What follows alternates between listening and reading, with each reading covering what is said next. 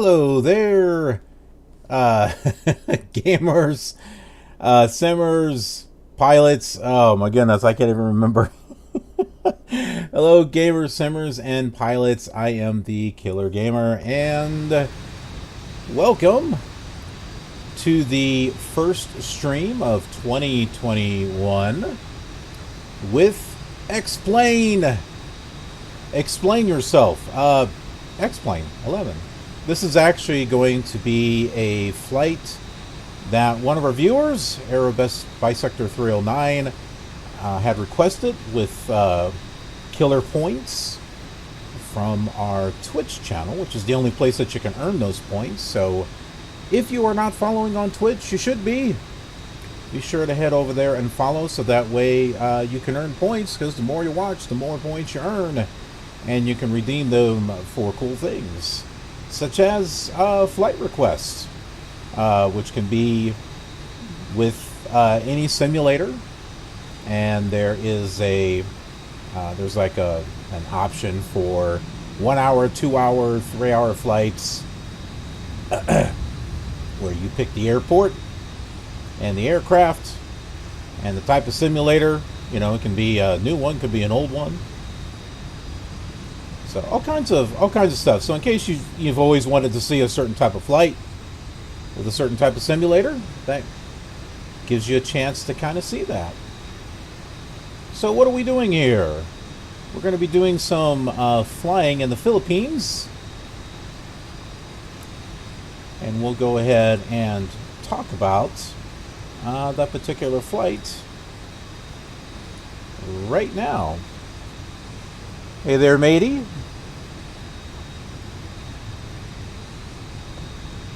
Yeah. Good old X-Plane 11. I love X-Plane 11. It really does look pretty good. And this is a custom airport, too.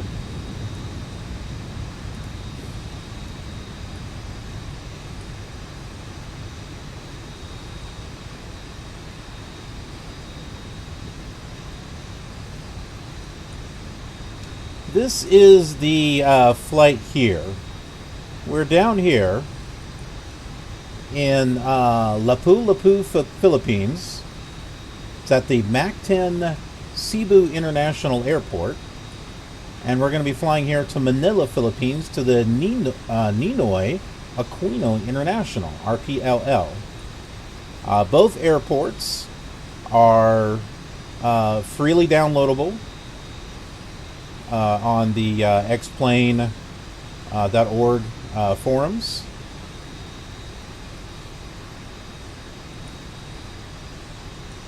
And are very good quality, as a matter of fact.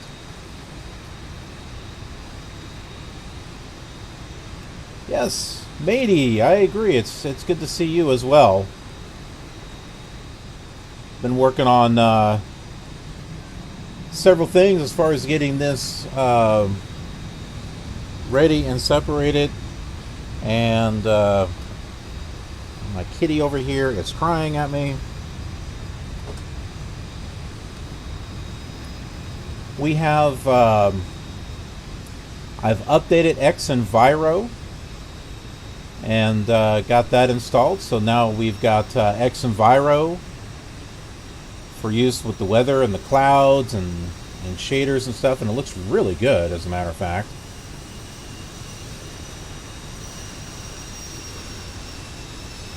We got Traffic Global. Also, too, I have my PAC-X, my PAC-X, but I'm not sure if it's going to work or not. I'm going to give it a try and see. The time until departure entered was invalid. Oh, okay. Well, I guess I will change that then. Let's see. Now, let's make it... It's not going to be a 2-hour flight, but I'm going to put 2 hours anyway. Time until takeoff, we'll say 30. Alright, let's see if this actually works here. It was unable to connect to your simulator. Please ensure that your simulator is running and that FSUIPC or XPUIPC, yep, it's installed, but unfortunately, oh, well, I got it on. I have an older version of XUIPC because apparently the newer version, apparently the newer version is having problems with, it's causing the simulator to crash. Oh, darn, I'm not going to be able to use it. Oh, well. Oh, well. That's okay.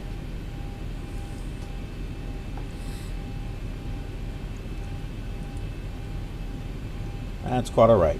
All right, so let's go ahead and make some changes here.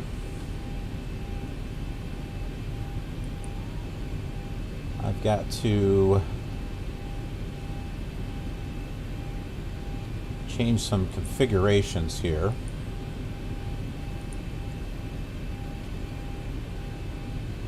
That's not it.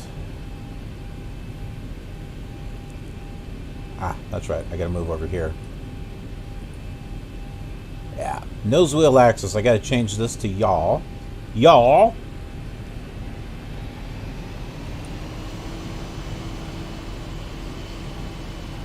And this is the 737 Zibo mod,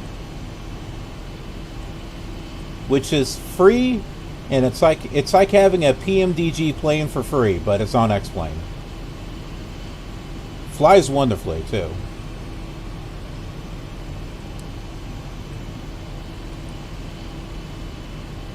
We're going to go ahead and get the route in here. So I will go ahead and just put all this in here.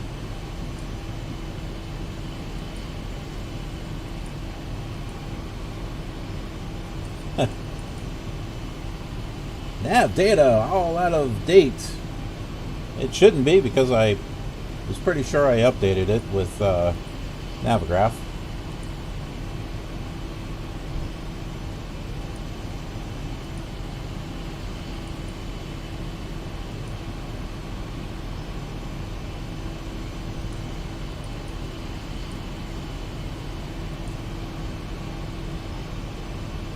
Let's see, Route 2. Nope, we don't need that.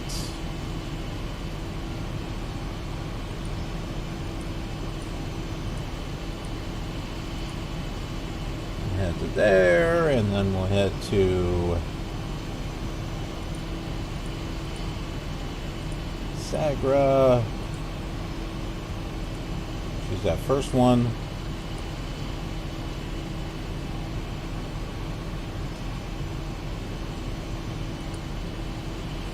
Oh, this is wrong. It's not Moloch, it's Moloch, actually. M-O-L-O-C.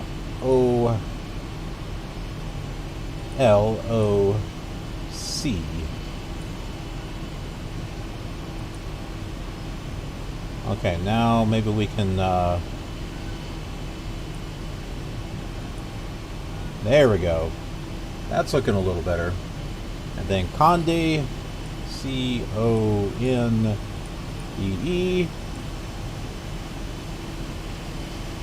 That should pretty much do it.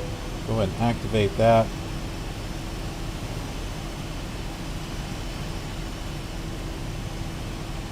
And should be able to see everything here. Yep.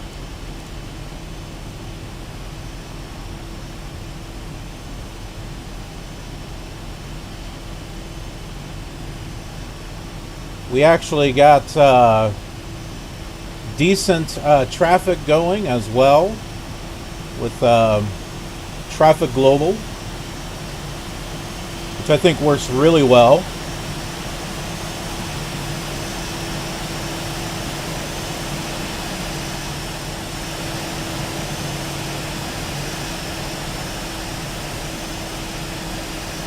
Hey, Rakit.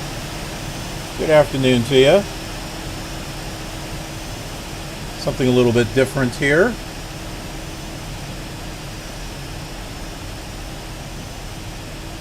And in some cases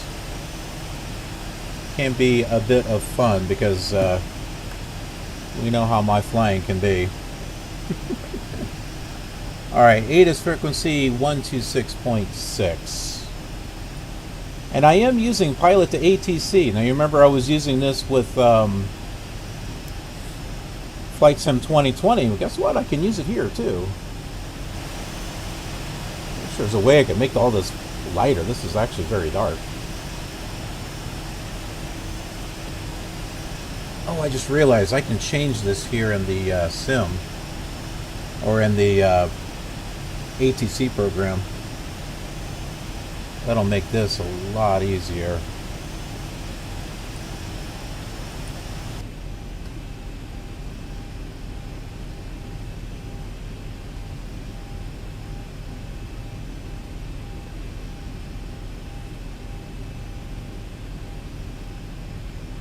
Mactan-Cebu International information, Juliet 20 Zulu winds 051 at 5 knots. Visibility 6 miles. 1,800 few clouds. 10,000 broken. Temperature 28. Dew point 25. Current altimeter is 2988. Arriving and departing runway 04.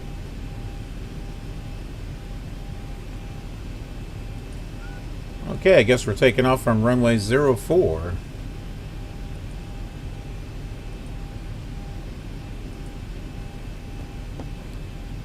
Mactan-Cebu International information, Juliet 20 Zulu winds 051 at 5 knots. Yeah, we're not Visibility on ATIS on anymore. 1,800 few clouds. Why is it 10,000 broken. Why is it talking? Temperature 28.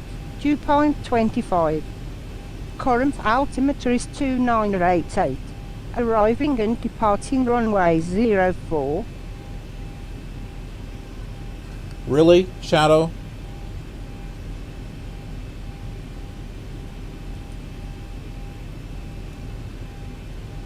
Hey, Fly Low. Hey, how are you doing? Good to see ya. And Anth Lawton too. Hey, good to see ya.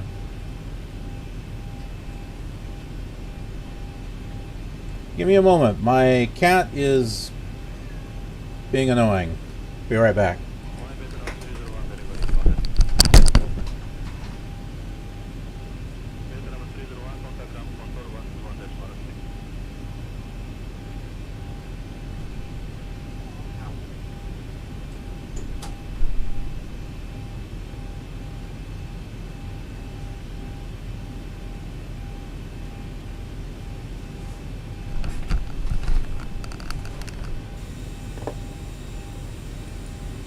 Okay. Let's try this again here. Philippine 1990 ready to copy. Philippine 1990 is clear to Romeo Papa Lima Lima. Climb via the MLC-2 a departure, with the log transition, 10 as file. Expect departure runway 04. Climb to flight level 210 via the departure. Expect tiger clearances 10 minutes after departure. Squawk 5546. Philippine 1990 is cleared to Romeo Papa Lima Lima. Climb via the Melk 2A departure with the Moloch transition. Then as filed, climb the flight level 210 via the departure. Expect higher clearances 10 minutes after departure. Squawk 5546. Aircraft calling clearance delivery, say again with your call sign. Oh, really? I gotta say all that all over again. Philippine 1990 is clear to Romeo Papa Lima Lima. Climb via the MLC 2A departure with the Moloch transition. Then as filed, climb the flight level 210 via the departure. Expect higher clearances 10 minutes after departure. Squawk 5546. Readback incorrect. Philippine 1990 altitude is flight level 210. Oh, jeez. Read back the elements controller repeats to you. Okay. Altitude is flight level 210. Philippine 19990.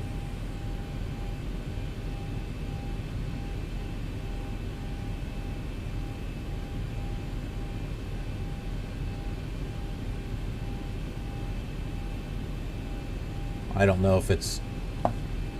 Oh, it tells me... Say what it is that you said wrong, and then... But, yeah, it doesn't seem to want to do that. I'll just reread it again. Philippine 19990 is clear to Romeo Papa Lima Lima. Climb via the MLC-2A departure with the MOLOC transition. Then is filed. Climb to flight level 210 via the departure. Expect higher clearances 10 minutes after departure. Squawk 5546. Philippine 19990 read back correct. Altimeter 2988 contact ground on 121.8 when ready for pushback have a nice day. Okay, so it accepted at that time.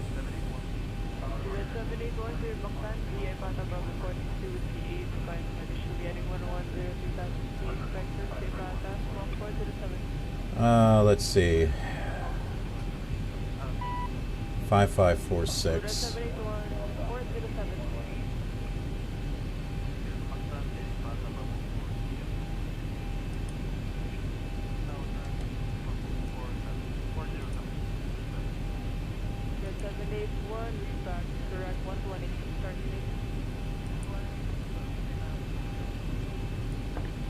I'm gonna have to go over here. I'm trying to activate the transponder, but it doesn't look like it wants to do that for me. Hopefully I got it. There we go. Yep, looks like I got it working now.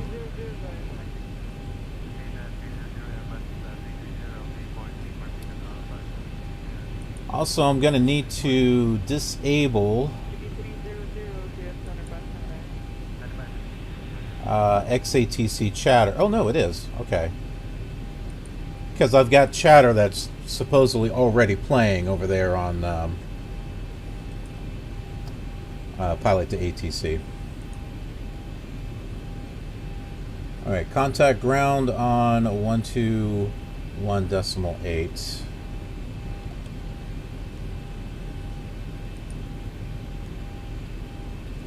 Oh, let's get the departure stuff in there too. MLC-2A departure is what we're supposed to be using, and it was runway 4. So let me go and pull this up here. Alright, so we're taking runway 4. Departures, this one right here, MLC-2A. Okay, that's what we're taking. Apparently, we're going off this direction, just like that. And let's take a look at the diagram for the airport as well. Let's find out where we're at. There we are. So we're just going to need to do a pushback, coming back like this and coming around. That's all we got to do.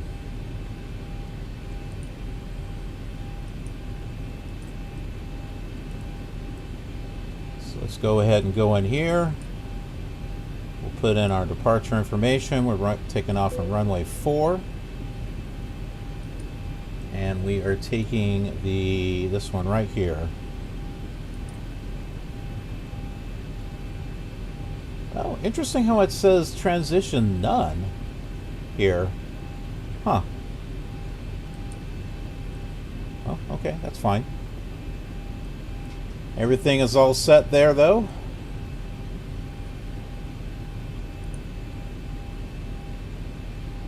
We got the squawk set up. Let's see. She wanted us to climb the flight level 210. Oh, the funny thing is that my flight, my cruise altitude is 220. So, you know. We'll go ahead and set this up here. Let's see. Speed. Let's set that to 230. Set that to 210.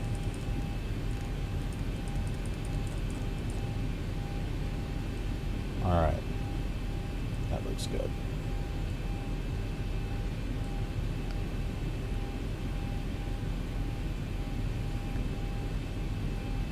Philippine 1990, ready to taxi. Philippine 1990, taxi to runway 04 via taxiways Bravo, Kilo, hold short runway 04. Taxi to runway 04 via taxiways Bravo, Kilo, hold short runway 04, Philippine 1990. Okay, now we're going to use a really awesome plugin here called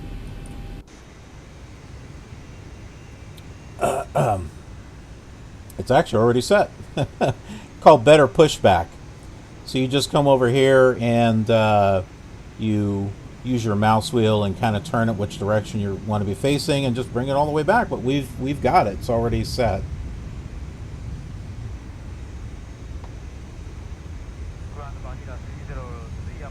Let's see. All I need to do is just hit enter. Ground to cockpit, plan acknowledged. Call me through the menu when you are ready. And we are. So we'll just go over here, go to pushback, and click start. Ground to cockpit, tow is driving up.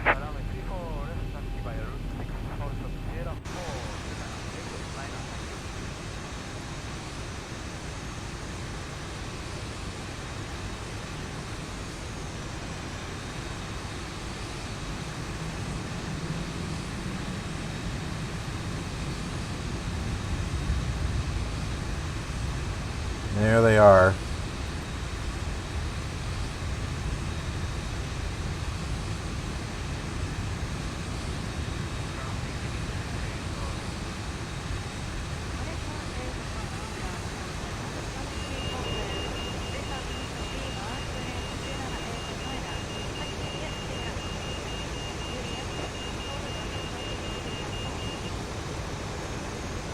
Okay, all doors and hatches are closed. Ready to connect.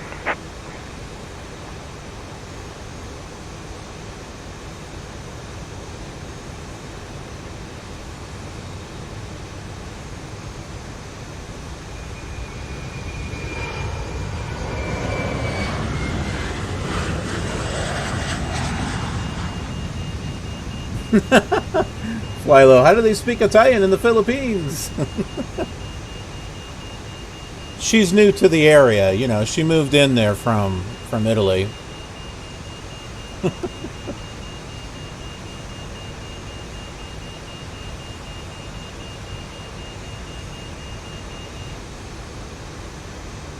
Tow connected and bypass pin inserted. Release parking brake.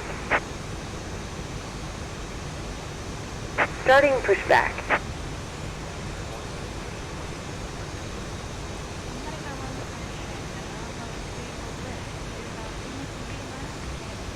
And there it goes. It's a great pushback utility and it's completely free.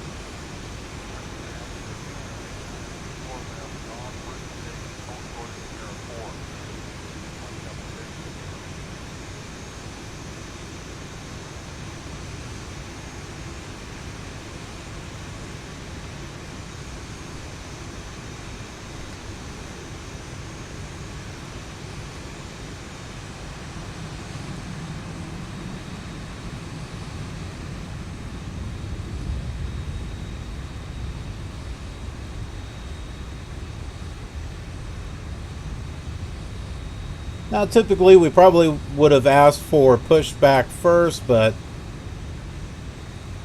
that's okay.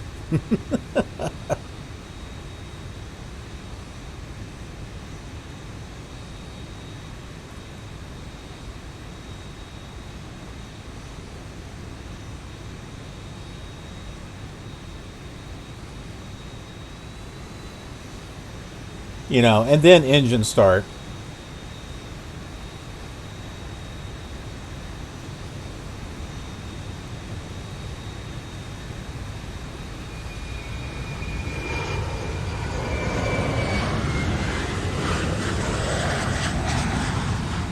Oh, yeah, you know what? I think I've never really done that. Oh, there it is. Operation complete. Go ahead and set the parking brake. Left mouse button to reorient view. Oh, well, I can't, Disconnecting tow. Stand by. I can't seem to turn it.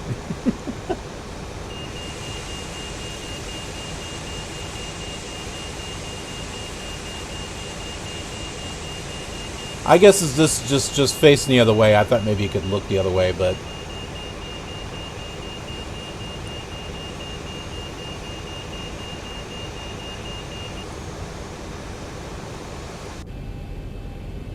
all right, disconnect and hand signals.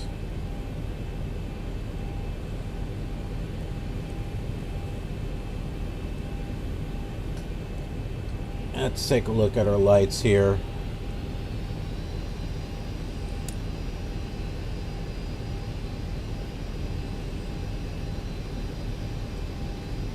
Tow is disconnected and bypass pin has been removed. Hand signal on the left. We'll see you next time and have fun up there.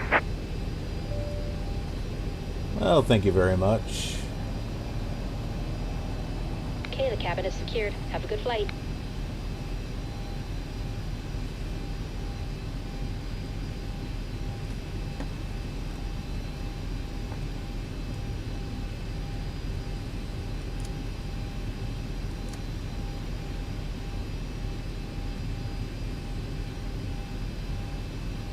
Alright, well, let's go ahead and let's get going here.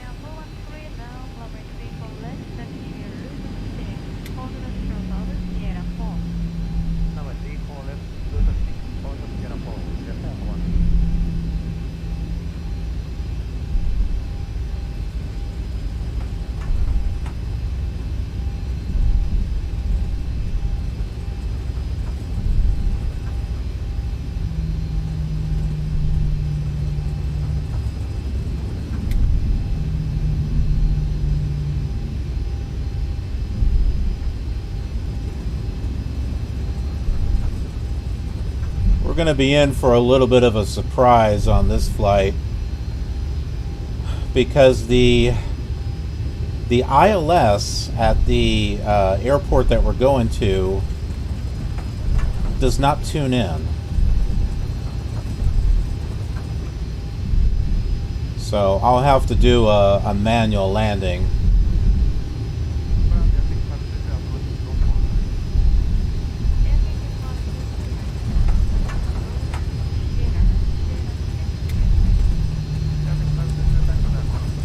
I also took some time to download ortho photos, and I was kind of going over them and looking at them, and there were just a lot of clouds that were on those ortho photos, and so I decided to just disable them.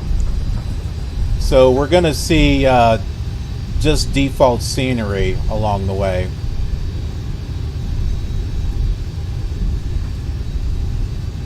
The airports are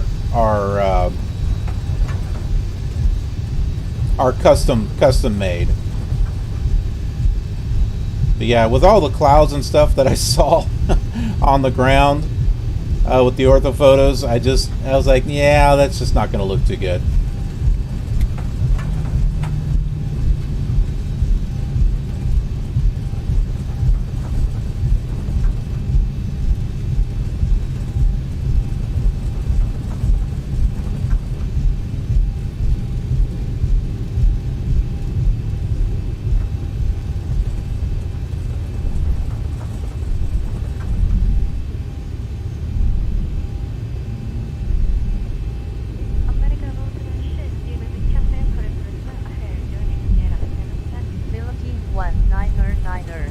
Contact tower of 118.1.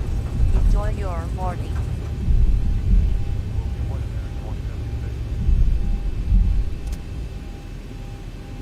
.1, Philippine 1990.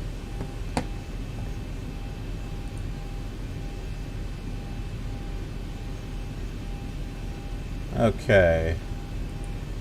Choose that.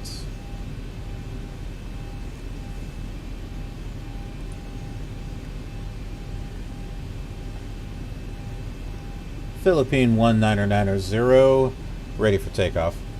Philippine 19990 at 5 knots cleared for takeoff, runway 04.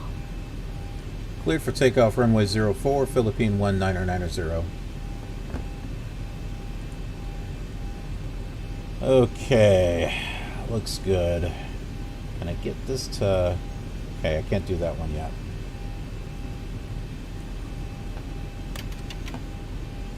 Let's get some takeoff flaps in position here.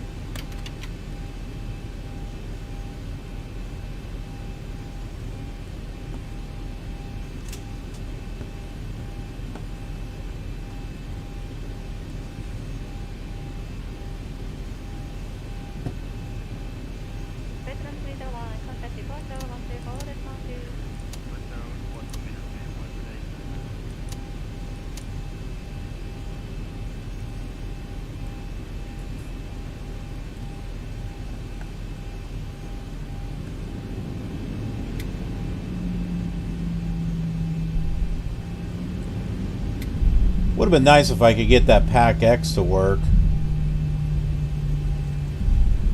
I was having a problem with the XUIPC. The latest version was doing nothing but crashing the simulator. So I have an old version, which is allowing me to use Pilot to ATC, but it does not want to work with Pack X. So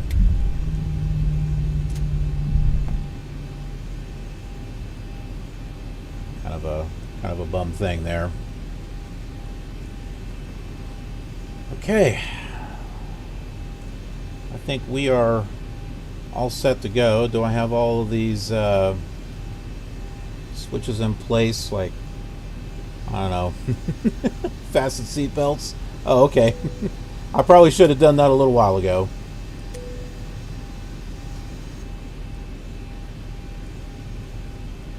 We are good.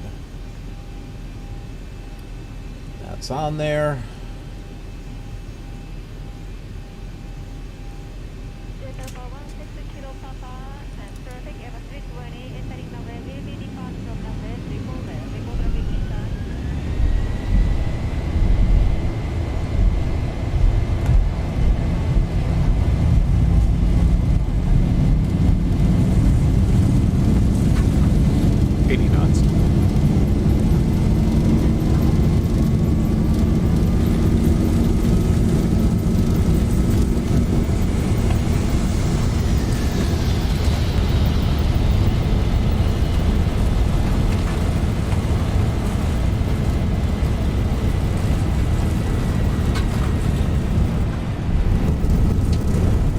Well, and apparently the tires blew. Positive rate. I don't know why.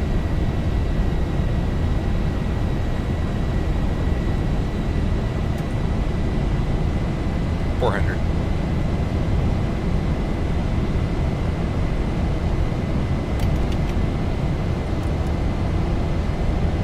$1,000.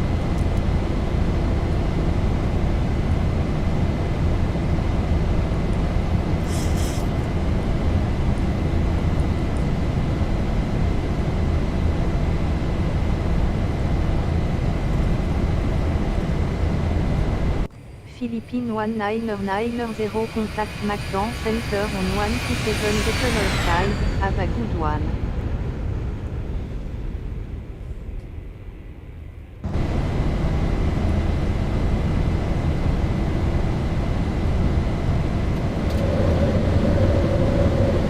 Huh, that was weird.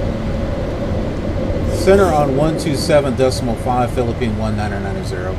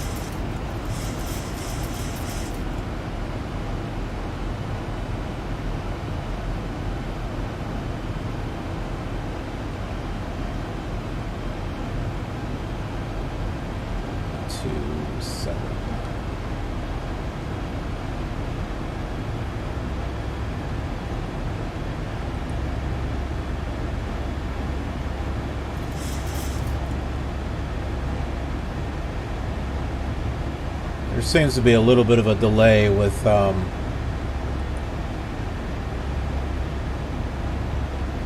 pilot to ATC. I'm trying to get the comms loaded.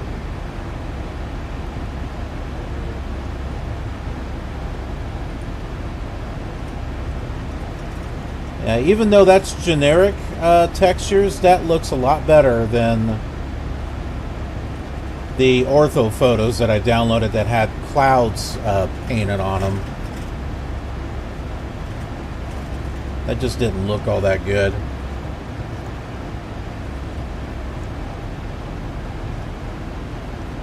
Philippine 19990 climbing to flight level 210. Philippine 19990, good morning. Radar contact.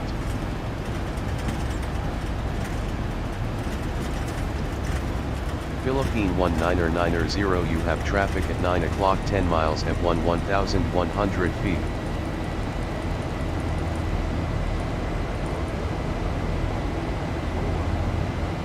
Nine o'clock.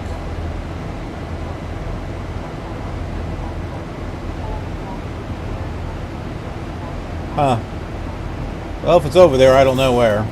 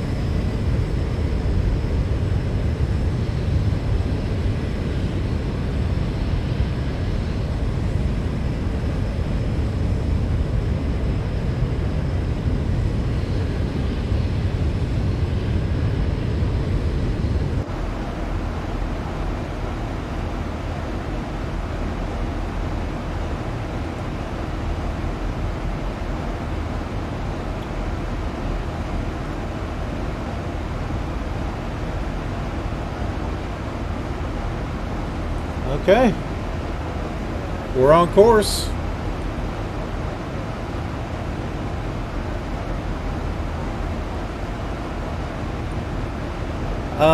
Fly low 87. What is that Pack X?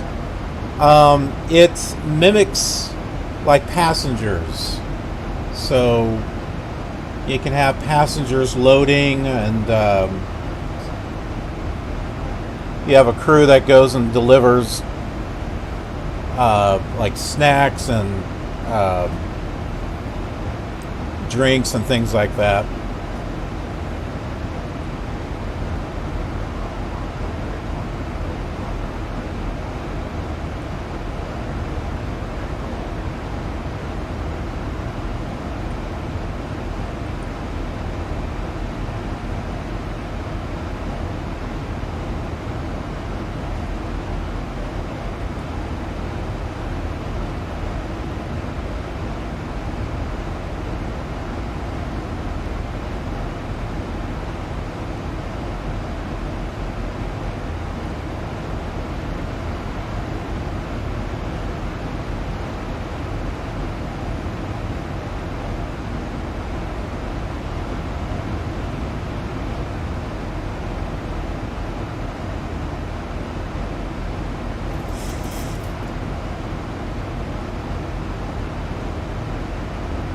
Okay, so before I forget, I'm going to turn the or the auto brakes on.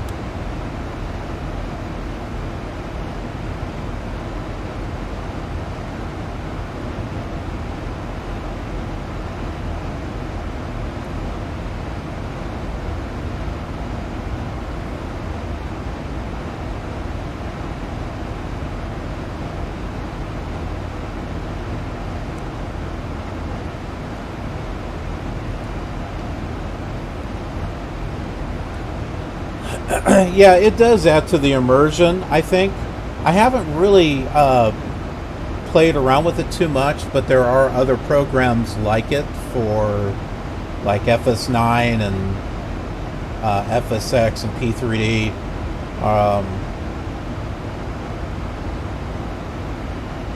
Yeah. For those, and then there are basic ones for the simulators earlier than that. 19090 climb and maintain flight level 220. Climb and maintain flight level 220, Philippine 19090.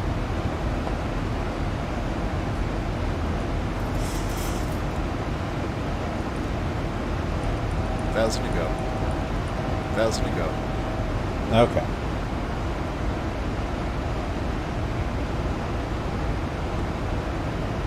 Thousand to go.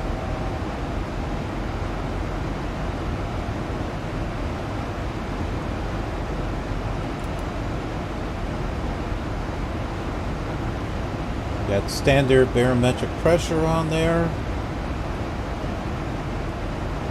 So hopefully everything is good to go there.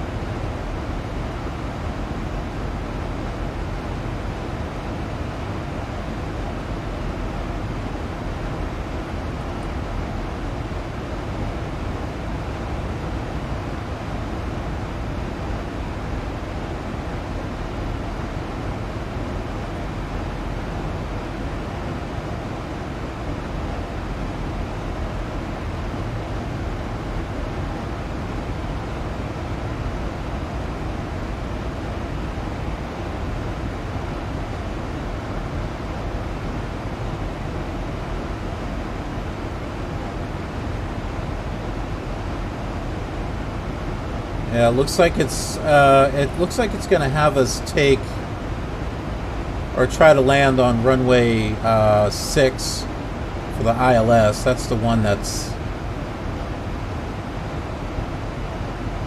it was not giving me the frequency. It's just like it wouldn't work. But it looks like the star is the Condi 3 right approach. So let me just go ahead and take a look at that here.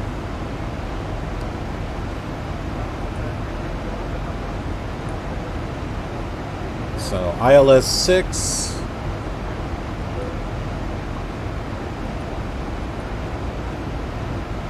And it was the Condi 3R, this one here.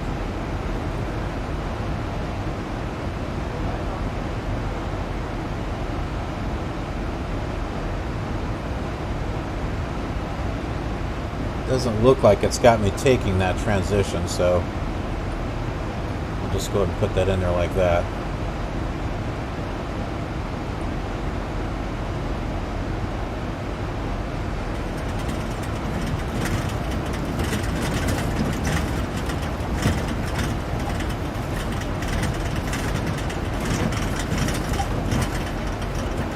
We got a little bit of turbulence.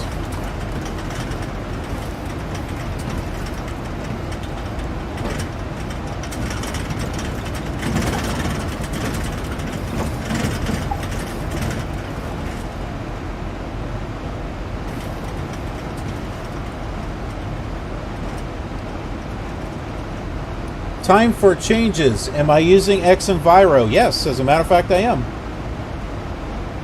This is the updated version, 1.16.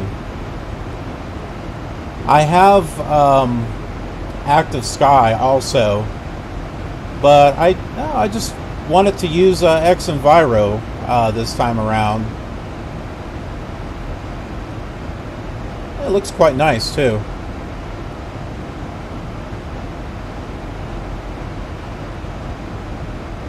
Plus, you got the ability to kind of change like filters and stuff, so that way you can make the skies more bluer and stuff. But yeah, looking really good, I think.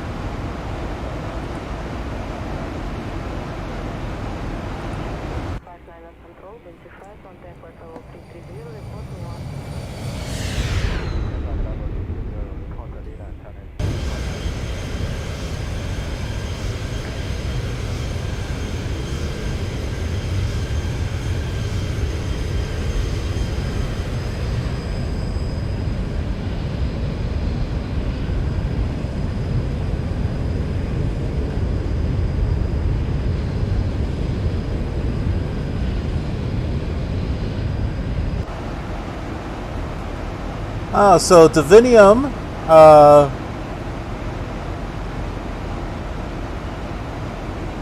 was talking about X-Plane.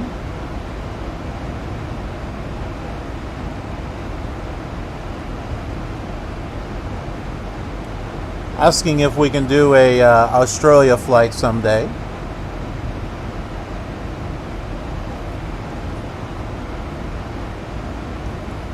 That is actually very possible. One way that you can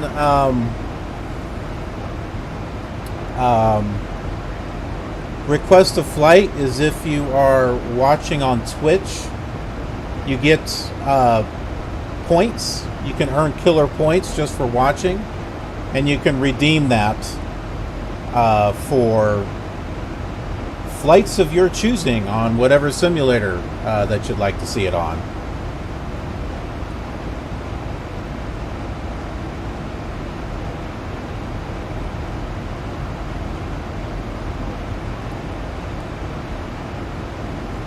It looked much better with ortho photos, but at least there's not clouds painted on the ground.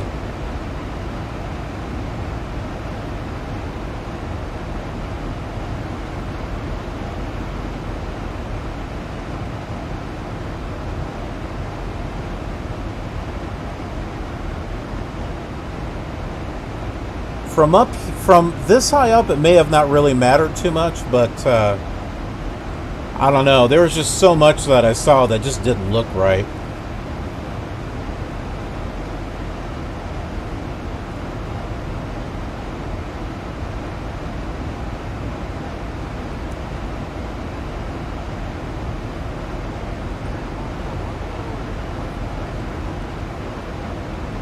Huh, I thought I already responded to this. ATC. Climb and maintain flight level 220, Philippine 1990. Oh, it's not seeing what I'm saying. Climb and maintain flight level 220. Oh, there it goes.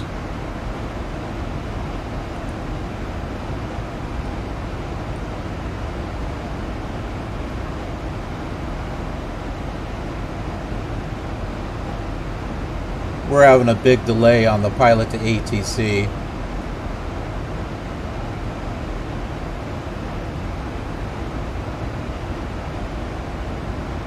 That might be causing a problem, I don't know.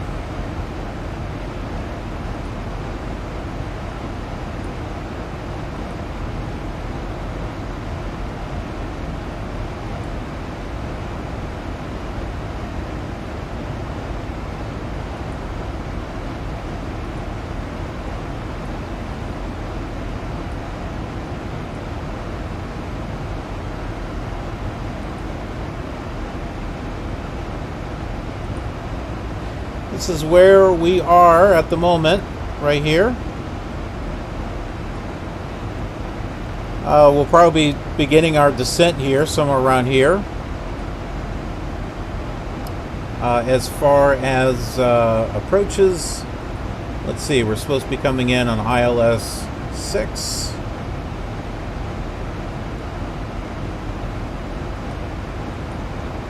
Just add that to the route there. And it was supposed to be Conde 3R.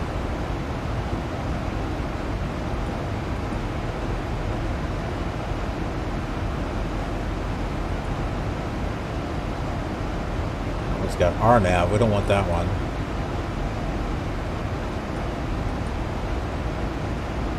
There we are. So here is our approach right here. Coming in just like this.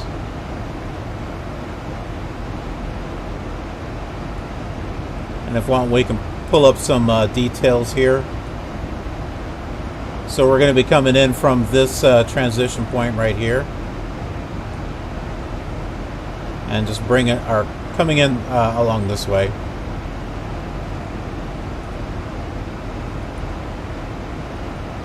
Just to give you kind of a visual on what it is that that we'll be doing here.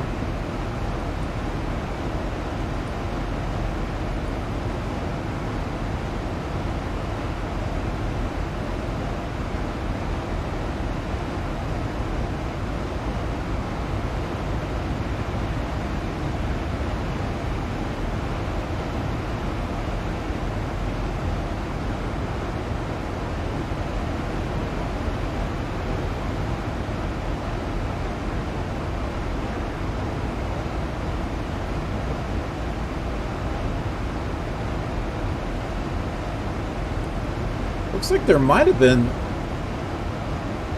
I'm seeing some trouble with the stream. I don't know if anyone else is noticing it. The bars keep going from red to green to red to green.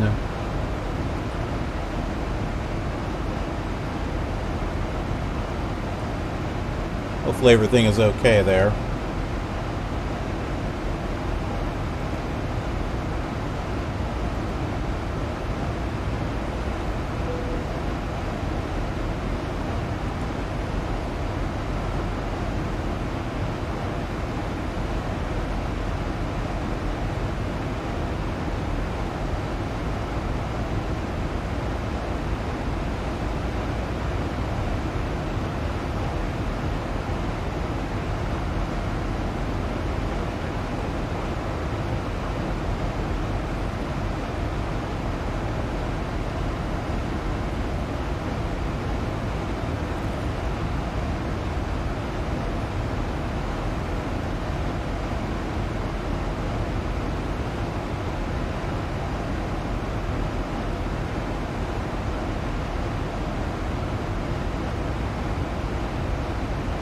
It looks like the streaming signal has stabilized now. It's in the green.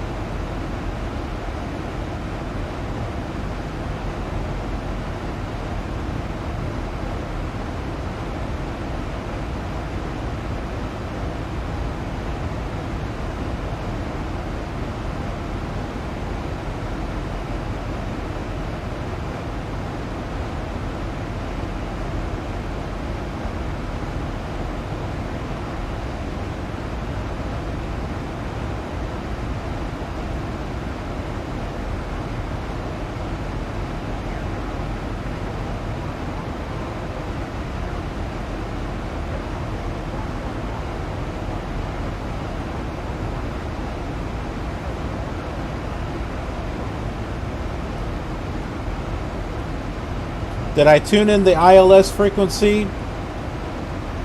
No. But I had tested this out earlier, and the ILS frequency wasn't coming up. But I'll do it again here. It's 109.1.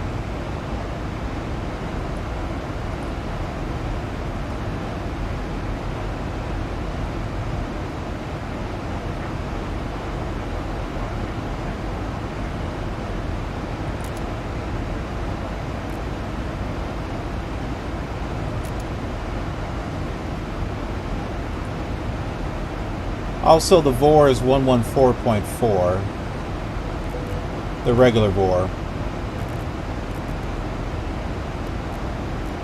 So I'm going to tune that in there.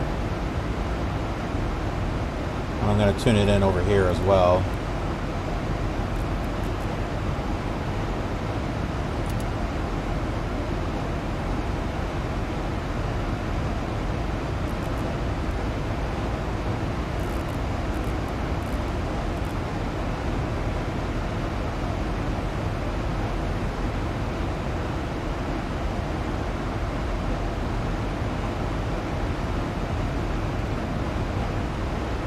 We should be descending here soon.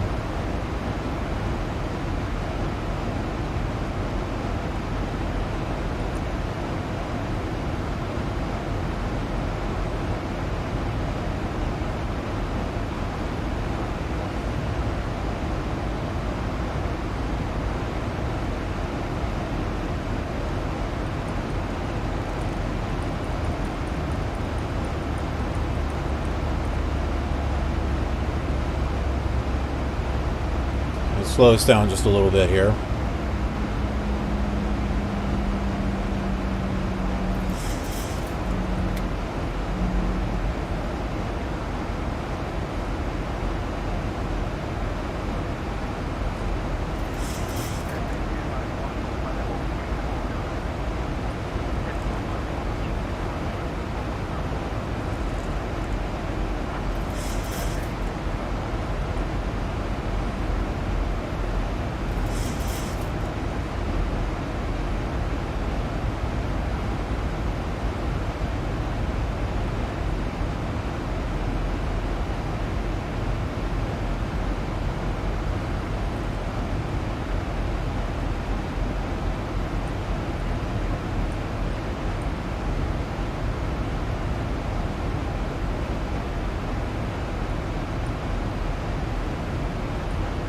Ah, okay.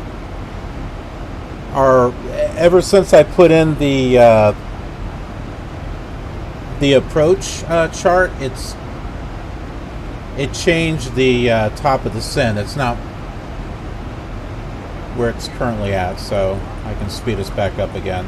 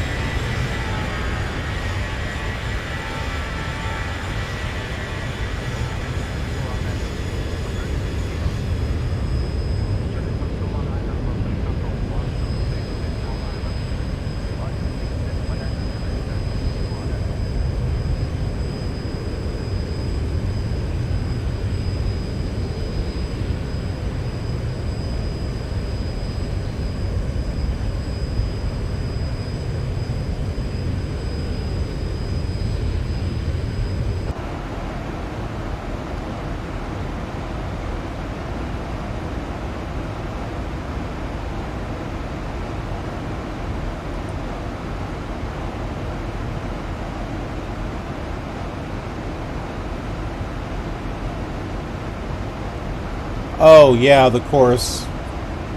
Yeah, I forgot about that. I don't think it's gonna work, but hopefully it might be nice.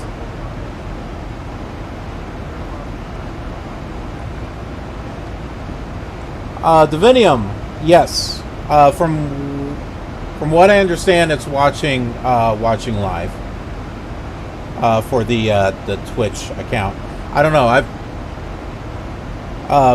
You might be able to watch past streams and you might be able to earn points. I don't know.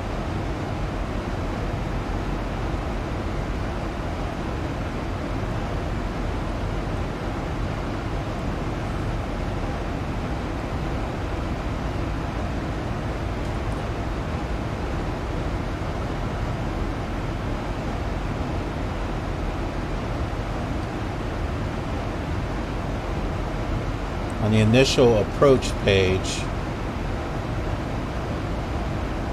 This one here, right? Isn't this what you were talking about?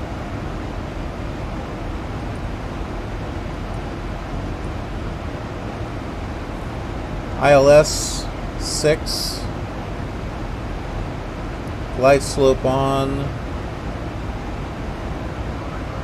Philippine 19990 expect the condominium 3 Papa arrival with the Condat transition for the ILS approach to runway 24 at Ninoy-Aquino International. Expect the Con 3 Papa arrival with the Condi transition for the ILS approach to runway 24, Philippine 19990.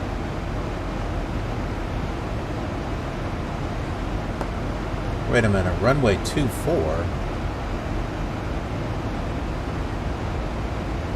Did they change?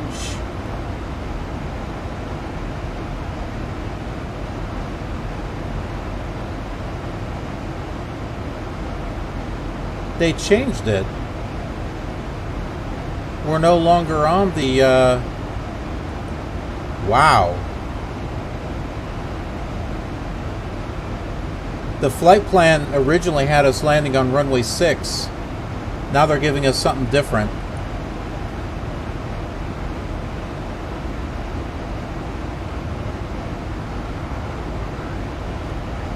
Oh, this could be a mess.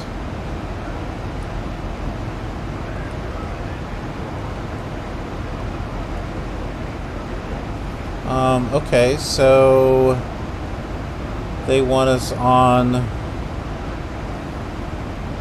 Condor 3 Papa now. This one.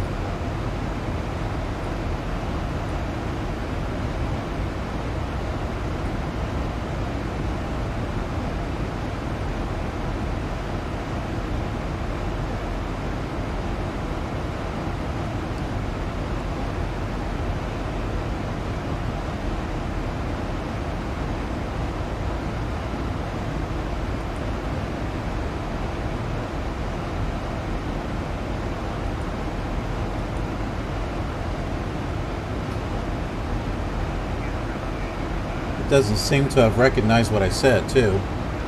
Expect the Con 3 Papa arrival with the Condi transition for the ILS approach to runway 24, Philippine 19990. Let's see if that worked.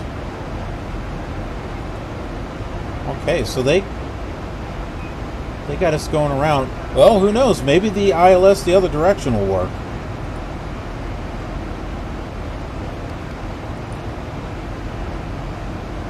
Guess we'll find out here in a moment.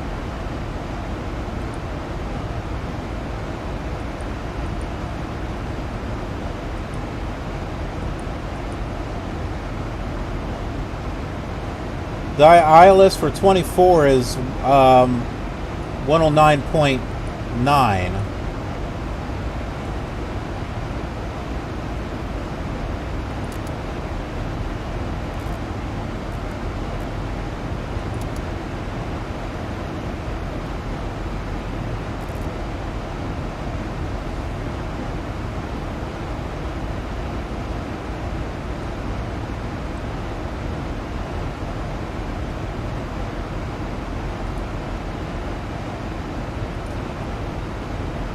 Got me thinking on my feet here.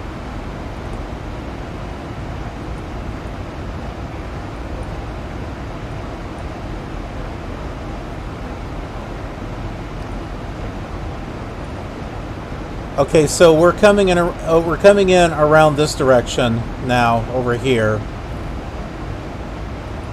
Approaches ILS 24 at the routes.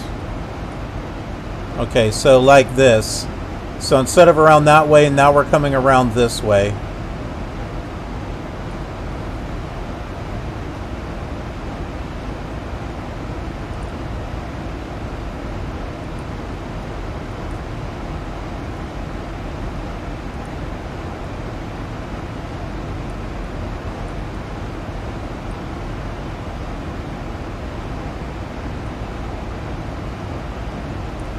That's really interesting, because well, hopefully I can get this to work. Do you see down here? Well, this thing is acting up, but you'll see that down here it figured out ILS runway 6 and the Condor 3 R approach, all that stuff there. That's what I was going off originally, but apparently it's changed it. It's taking us around the other way now.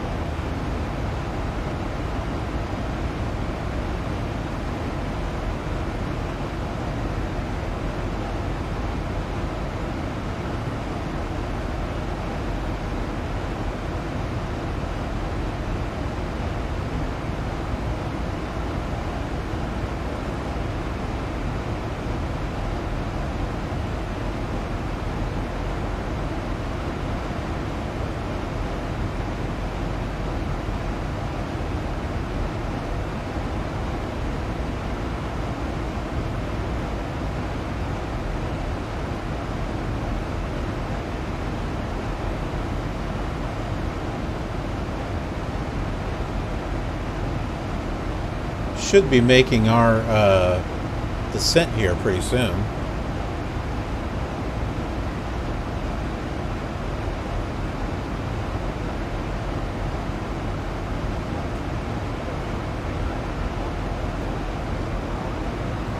Philippine 1990 descent via the Con 3P arrival with the Condat transition to 2,500 feet altimeter 2988 at Ninoy-Aquino International.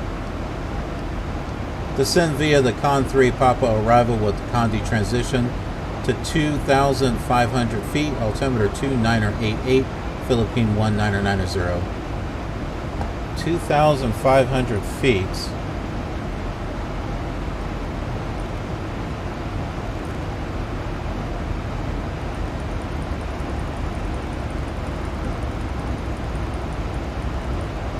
All right.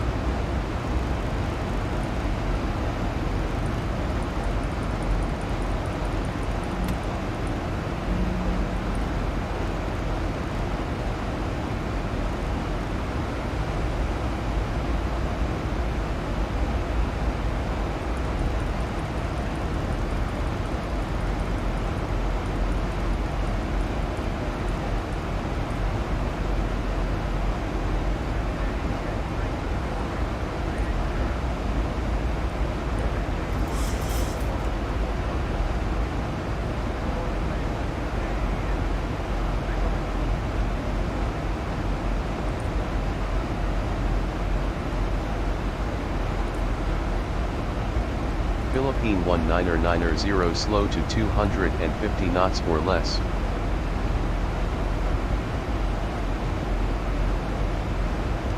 Wilco, Philippine 1990.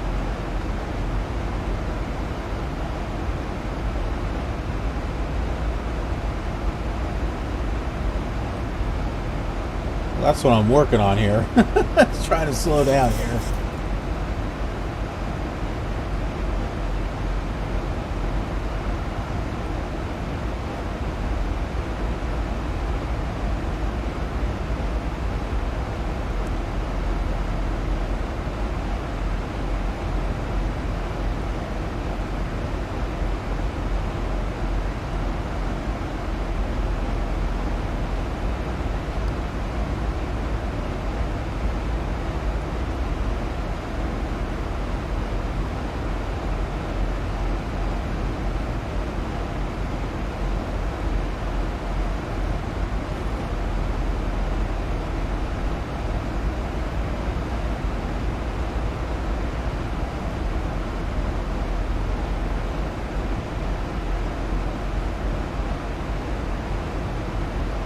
Philippine 19990 slow to 250 knots or less.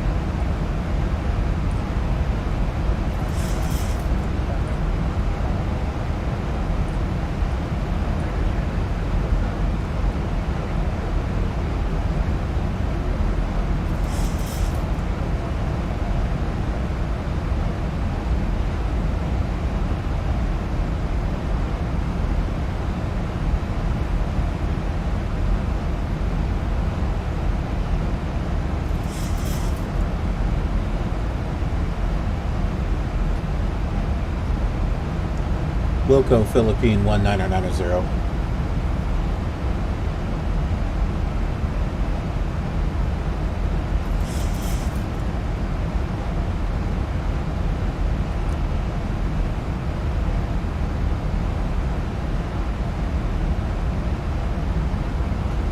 Looks like we're about 45 miles from the airport.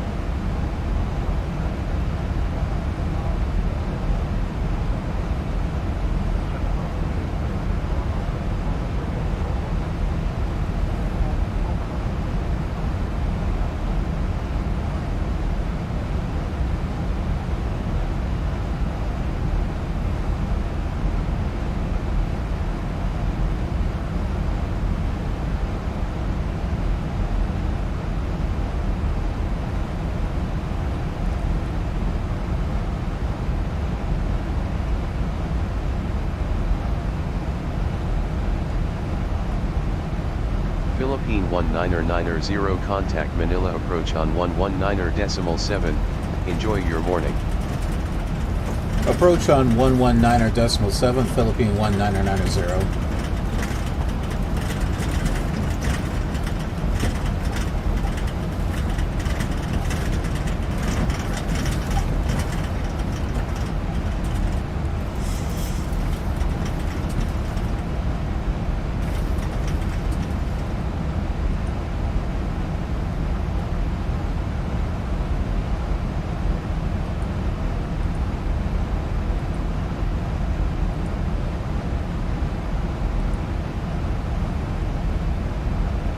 Philippine 19990, descending to 2,500 feet.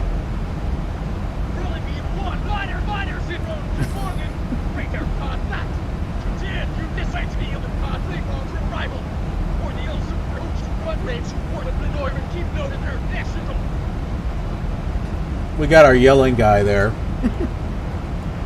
Continued descent via the Con 3 Papa arrival for the ILS approach to runway 24, Philippine 19990.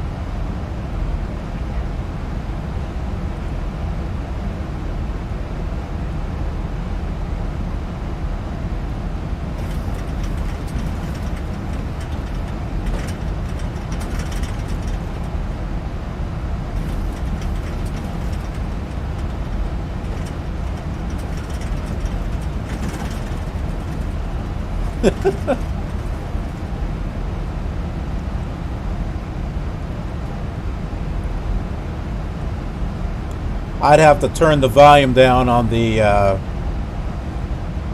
And there's a lot of things that I have to turn the volume down on. XPRealistic has got sound controls plus the main sound controls of X-Plane in order to be able to hear those controllers again.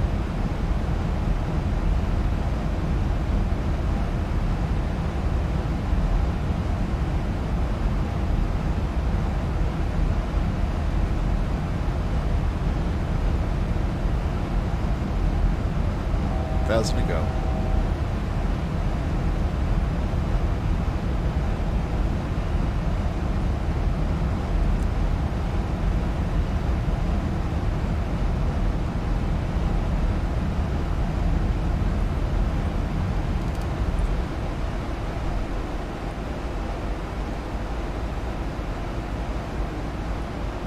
$2,500.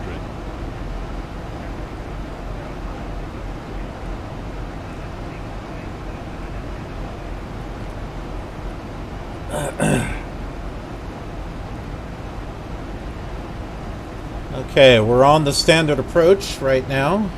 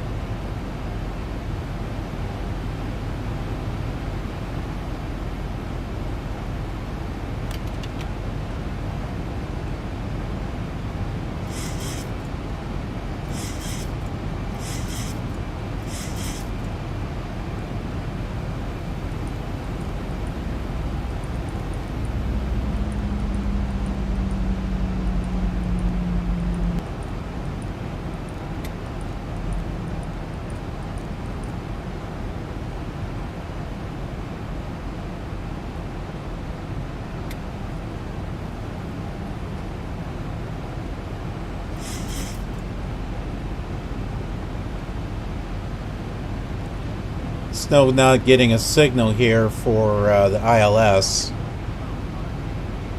It's not showing up there.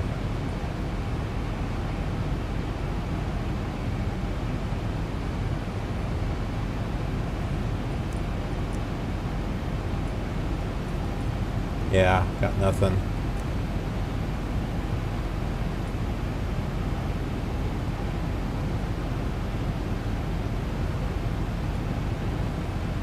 It should be 109.9.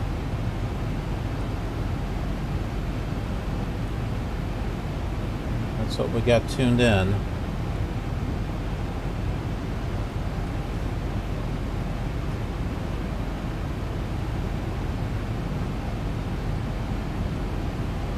This over here is the main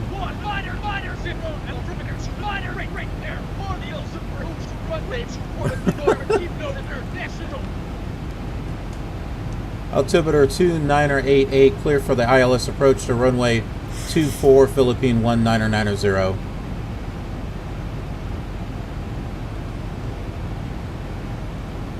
737, this is the Zibo. For,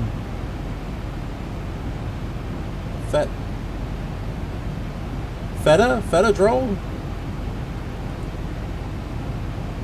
My eyes are blurring a little bit there when I try to read your name.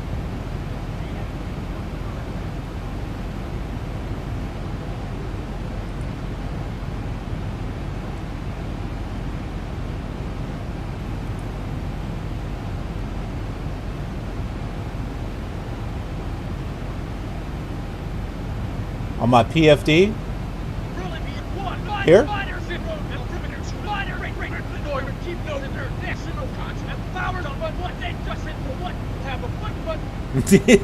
You have a good one. Altimeter 2988, tower on 118.1, Philippine 1990.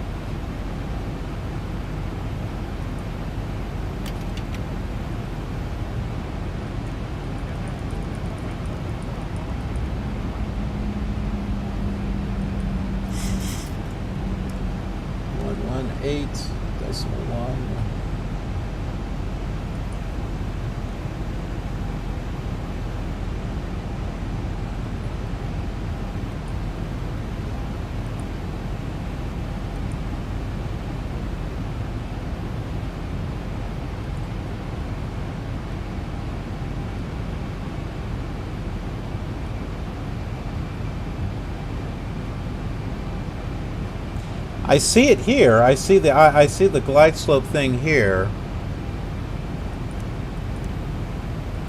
Ah, there. Wait, I think.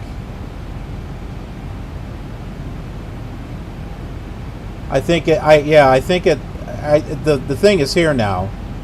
So I think we might actually be okay.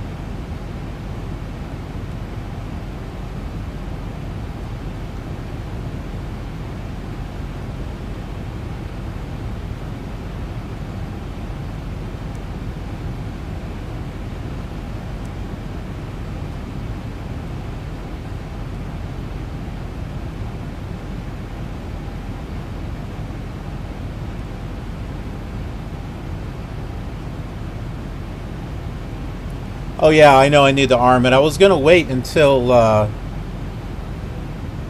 we were a little bit closer to it, like right around here. Because it still has us on the...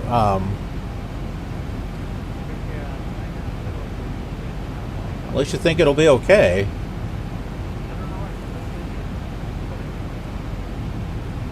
I've always been told that you should arm it when you're like really close to...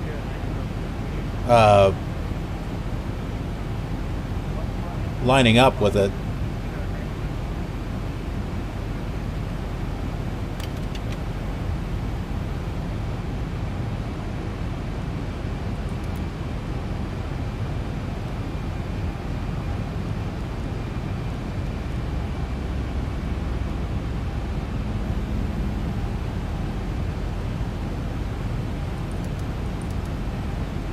There. Let's see if that hopefully does it.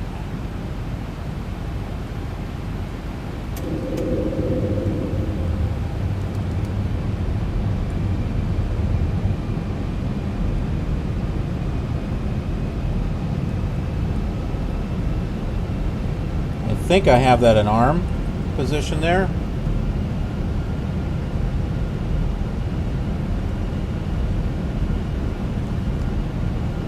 Philippine 1990 established on final for ILS runway 24.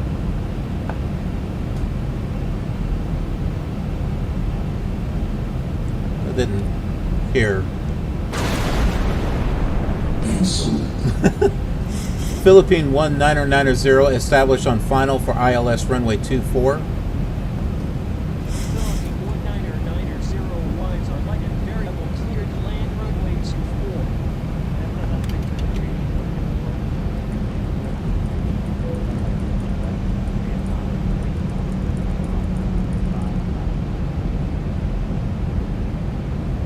cleared to land, runway 24, Philippine 1990. And welcome to the killer community, Sam That Dude 4.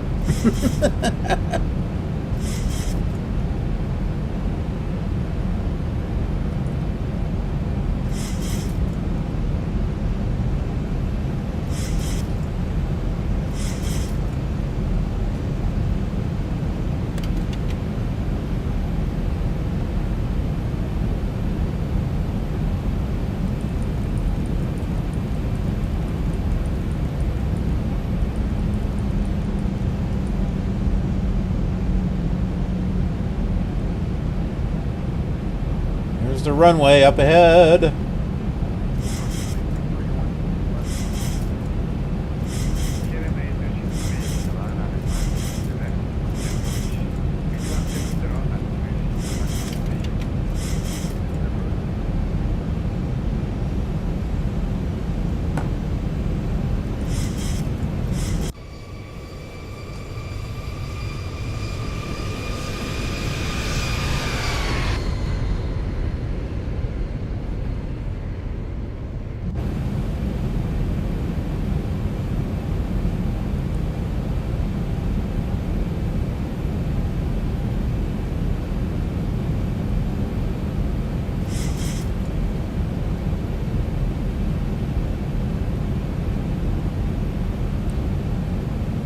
Looks like 1,000 feet stabilized, Mr. Birch, altitude set.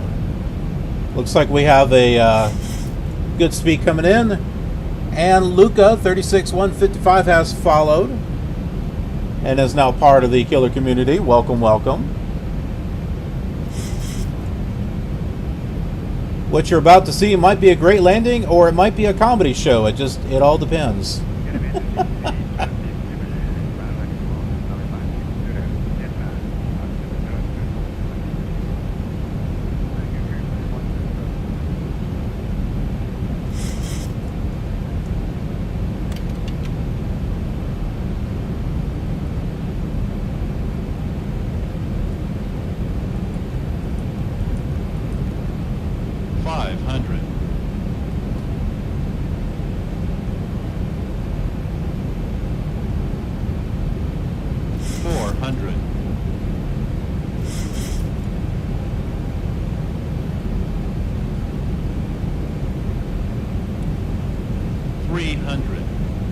Get ready to cut everything off here in just a moment.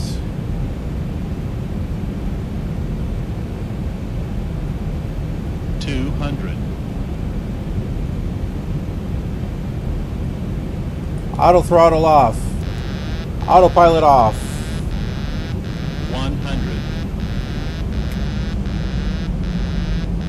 50. 40. 30. 20. 10.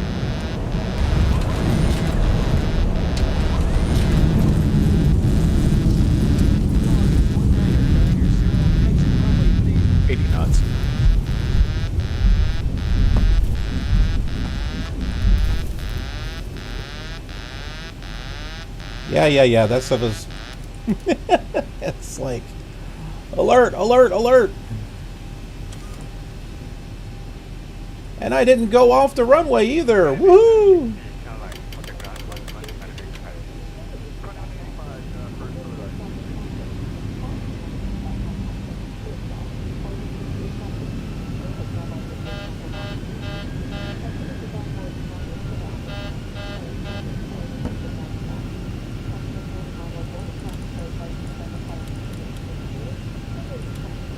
It's hard to tell if that was an actual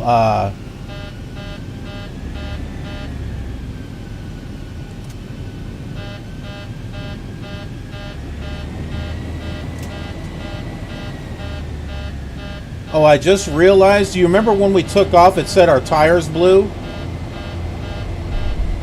Yeah, we may not be able to get off very easily. It's hard to tell if we've buttered it because of the XPRealistic. Because when you there's all that camera head shaking and stuff, so it's kind of hard to tell.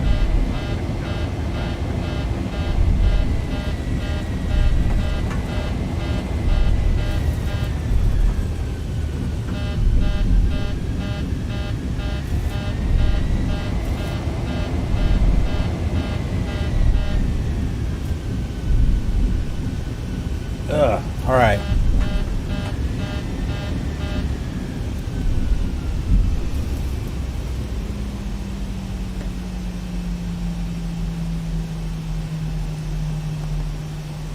Clear of active, Philippine 19990.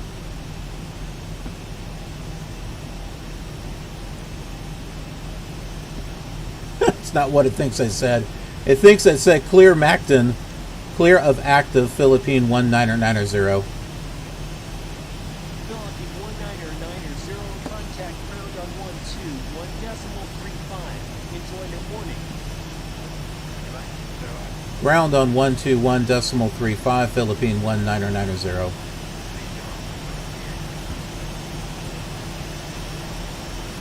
One two one decimal 35.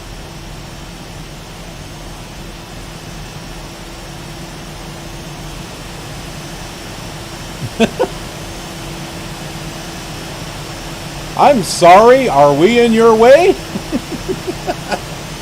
Oh. Okay, well. Oh, he's going that way. Okay.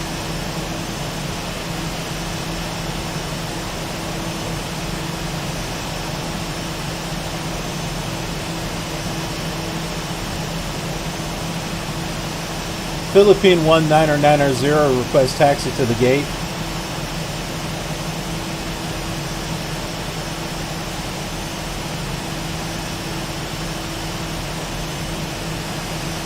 Philippine 1990, taxi to gate 4 via taxiway Echo 2, Delta 4, Foxtrot 4, Lima, all short runway 31. Taxi to gate 4, 1 via taxiways Echo 2, Delta 4, Foxtrot 4, Lima, hold short runway 31, Philippine 19990. Philippine 1990, taxi to gate 4.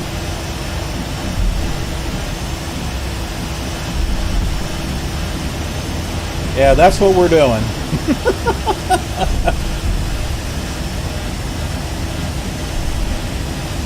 Let me just get this.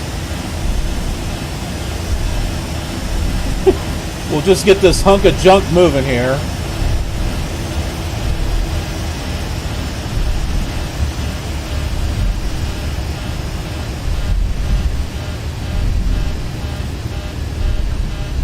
I can't figure out why the tires blew when we were taking off. That doesn't quite make sense to me.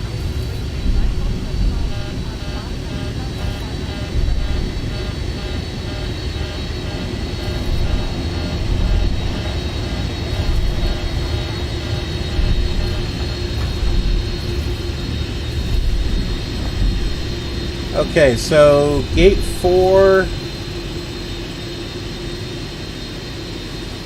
Gate 4 is around here somewhere. I'm going to pull up the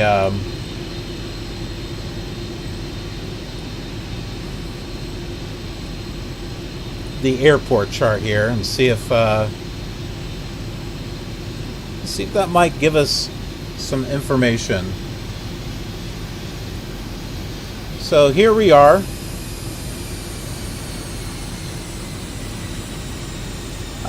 They say gate 4.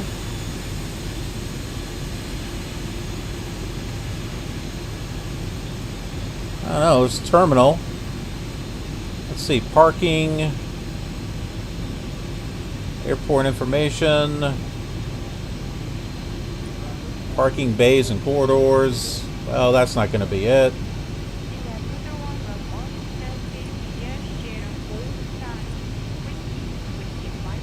Well, that might have been it.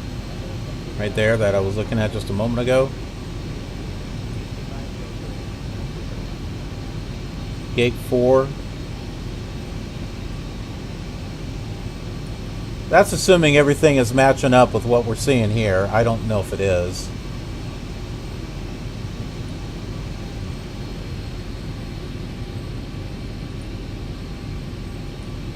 Not a huge deal. I mean, we just pick a place.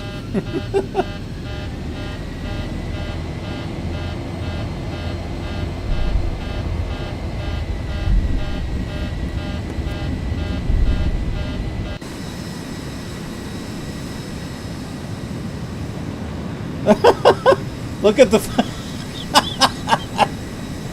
look at the tires.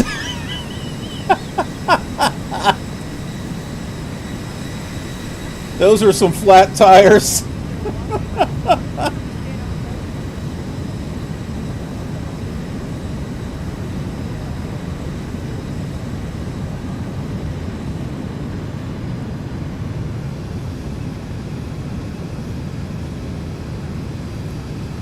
Well, that's better than that aircraft up there. It doesn't even have any landing gear.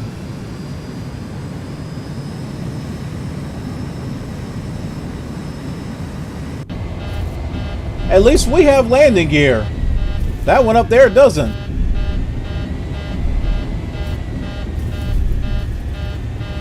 That's a hovercraft. That's what that is. With no livery.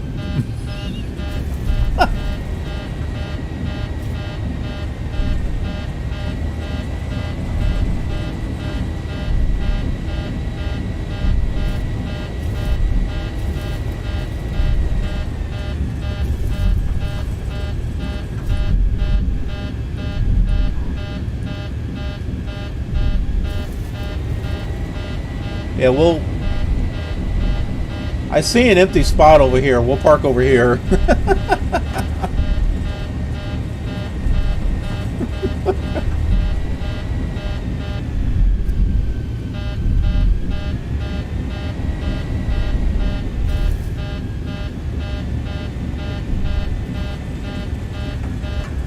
Yeah, we'll just kind of park it right over here.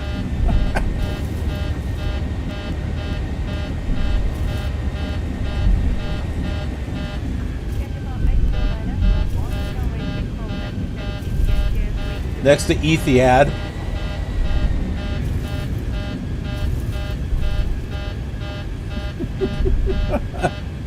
Thanks for flying with us.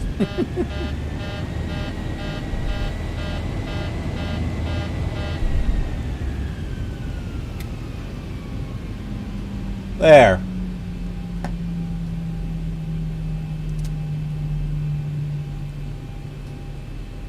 See? All's well that ends well. I'm parked in there okay. It's not bad.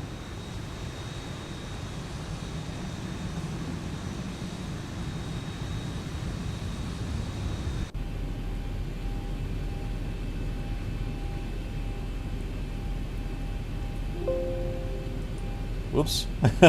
I forgot. Those view keys don't work on this simulator.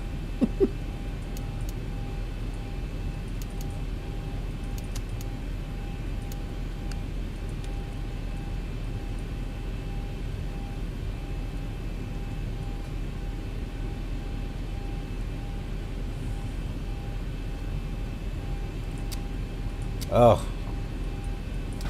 All of these all these buttons and switches and stuff. It's like too many buttons and switches. I'm probably not even selecting the right ones. But that's okay.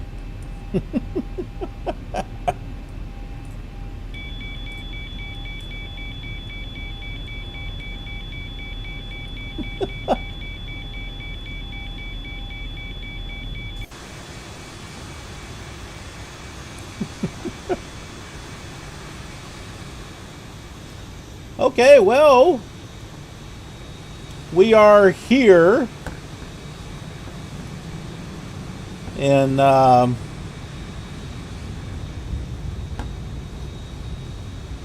where is it? The Manila, in the Philippines. That's where we are here. Yeah, and this is all custom content. I think this whole area was done. So the airport and the surrounding area and everything.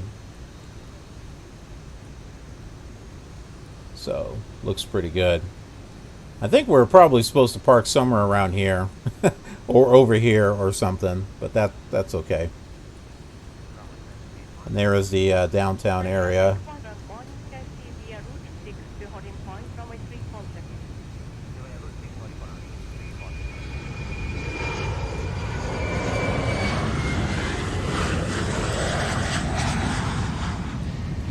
Now, of course, the real question is, what would this look like in Flight Simulator 2020?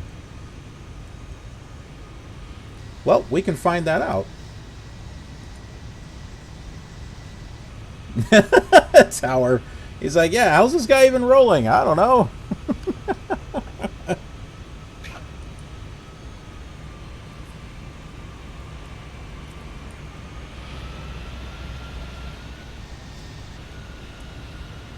So, yeah, not bad. Let's go ahead and we'll do a flight going back the other... Ooh, take off. We'll do a flight going back the other way, but we'll use Flight Simulator 2020 on it, just as a kind of like a bonus bonus flying here. And we'll use the Airbus. I think I updated it. I hope I updated it. I'm pretty sure I updated it.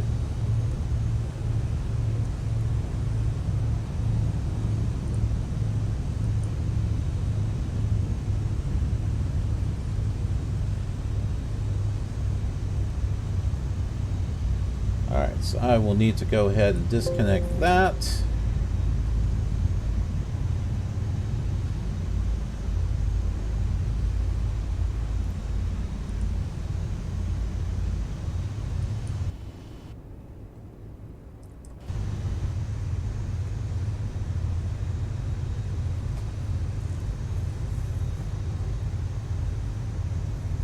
We gotta wait for this to disengage here.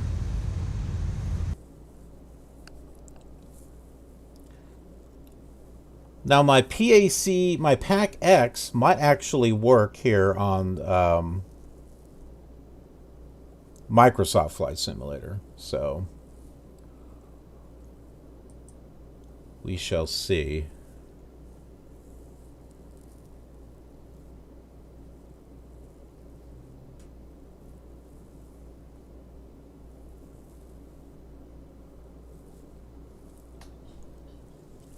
Takes a little bit for it to load up.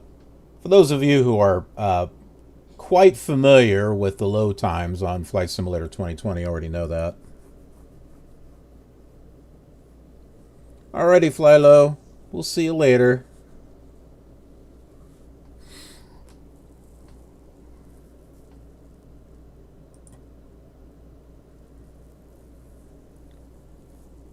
Okay, I believe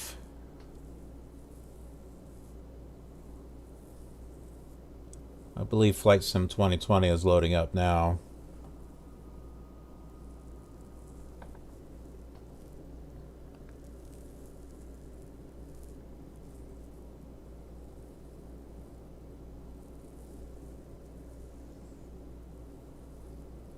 Yep, here we go.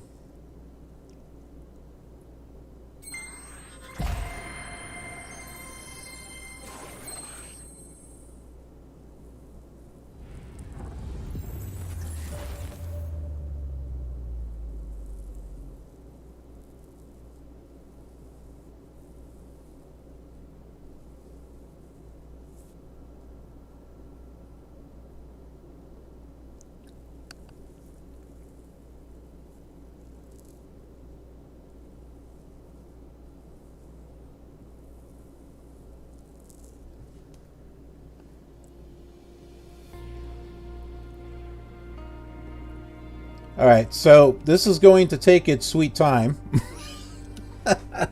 We know that. So I'm going to go ahead. We're going to go to a commercial break here while this loads up. And we'll be right back. So don't go anywhere, anyone.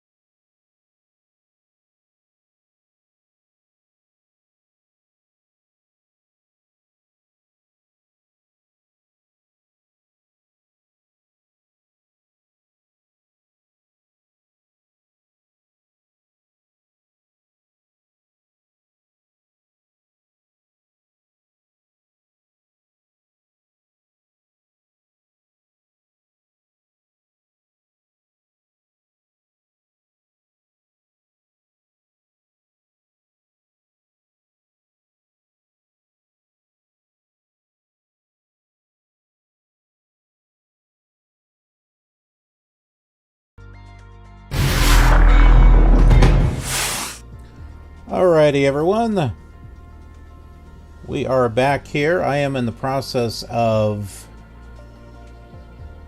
exporting the flight plan from Navigraph into Flight Simulator 2000.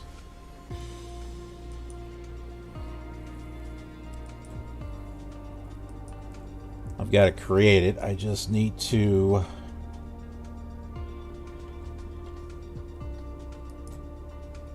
export it and get it in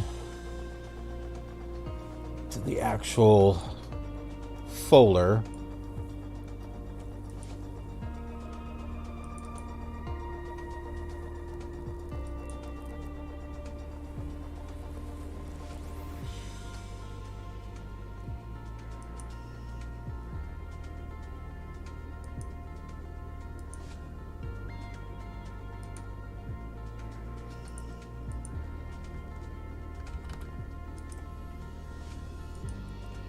Okay, let's go ahead and go in here. I think I might be able to pull this in.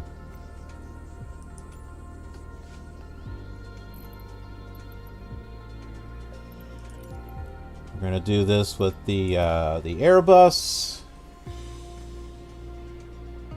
What kind of liveries do we have? Do we have a Philippines liveries on this one too, I wonder?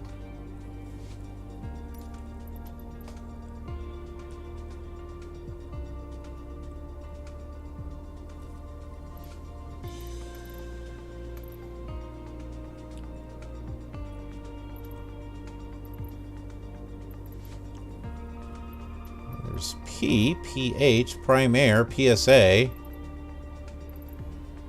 Ah, here we go. Philippine Airlines.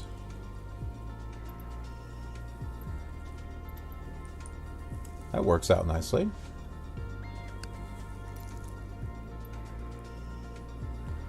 I think we'll be fine as far as fuel goes. Let's see if I can load up a flight plan here.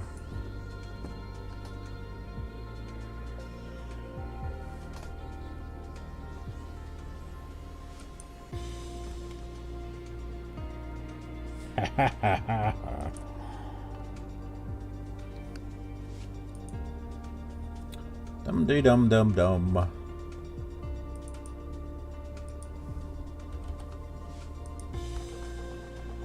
There we go.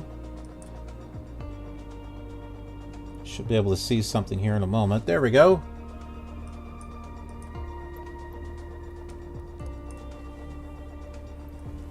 So here we are going back the other direction.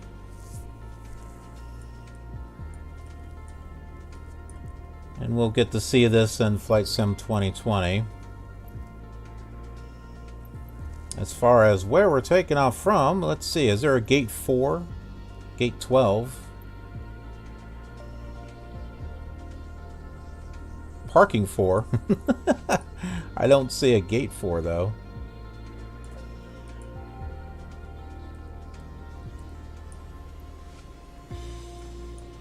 Let's take a look here. Gate 33. We were parked over here somewhere. Gate 14. How about gate 14? We'll choose gate 14. Oh, that's a small gate. I don't know. We're an Airbus. Who cares? Let's do gate. We'll do gate 13 medium. We'll do that one right there. Okay.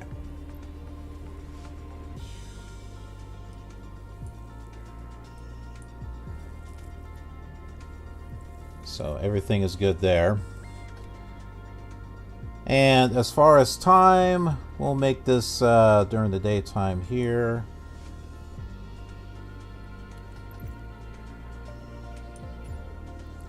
I've got clear skies because I'll be putting on the Rex weather force here. Okay, so this is good.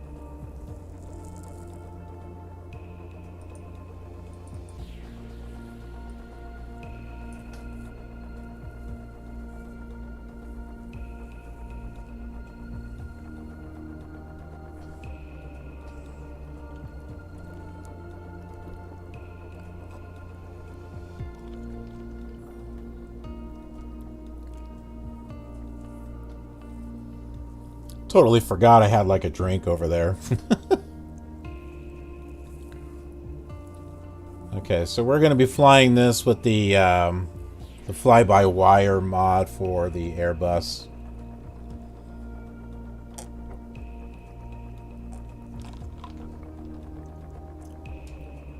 And I'm pretty sure I updated that when they did the update for Flight Sim 2020.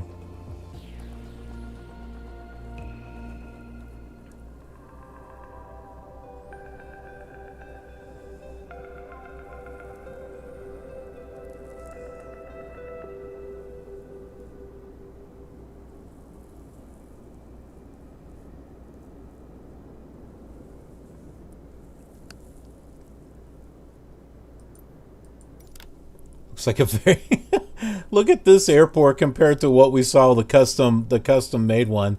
This is so plain. This is so plain and generic. I mean, I know the other one was a custom airport, but I mean, like, that was free.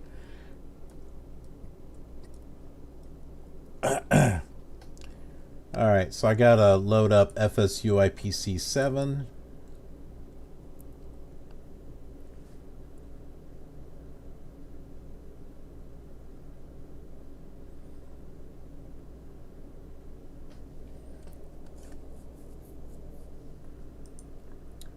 Then I gotta import the flight plan into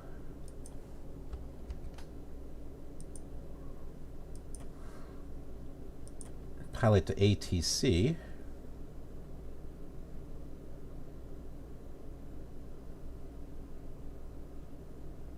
Okay, that looks good.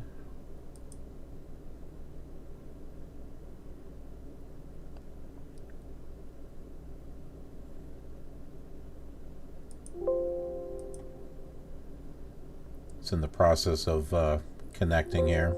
There we go. Go ahead and file that flight plan.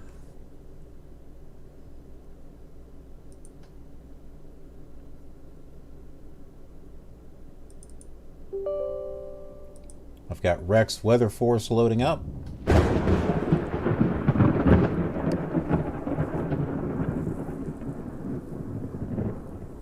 Don't get that confused with a new follower. I know we got the whole lightning and thunder stuff when we have a new follower on the killer community. Okay, well, that should do it. I'll just go ahead and click Start Weather Synthesis. We should start seeing some weather out there in a moment.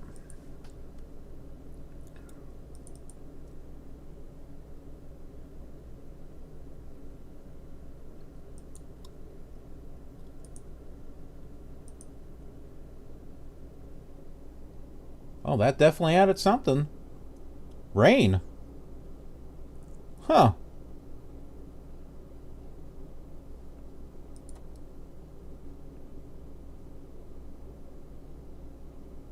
Well, I don't think I want rain. I want to be able to see the terrain and stuff.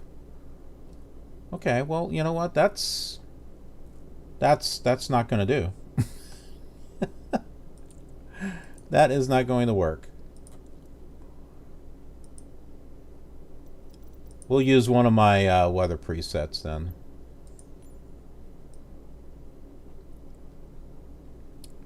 How about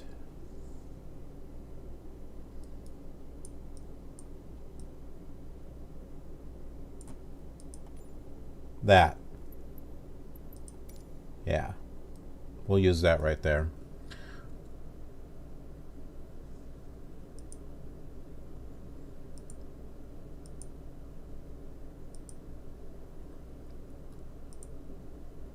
Okay, and I'm loading things into the Pack X. I wish I could drag it over here to the screen, but I can't.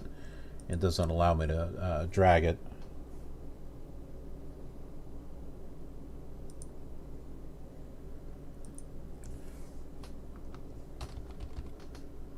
So we're going from RPLL back to RPVM. Let's see, cruise altitude, we'll say 25,000 feet. Flight. I'm going to try to do it like we did the last time. It was like 2-hour flight. Let's see, Airbus.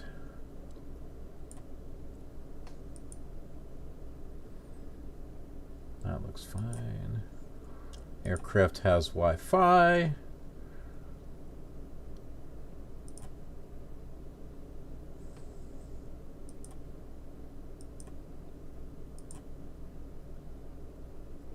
Serving meals on a short flight? Yeah, I don't think so, but we'll serve snacks and stuff.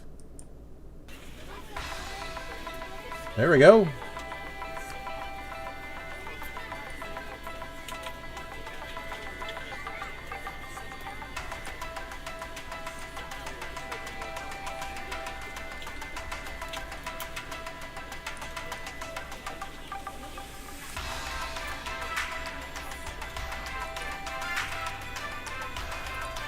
So they are all loading in here.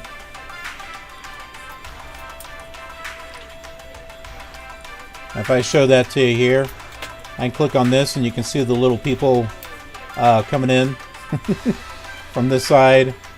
They're finding their seat over there, maybe over there, over there.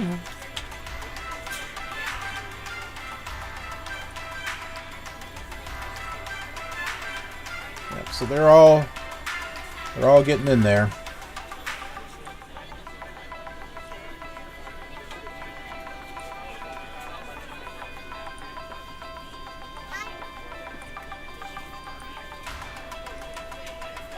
Meanwhile, let's get this thing turned on.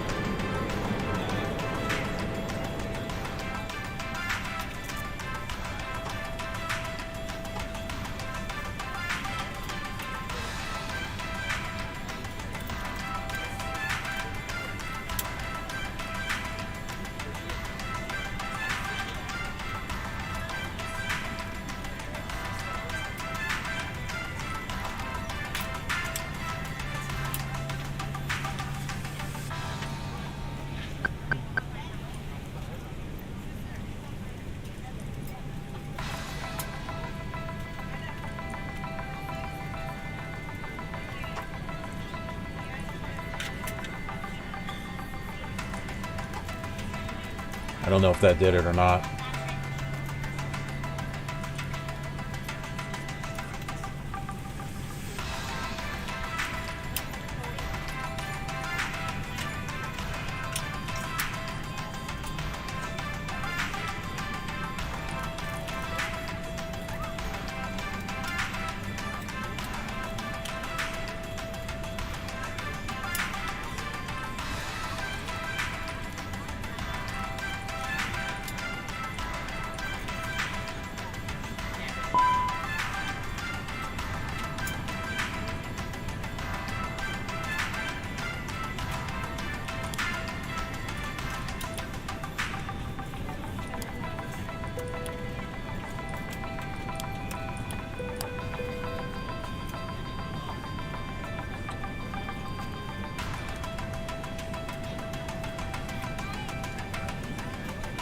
This takes a little bit to warm up.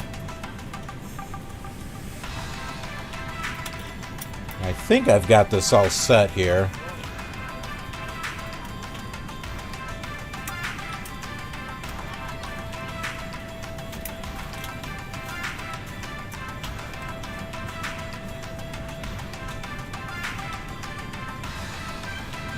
Okay, let's contact. Well, we'll get the ATIS information here. On behalf of the cabin crew, I'd like to welcome you aboard our flight. As you find your seat, be sure to place your larger carry-on items in the overhead bins and smaller items underneath the seat in front of you. If you have trouble finding a location for any of your carry-on items, please use the flight attendant call button over your seat and somebody will assist you. If the overhead bin is full after you put your carry-on inside of it, please close the bin as a courtesy to other passengers. Once all your items are put away, please clear the aisle and sit down in your seat to allow other passengers Ninoy-Aquino to find their seats International as well. Information If you are Kilo seated in an 40 emergency exit Zulu row, Windsor please Light leave the and exit seating Variable. responsibility to the Visibility safety 3 card in the mile. seat back in front of you. 2,200 Please make sure you are broken. willing and able to perform the 8,000 actions overcast. required. If you are not Temperature able or prefer not 25. to perform Dew these point actions, please let a 24. flight attendant know so you Current can be assisted. altimeter is Not the time to get 2980. out any last-minute Arriving text and messages if departing you need to, runway but we ask that once we 06. depart from the gate, you put away any laptops or tablets. Thank you and welcome aboard.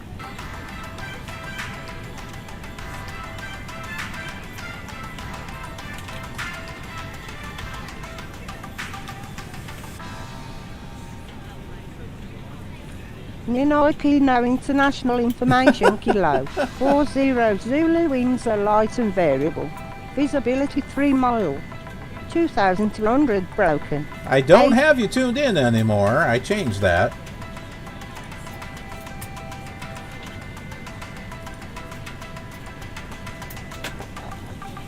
Philippine 1990 ready to copy.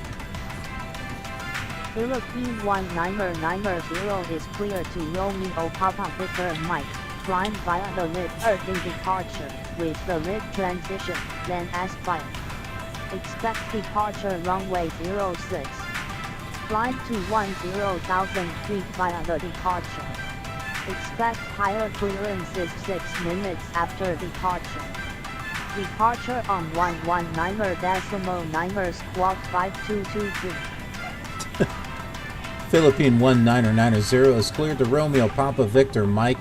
Climb via the up 2D departure with the lip transition, then as filed. Climb to 10,000 feet via departure. Expect higher clearances 6 minutes after departure. Departure on 119.9 squawk 5223. Philippine 1990 read back correct. Altimeter 2988 contact ground on 121.35 when ready for pushback. Have a good morning.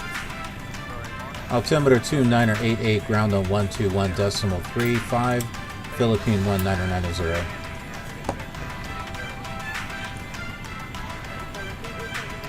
Alright, squawk 5223.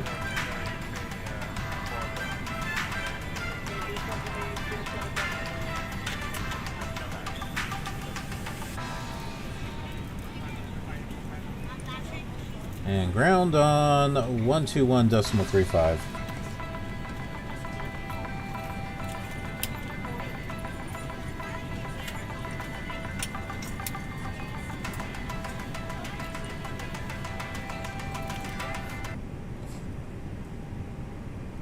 We're ready to go when you are.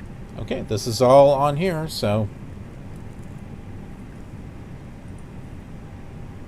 Good morning, ladies and gentlemen, and welcome aboard Flight 1990. Our flight time will be roughly 2 hours.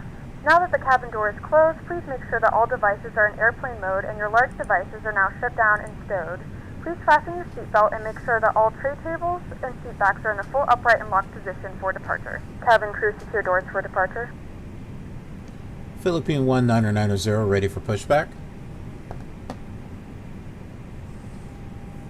Philippine 1990 pushback approved. Ladies and gentlemen, please direct your attention to the front of the aircraft. Pushback approved, Philippine 1990. When the seatbelt light is on, please make sure that your seatbelt is fastened low and tight across your lap. To fasten, insert the metal fittings into one another. Tighten by pulling on the loose end of the strap. In order to get this to work, I'm going to have to turn on this In the event ATC. that the seatbelt light is not on, we suggest that you keep your seatbelt Quest fastened. IFR clearance, read back. There are several emergency exits on Ground this services. aircraft. Please take a few moments now to locate your nearest exit. In some cases, your nearest tune on exit may be ground. behind you. If we need to evacuate the aircraft, floor-level Push lighting back. will guide you towards the exit. In the event that the cabin loses pressure, an oxygen mask will drop right in front of you. To start the flow of oxygen, pull the mask towards you. Place it firmly over your nose and mouth and secure the elastic band behind your head. Tighten the straps if necessary and breathe normally. Although the bag does not inflate, oxygen is flowing to the mask. If you are traveling with a child or someone who requires assistance, secure your mask first and then assist others. Keep your mask on until a member of the crew advises you it's safe to remove it. In the unlikely event of a water landing, a life vest is located in a pouch under your seat or between the armrests. When instructed to do so, open the plastic pouch and remove the vest. Slip it over your head. Wrap the straps around your waist and buckle at the front. Pull the strap to tighten. To inflate the vest, pull firmly on the red cord only when exiting the aircraft. If your life vest does not inflate automatically, blow into the mouthpieces for manual inflation. Each vest is equipped with a whistle and light. If necessary, your seat cushion can be used as a secondary flotation device. Pull the cushion from the seat, slip your arms into the straps, and hug the cushion to your chest. Please securely stow your personal items. Make sure your seatbelts are fastened and seat backs and tray tables are in their full upright position. We remind you that this is a non-smoking flight. Tampering with, disabling, or destroying the smoke detectors located in the lavatories is prohibited by law. All of this information can be found in the safety card located in the seat back in front of you. Please read it and let a cabin member know if you have any questions. Thank you for flying with us again, and we hope you enjoy your flight.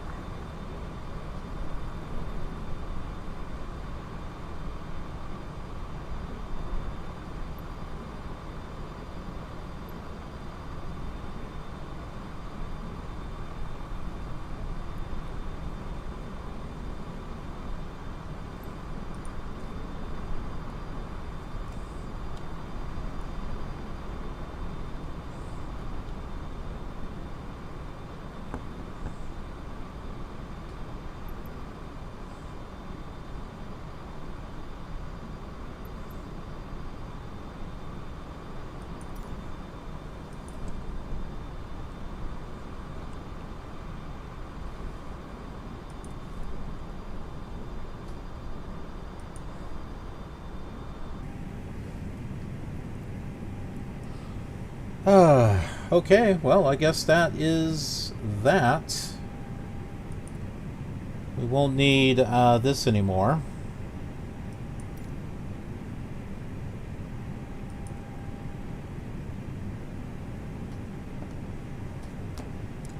Philippine 19990, request taxi. Philippine 19990, taxi to runway 06 via taxiways Charlie 6, Hotel 2. Hold short runway 06. Taxi to runway 06 via taxiways Charlie 6, Hotel 2. Hold short runway 06, Philippine 19990.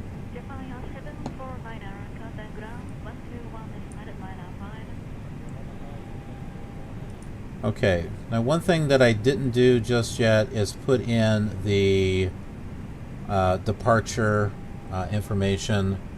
It was the, what was it, the LIP 2D departure or something like that?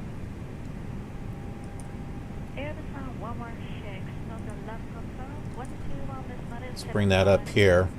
Okay, so here is LIP right here. Good day. So we're taking off from runway 6.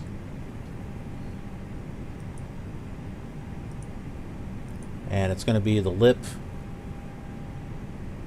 Was it 2D? Yeah, the LIP 2D departure. Okay, cool deal. Ready to go. Ready to go! So this is where, this is the direction that we're heading here.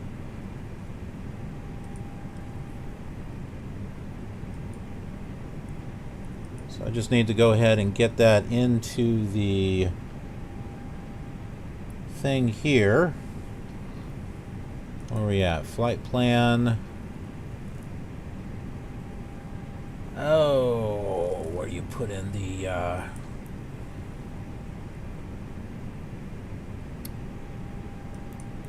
yeah, here we go. Departure, runway 6.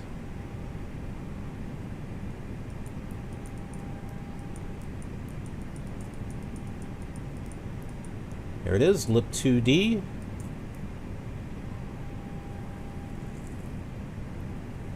With the LIP transition,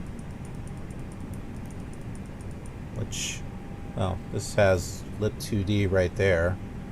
I don't think we need to select again. That just seems kind of weird. We'll just click insert. And that should be it. That should have everything in here. Yeah, it sure looks like it.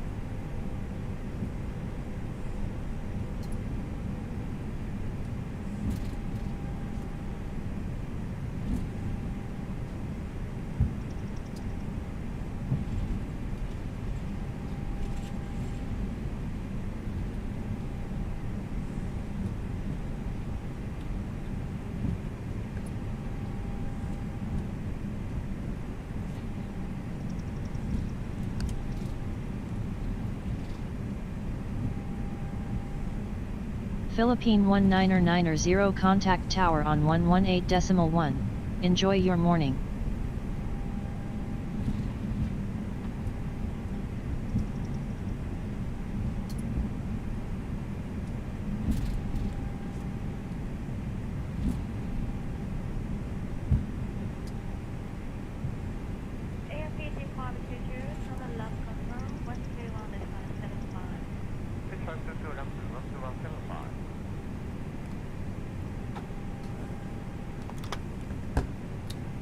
Okay. Tower on 118.1, Philippine 19990.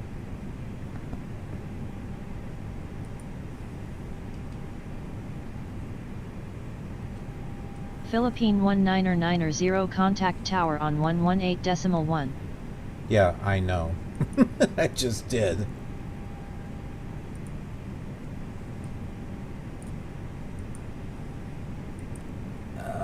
Let's see here.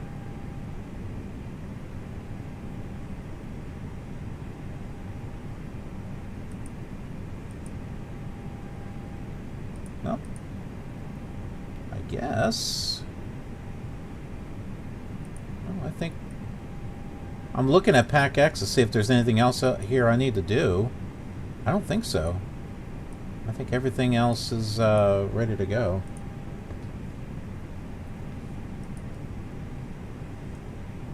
Let's get this stuff set up.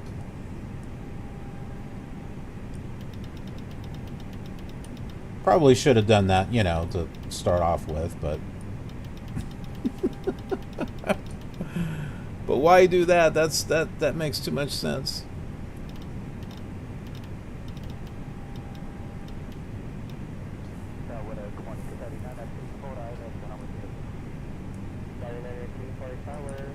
I'm going from a 737 to an Airbus. I have to like completely rethink what it is that I was doing here. Oh, I hope I can get this to work right.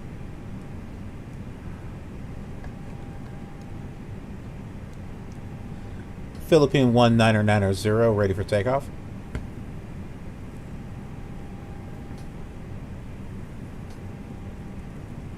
Philippine 19990, winds are light variable, cleared for takeoff. Runway 06, squawk 5223. They changed my squawk.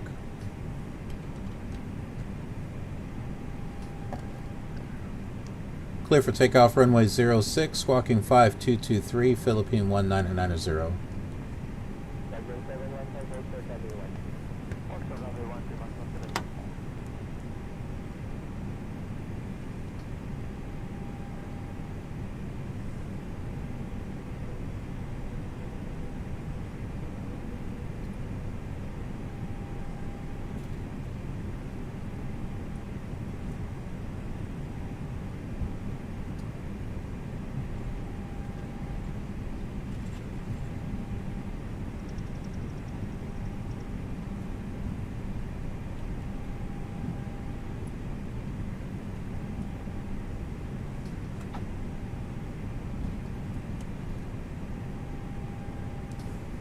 Okay.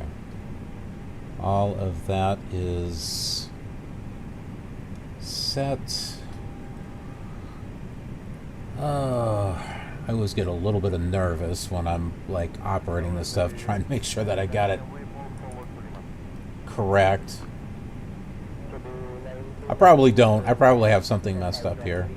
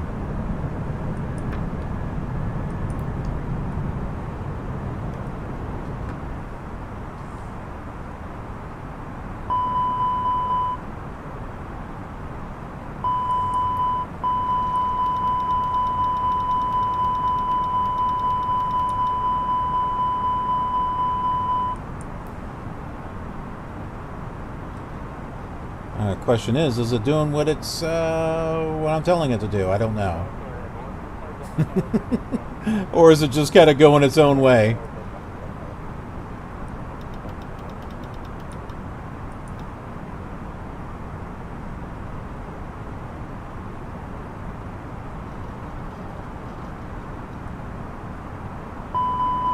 Oh my. Philippine 1990 slow to 250 knots or less. Too low. Terrain. Philippine 1990 climbing maintain flight level 150. Okay, well the autopilot went well on that one.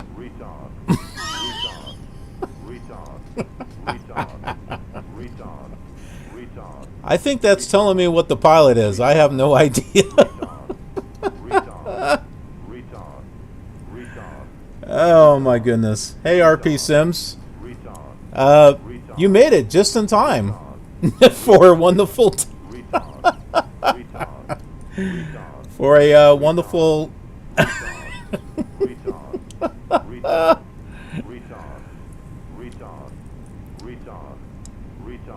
yeah, I had people I had passengers and needless to say, they are not very satisfied with the flight. As you can see here, very unsatisfied, 0%. Diversion status, diverting.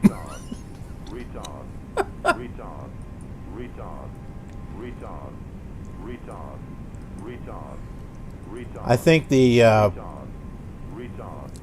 computer is trying to tell me something. Oh, hey, that tree is floating up in the air. Either that or that's what we hit. I don't know.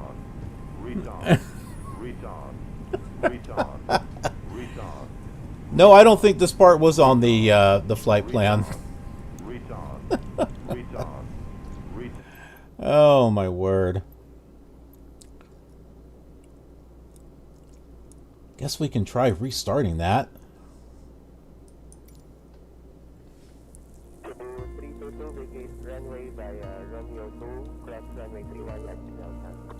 Well, I thought the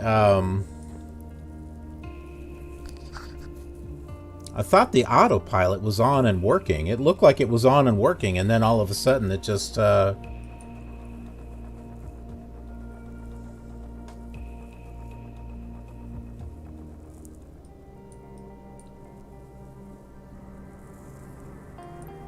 it just turned into a big mess.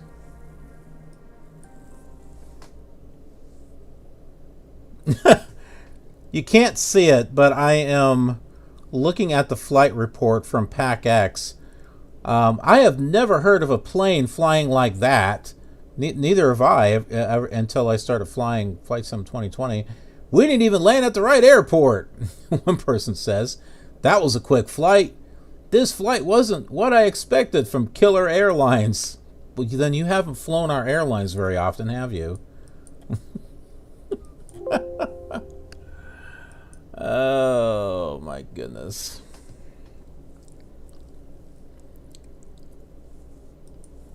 Alright, so let's try this again.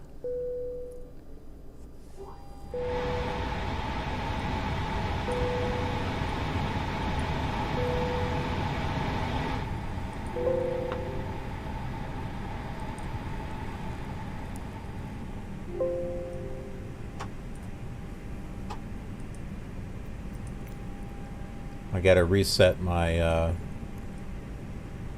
Jetstream. I think I had a Jetstream South is what I had. I don't know what happened. Now, about the only problem that we had with the X-plane flight earlier is when I took off, the tires blew.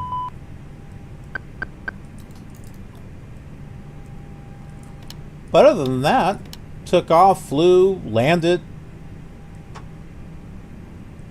Just the way that you would think that we should.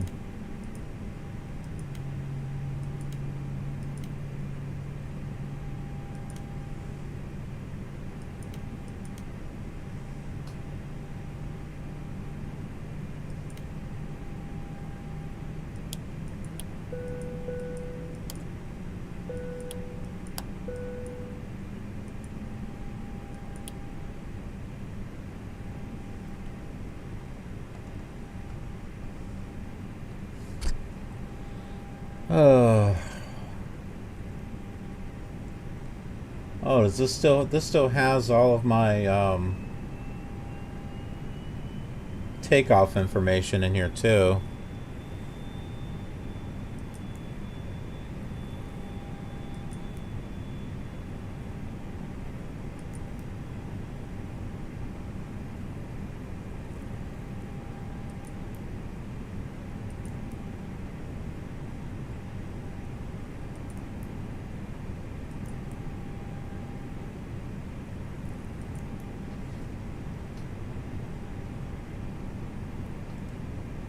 Oh, looks like that's okay.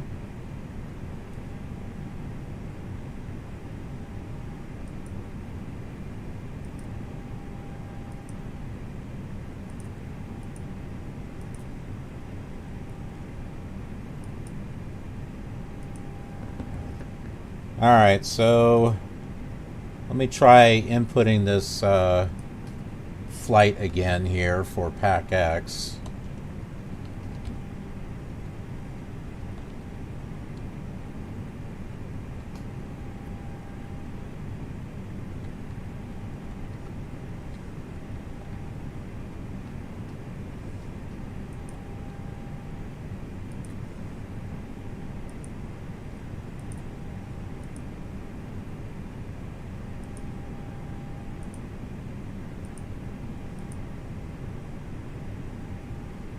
Maybe they should serve meals. I don't know. Okay. So they're boarding.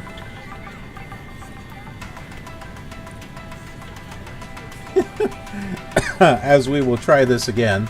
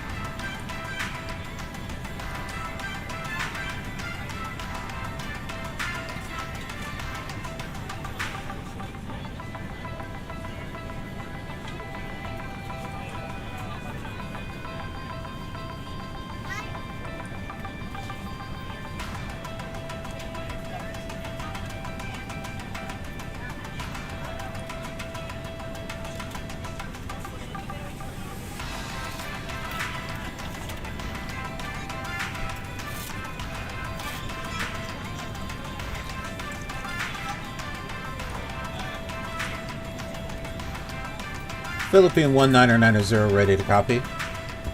Philippine 1990 is clear to Romeo Papa Victor Mike. Climb via the LIP-2 de departure, with the LIP transition, 10 as filed. Expect departure runway 06. Climb to 10,000 feet via the departure. Expect tiger clearance 6 minutes after departure. Departure on 119.9 squawk 4103.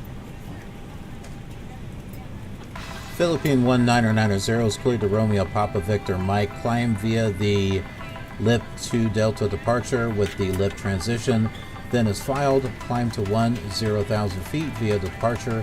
Expect higher clearances 6 minutes after departure. Departure on 119.9 squawk 4103. Philippine 1990 read back correct. Altimeter 2988 contact ground on 121.35 when ready for pushback. Have a good morning. 03.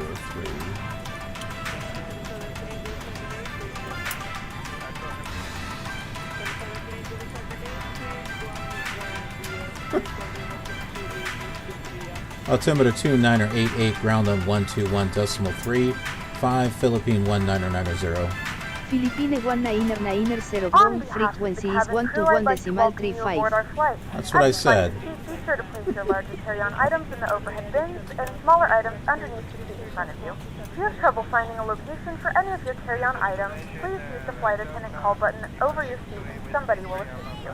If the overhead bin is full, please make sure you close it as a courtesy to other passengers. Please double check that all your items are put away so that the aisle is clear and other passengers can make their way to their seats. If you're in an emergency exit row, please read the exit seating responsibilities in the card in the seat back in front of you. If you're not able to comply with these actions, please let a flight attendant know so that way you can be reseated. You are free to use your portable electronic devices during the boarding process. We ask that larger electronic devices are stowed once we depart from the gate. Thank you and welcome aboard. Thank you. Welcome aboard.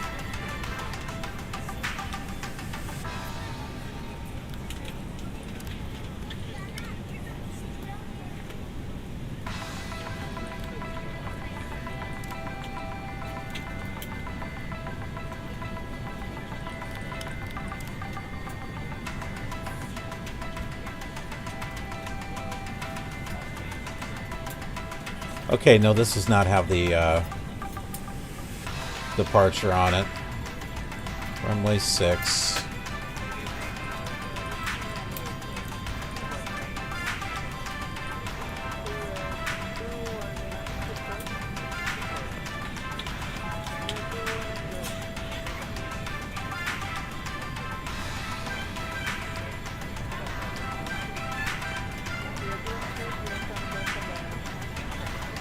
Now it does.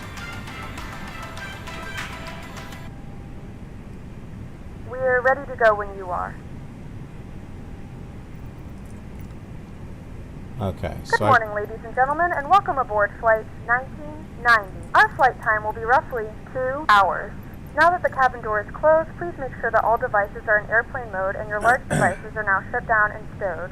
Please fasten your seatbelt and make sure that all tray tables and seat backs are in a full upright and locked position for departure. Cabin crew, secure doors for departure.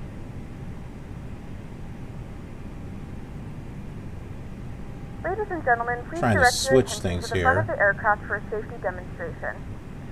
When the seatbelt light is on, please make sure that your seatbelt is fastened low and tight across your lap. To fasten, insert the metal fittings into one another. Tighten by pulling on the loose end of the strap. To release your seatbelt, lift the upper portion of the buckle. In the event that the seatbelt light is not on, we suggest that you keep your seatbelt fastened in case of unexpected turbulence. There are several emergency exits on this aircraft. Please take a few moments now to locate your nearest exit. In some cases, your nearest exit may be behind you. If we need That's to why. evacuate the aircraft, floor-level lighting will guide you towards the exit. Philippine In the event of 19990 a ready for decompression, pushback. An oxygen mask will drop in front of you. Philippine To start the flow of 19990 oxygen, pull the pushback mask approved. towards you. Place it firmly over your nose and mouth. Secure the Pushback elastic approved, band behind Philippine your head. 19990. Tighten the straps if necessary and breathe normally. Although the bag does not inflate, oxygen is flowing to the mask. If you are traveling with a child or someone who requires assistance, secure your mask on first and then assist others. Keep your mask on until a member of the crew advises you it is safe to remove it. In the unlikely event of a water landing, a life vest is located in a pouch under your seat or between the armrests. In the event of a water landing. So open the plastic pouch and remove the vest. Well, no, that wouldn't happen to us. Come on now. Wrap the straps around your waist and buckle at the front. Pull the strap to tighten. To inflate the vest, pull firmly on the red cord only when exiting the aircraft. If your life vest does not inflate automatically, blow into the mouthpieces for manual inflation. Each vest is equipped with a whistle and light. If necessary, your seat cushion can be used as a secondary flotation device. Pull the cushion from the seat, slip your arms into the straps, and hug the cushion to your chest. Once again, all devices must be in airplane mode and your larger devices must be turned off and stowed at this time. Please securely stow your personal items. Make sure your seatbelts are fastened in seat backs and tray tables are in their full upright position. We remind you that this is a non-smoking flight. Tampering with, disabling, or destroying the smoke detectors located in the lavatories is prohibited by law.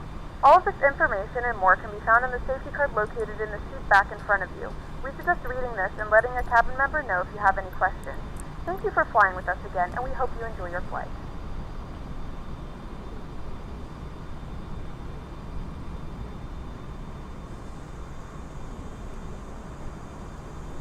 Think we'll make it this time?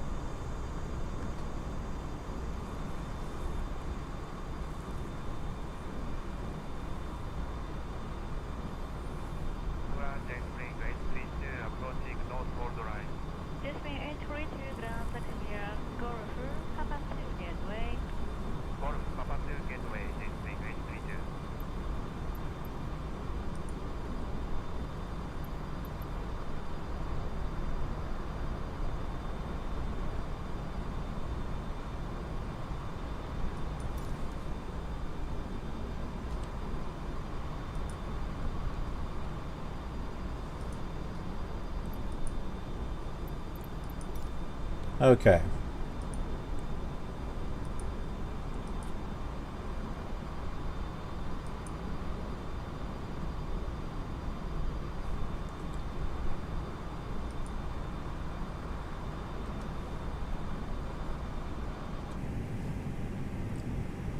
They're on their way, and so are we. Philippine 1990 ready for taxi. Philippine 1990 taxi to runway 06 via taxiway Charlie 6, Hotel 2, hold short runway 06. Taxi to runway 06 via taxiways Charlie 6, Hotel 2, hold short runway 06, Philippine 1990.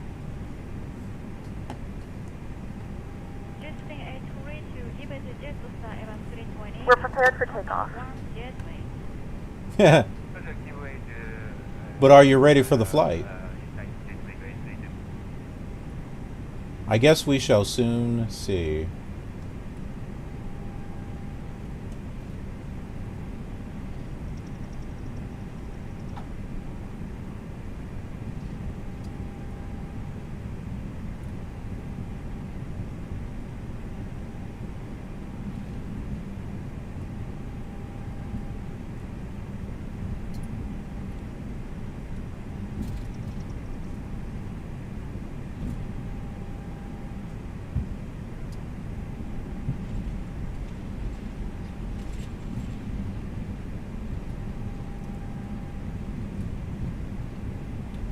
Philippine 1990 contact tower on 118.1, have a good morning. Tower on 118.1, Philippine 1990. I think a plane just took off in the opposite direction.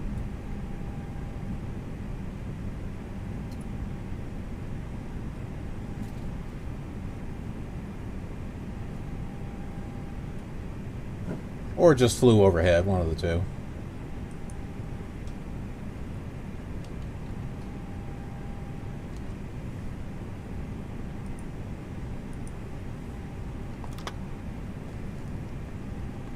Philippine 1990 ready for takeoff. Philippine 1990 winds are light and variable, cleared for takeoff. Runway 06 squawk 4103. How did my transponder change to 72?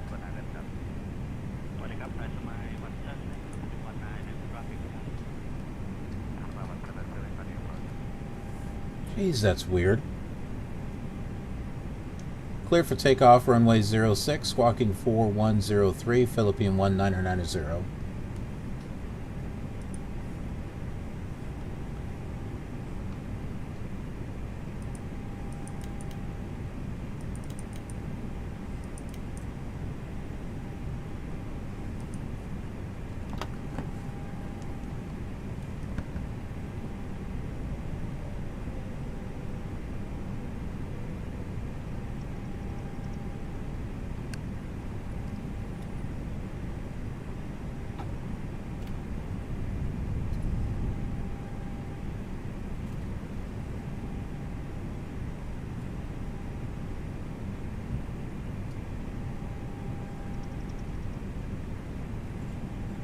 Captain 24 is over there. Is he going to watch the disaster that is the Killer Gamer? We are about ready to find out.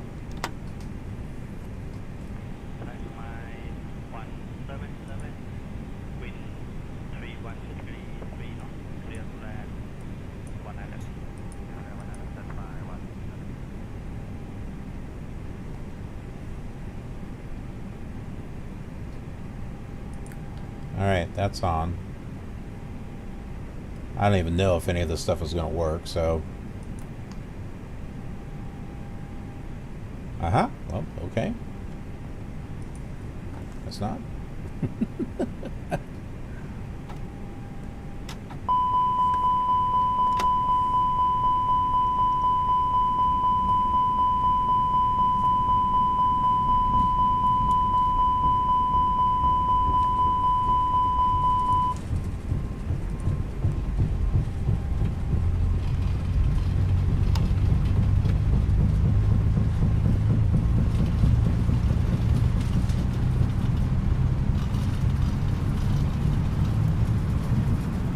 Capitan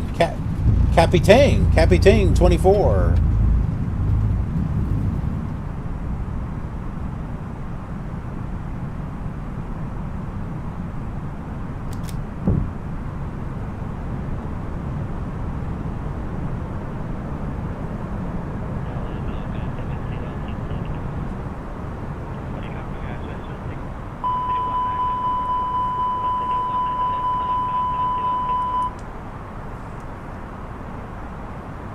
Philippine 1990 slow to 250 knots or less.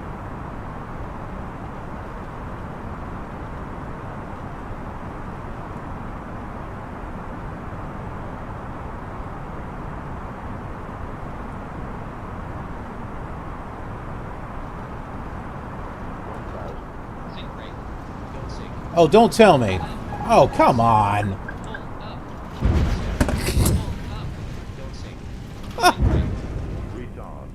That's what I get for turning on the autopilot.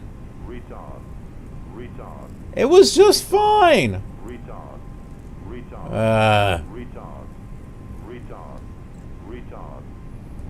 Alrighty. Well.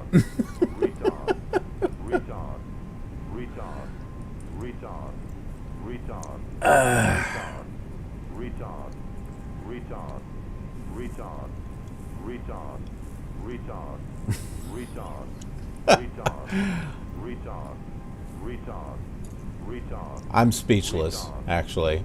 Oh, look, we're still moving.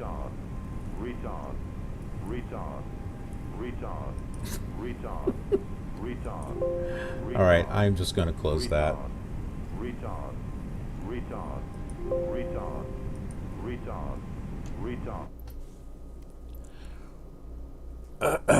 Yeah, you know what, I don't know. I don't know. I don't have any type of planes that go that wildly out of control. You know what, and I haven't flown the Airbus since before the recent update that they did with the snow and the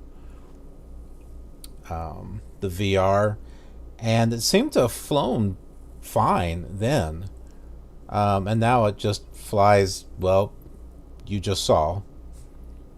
So I don't know. Maybe I'll just pick one of my other planes or something. I don't know.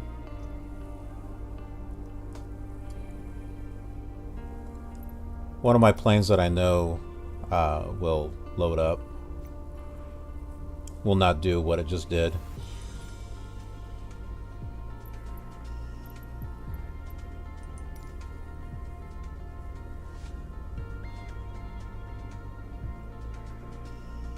Kind of a bummer, because I was actually kind of looking forward to maybe flying that with the Airbus. I could try my P-44 Seminole, although it's slow. I mean, look at this. 130 versus 174 to my my Ovation. Ah, what the heck, we'll just fly it.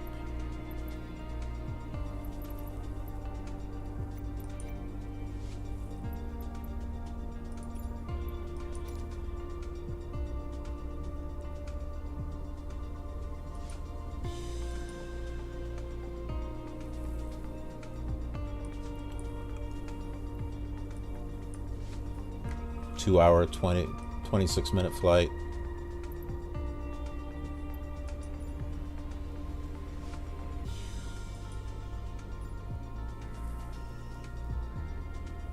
Okay. We'll change this.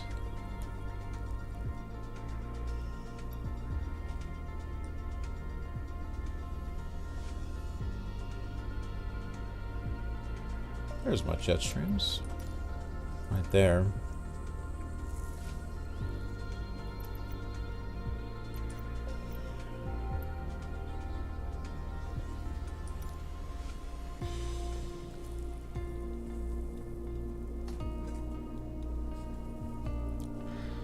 And I was pretty sure that I updated that that Airbus after the because I remember someone saying it had to be updated, and I remember doing it right away. But I hadn't tried the Airbus after that.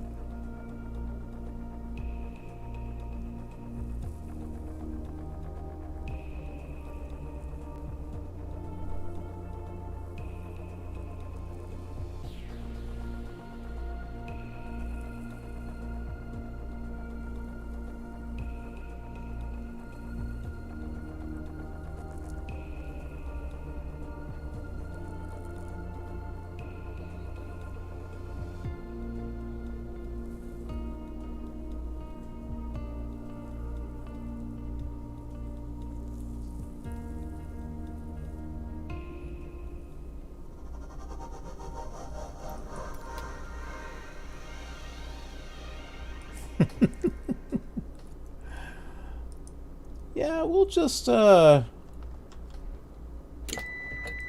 get everything started on this plane instead. We'll just take off from here.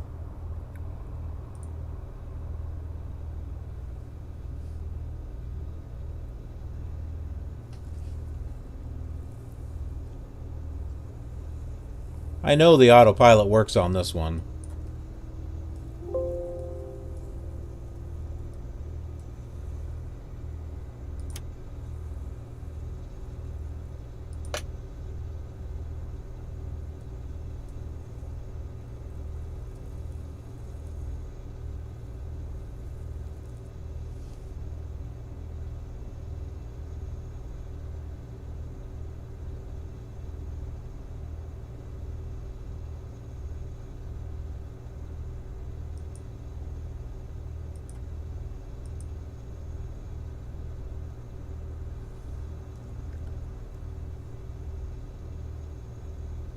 Got to adjust my flight plan. I don't know. Can I take this thing up to 25,000 feet? Or, yeah, 25,000 feet? Maybe.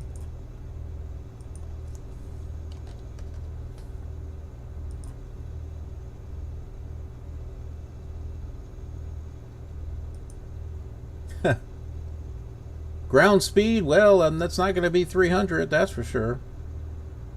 What? I might get 120 out of it.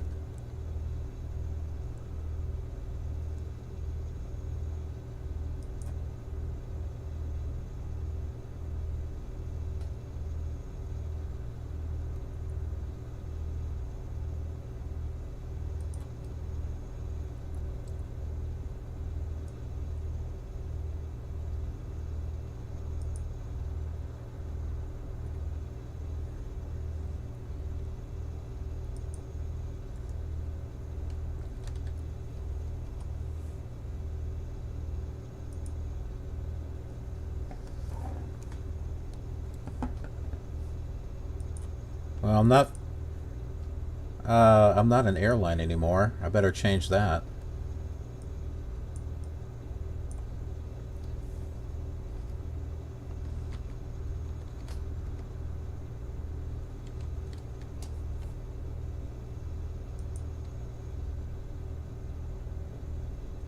All right, let's see if this works here. Piper 13 Foxtrot, ready to copy. Piper 13 Foxtrot is clear to road the Vector Mike. Climb the lift to see departure with the lift position. Then as follows. Expect departure runway 06. We're sick of your crap and you flying that Airbus and crashing it outside of the city. Alpine clearance to 6 minutes after departure. Departure on 1 minor descent, minor squad 5550. Take your damn plane and get out of here. Piper 13 Foxtrot has cleared the Romeo Papa Victor Mike. Climb via the LIP 2D departure with the LIP transition, then is filed. Climb to 10,000 feet via the departure. Expect higher clearances 6 minutes after departure. Departure on 119.9er, squawk 5550. Piper 13 Foxtrot, rebad correct. Altimeter to minor rate contact. Ground on 121 descent will 35 way ready to taxi. Have a nice day. Have a nice day. Oh boy.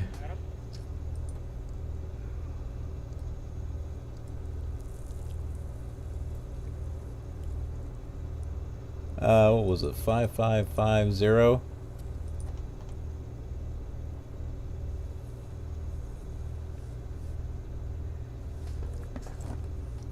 Altimeter 2988, ground on 121.35, Piper 13 Foxtrot. 12135.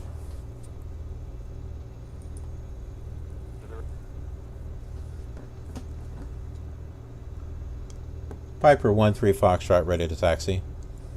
Piper 13 Foxtrot, taxi to runway 06 via taxiwise Golf 9 Charlie 6, Hotel 2, hold short runway 06.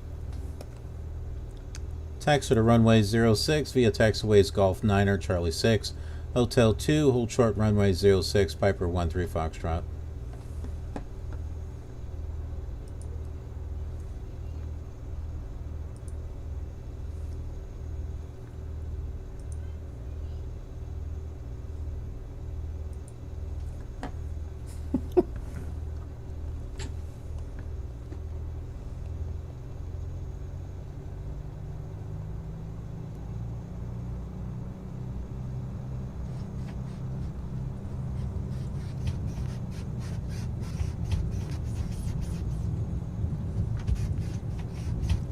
When all else fails, pick another plane.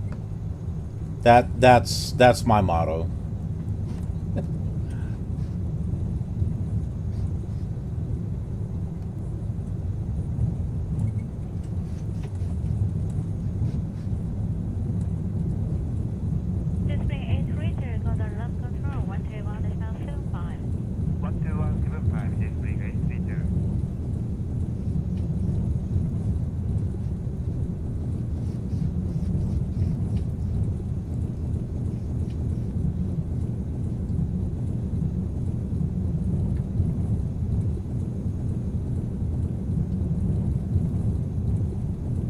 Piper 13 Foxtrot can take tower on 118.1. Hey, good morning.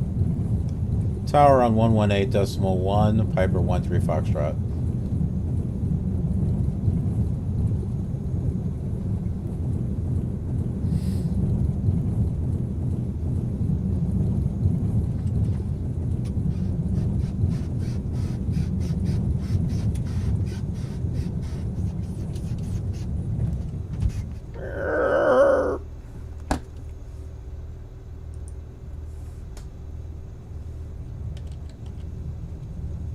We're still moving.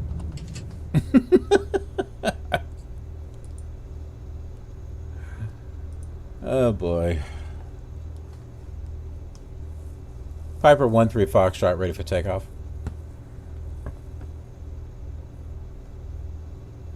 Piper 13 Foxtrot, winds are light and variable, cleared for takeoff. Runway 06.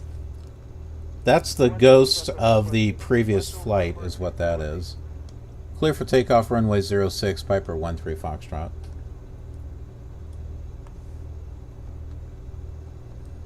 Okay, I don't have any of my views set up here. I don't think I can set the altitude on this. I think I have to actually click it.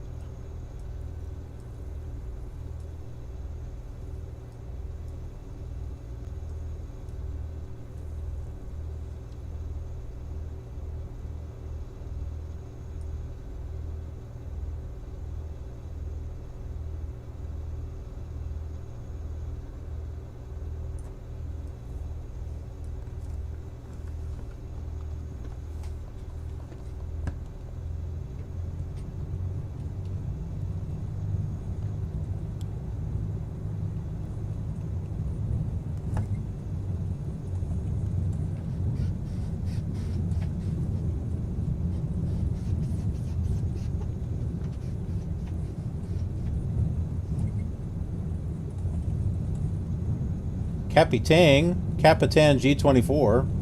I wonder if he's checking out the wreckage of our last flight.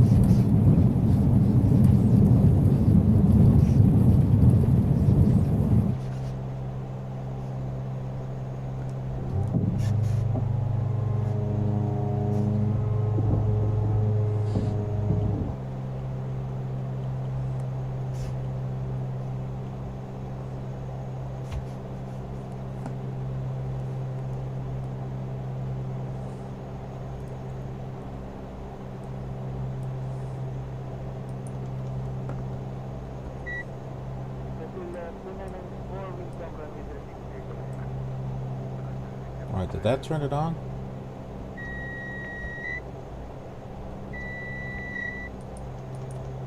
I have no idea. I can't tell if it's on there or not.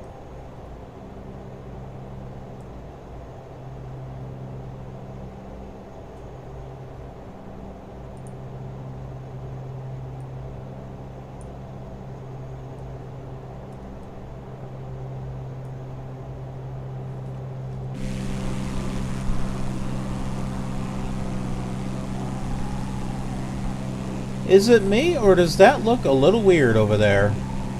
You guys see that? That doesn't look right.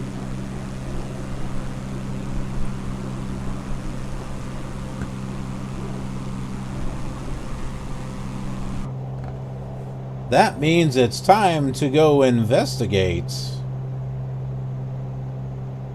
We may have found an interesting glitch, perhaps.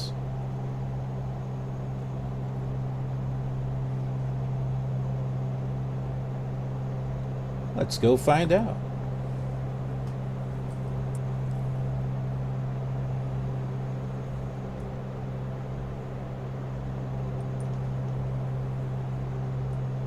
Well, the autopilot's on.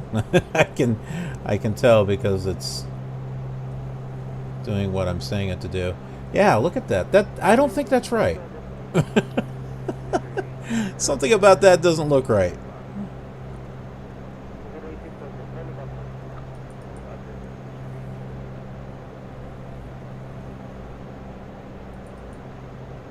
And what about... Okay. Yeah, but that there, that... There's something about that. Oh, look, it's getting closer, and it's kind of, what, pointing out there or something?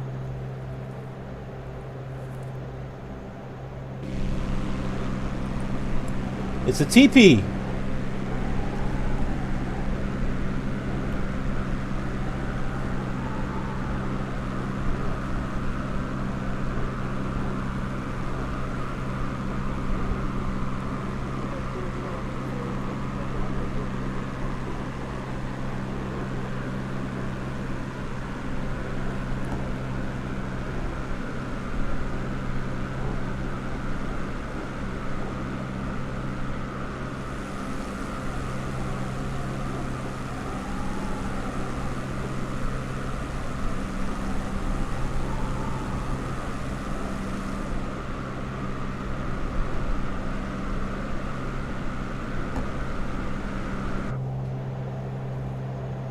Oh, and it disappeared.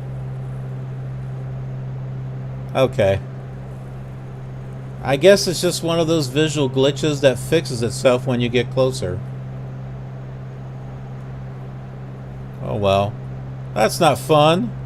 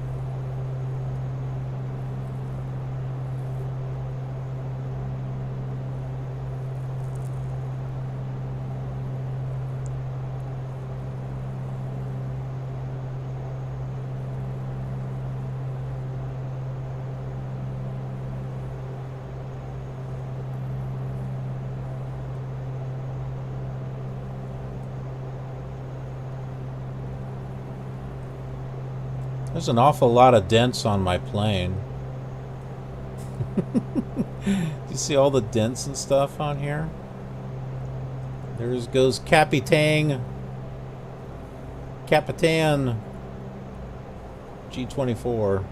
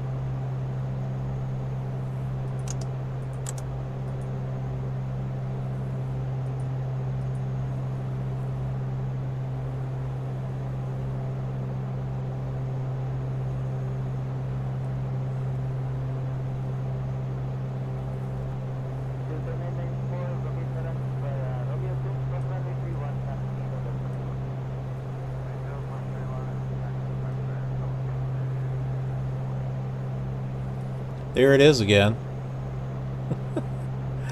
It's the glitch from afar.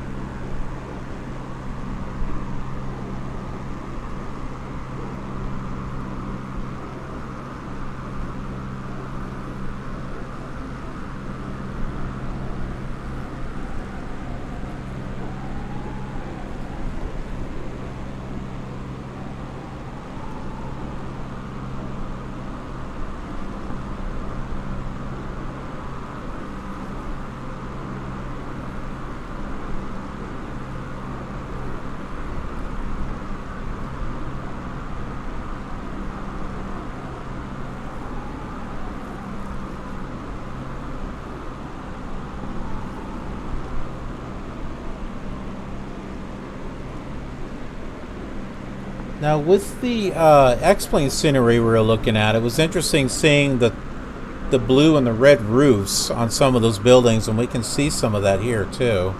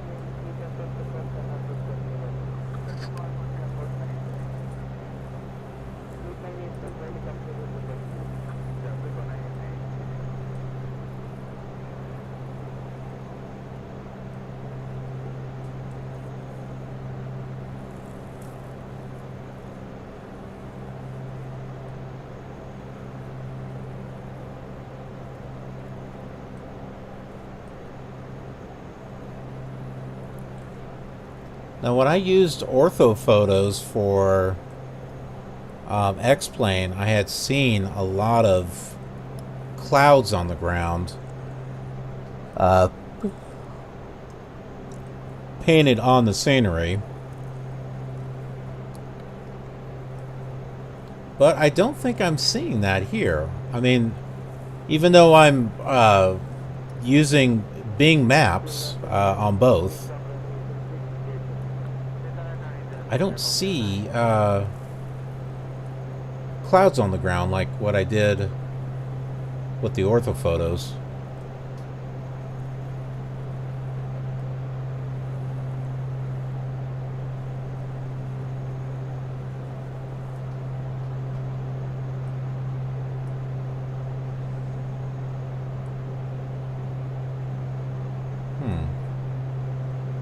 Can I increase? Yes, I think I can actually.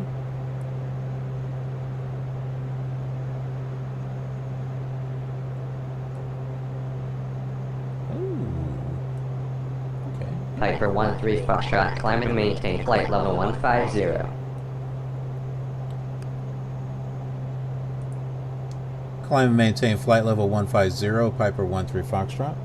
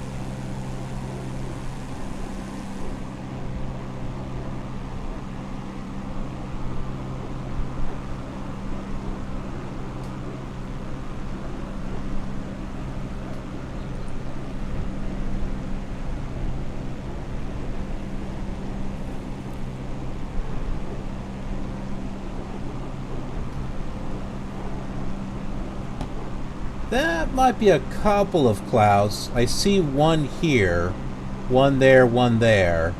So there is a little bit of clouds, but it's not as bad as what I had on the ortho photos.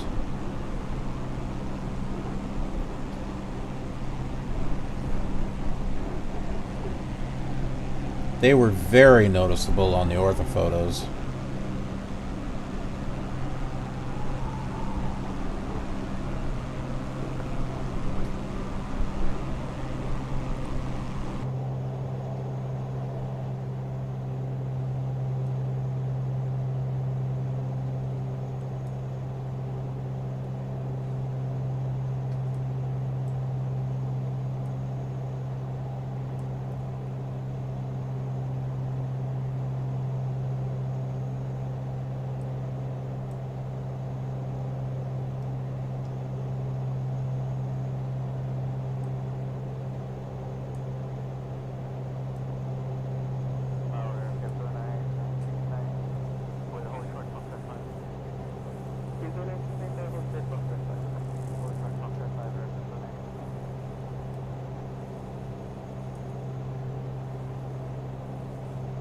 Ground speed 156?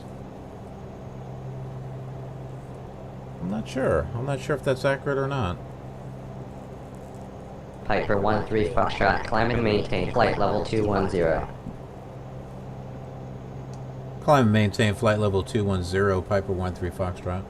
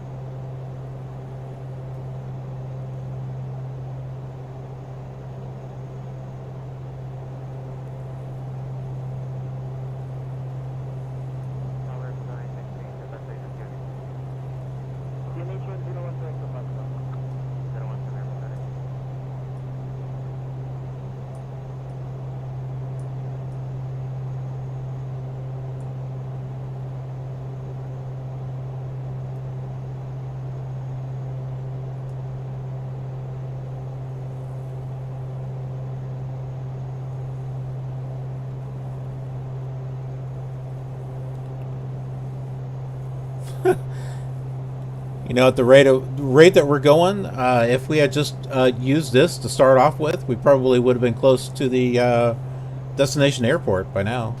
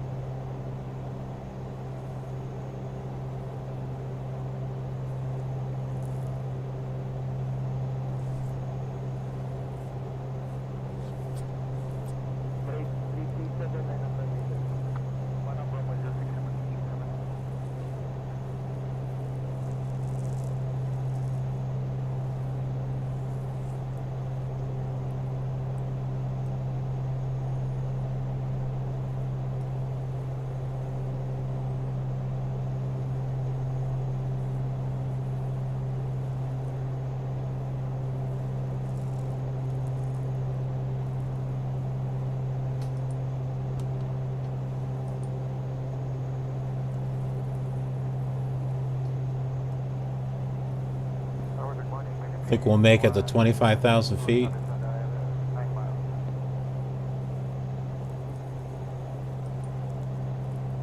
I was able to get my Mooney up that high.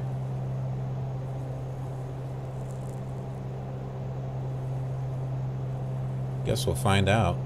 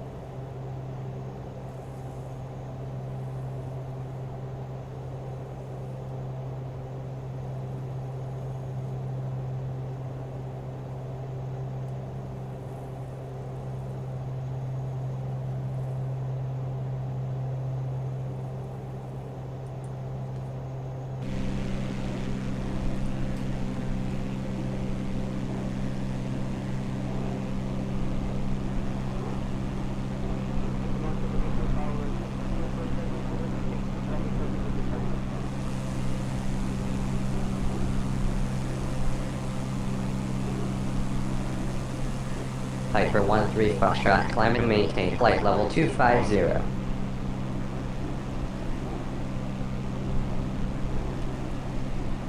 Climb and maintain flight level 250, Piper 13 Foxtrot.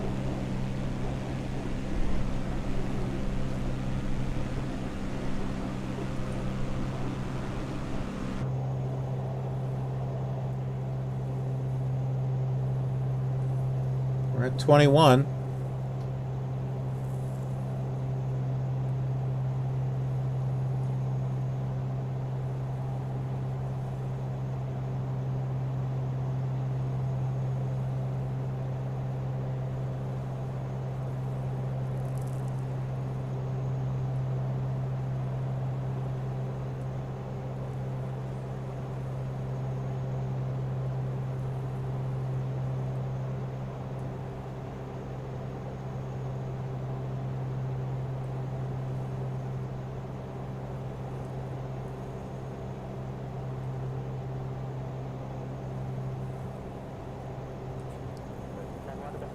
22.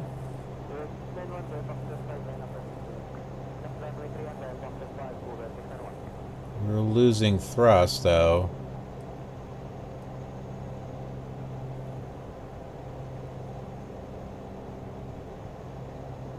Pretty badly, actually.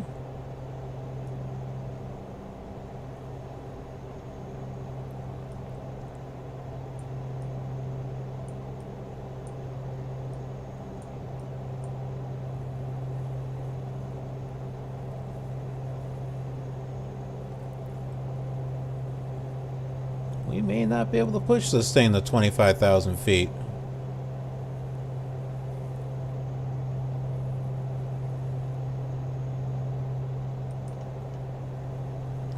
Here, let's stabilize at this altitude.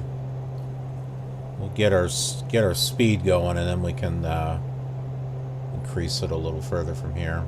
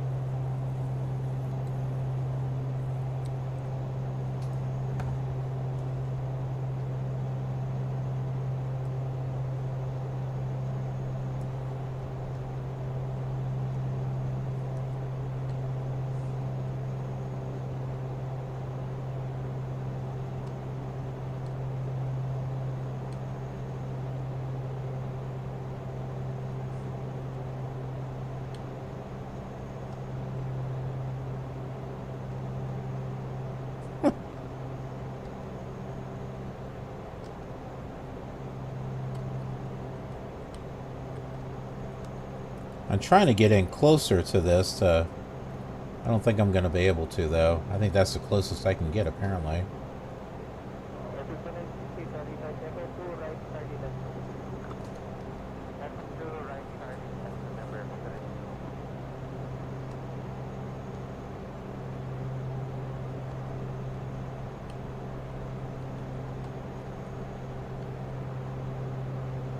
Yeah, that doesn't really help.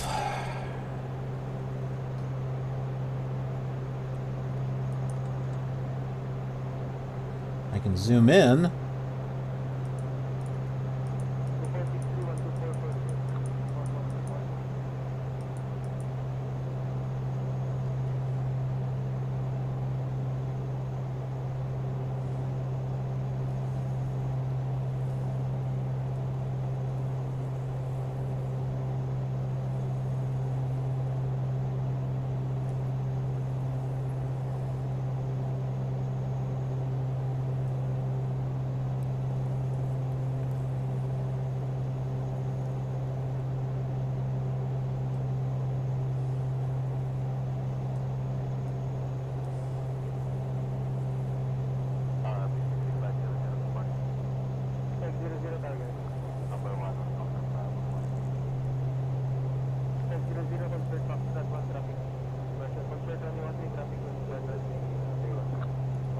We can make it to 14,000 before we have to stabilize again.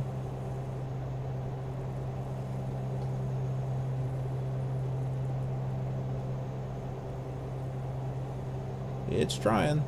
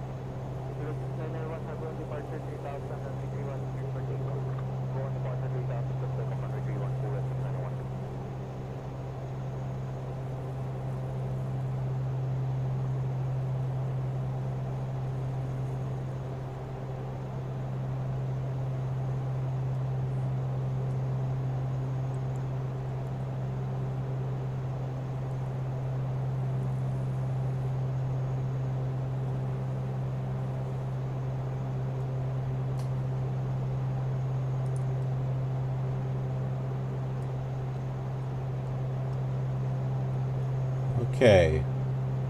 One more go here.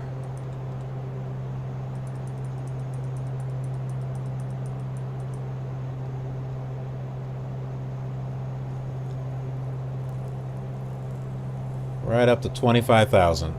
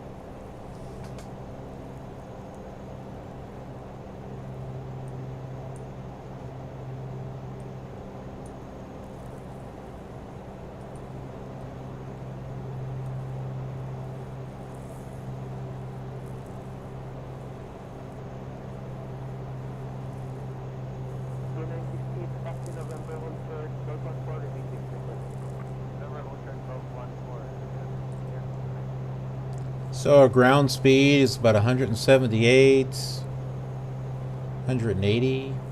Looks like it's getting close to.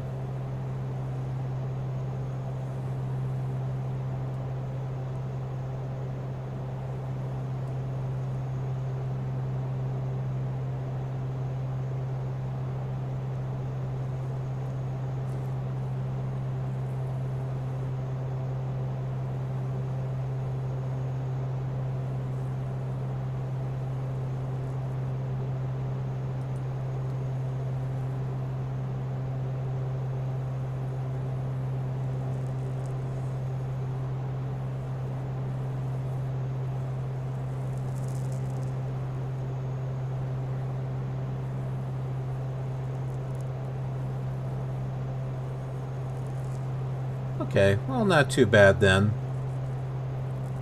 I wasn't sure how fast we were going to be able to go in this, but if we've got a ground speed of 186, or even if we can get it up to 200, that's not bad.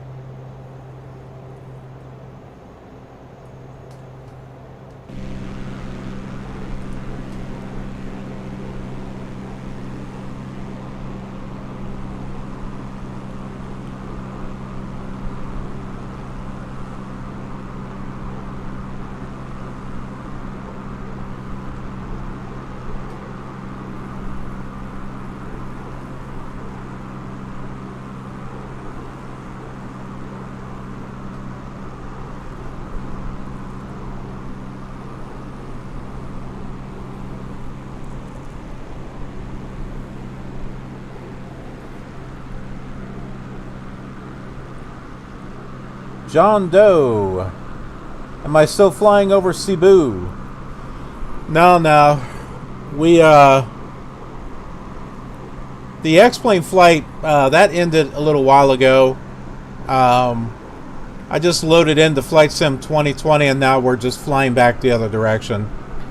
I was trying to do it in an Airbus, but the autopilot decided to kill us twice. So I just loaded up my Karen Auto plane and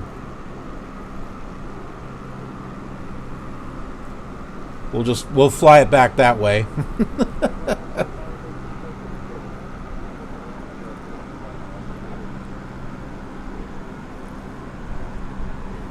But wouldn't you know, we didn't have any problems with autopilot on X-plane. I wonder why.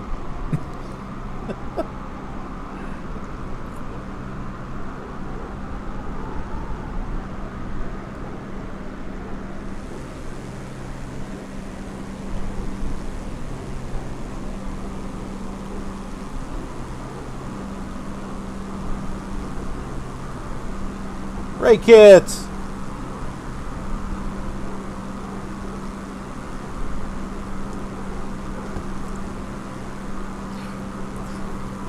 Yeah, so after the stream, you can just go back and rewatch the X-Plane version.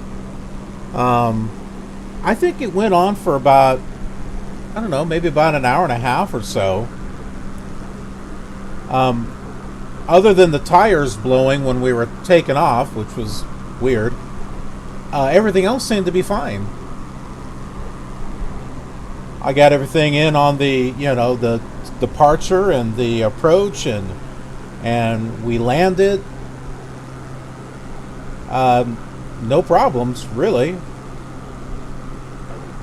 And then when I tried to fly back the other direction with Flight Sim 2020 in the Airbus, turn on the autopilot, and that thing just took us out of control, and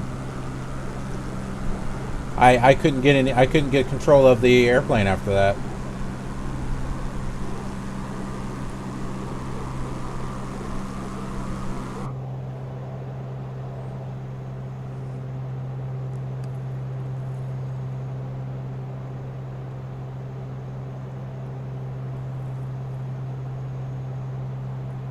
Good to see you, Ray.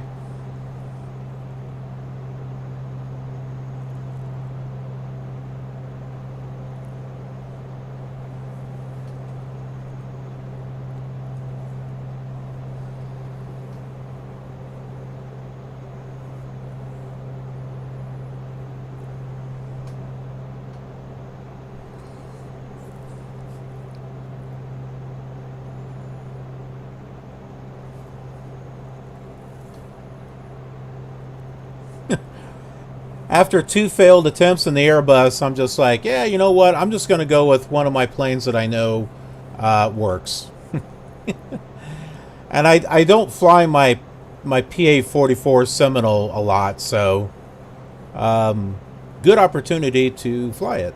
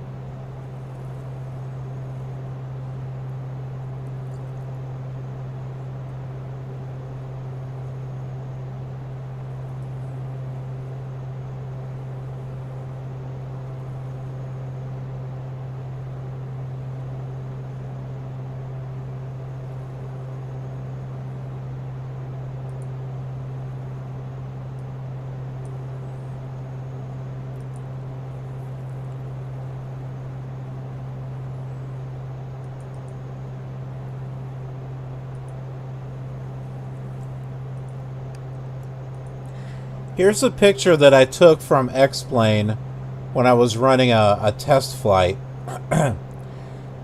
And when I was doing a test flight, I actually had, I was using ortho photos. Do you see all the painted clouds here on the ground? This was happening a lot with the ortho photos that I downloaded in this area. There was a lot of clouds that were painted on the ground. So when I did the flight, I disabled my ortho photos, and so it was just, generic scenery, with the exception of the 2 airports. But when you're at a certain height, maybe then it doesn't really matter because you're looking at it from the ground. I don't know. But yeah, I had this going with xEnviro 1.16. Looked really good.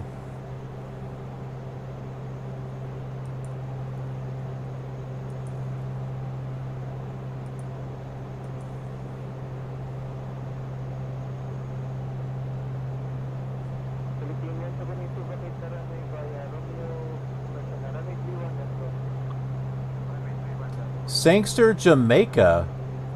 The Palm Beach.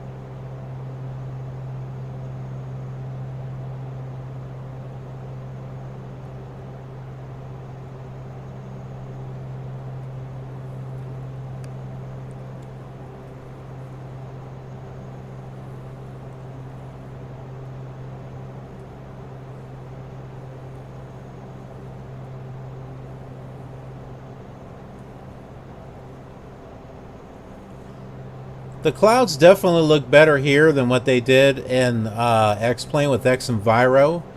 However, something to keep in mind is I'm using an actual weather preset.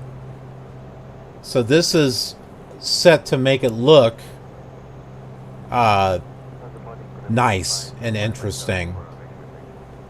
If I were to turn on real weather, it might look a little different.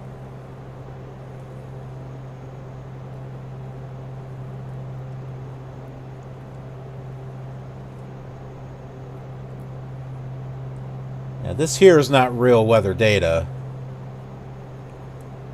But heck, while we're flying, why not? Let's play around with this. Let's take a look at real weather data from what Flight Simulator puts in and then what Rex will put in. So right now I am using the SoFly Weather Preset Pro Jetstream South is what I'm using. Let's use live weather. And let's get blown around here.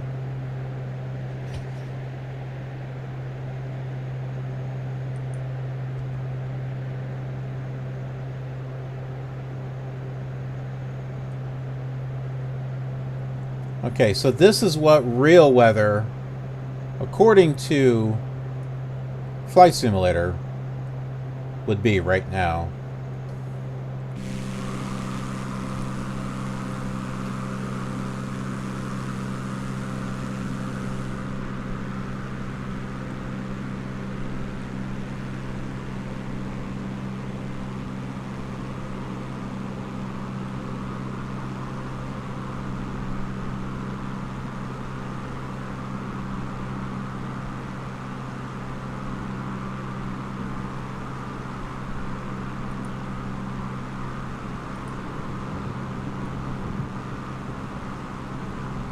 Now what we're going to do is I'm going to use Rex Weather Force and we'll see what it does.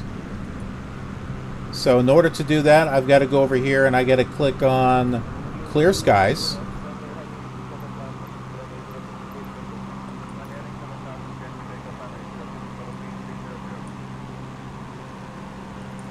And you can see I've got it here.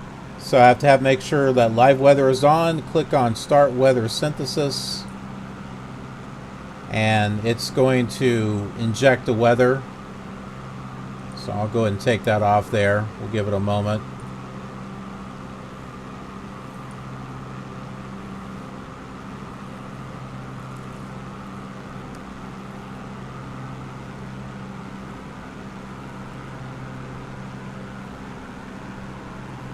And this is what Rex Weather Force brings in.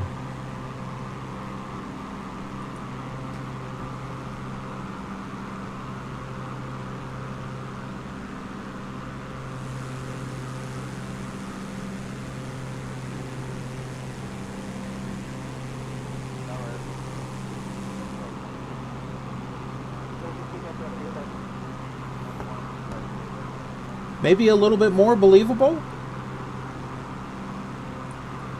The weather The closest weather signal that we're getting is from Ninoy-Aquino, RPLL.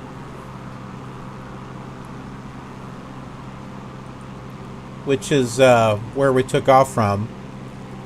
Weather conditions there were moderate rain.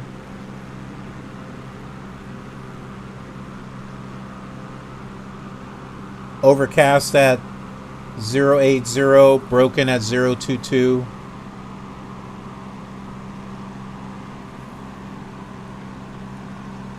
And it's trying to determine what would the weather be like from there and like another weather station, and trying to extrapolate what it would be in between. And so this is what it's coming up with.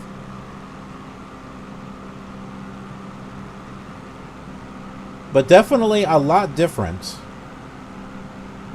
Not too much different, but between this and the Microsoft Flight Sim real weather, I don't know, this one just seems a little bit more realistic to me.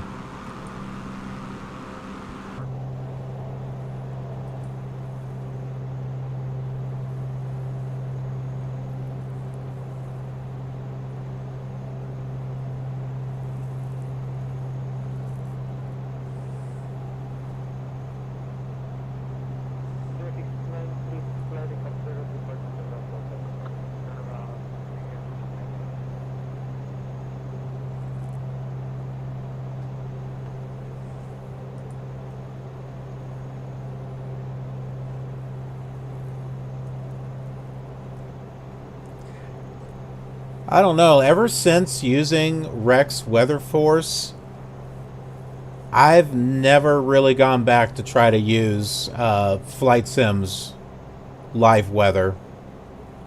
If I want real weather, I'll use Rex. Otherwise, if I want a theme, I'll use the SoFly's Weather Preset Pro if there's a specific weather theme that I'm looking for.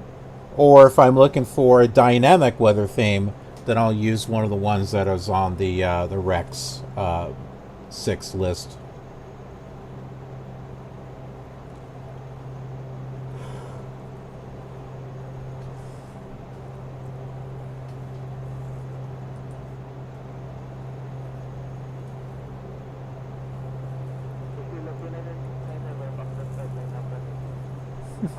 That kind of messed up with our speed, though. We were like around 180 ground speed. Now we're at 140.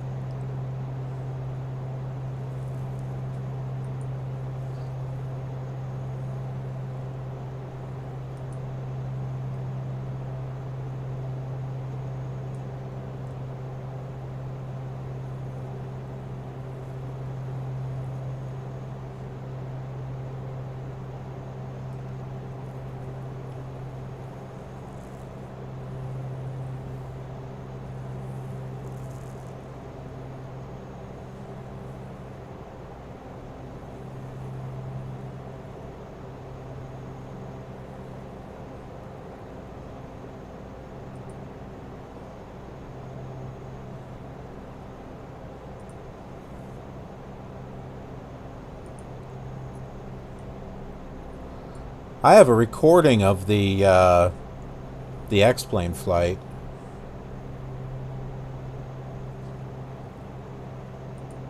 I'm pulling it up here. That one I've got recording. This one here I don't.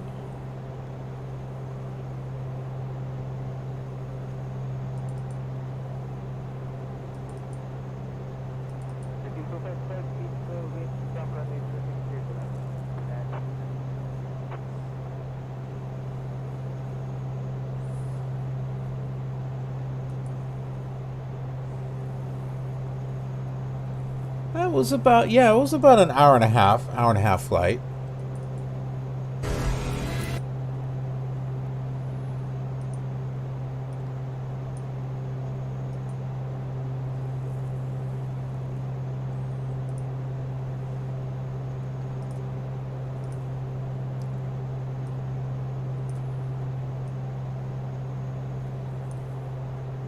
That looks, whoop. I tried to mute that. There it goes. Here, let's just turn that down. There we go.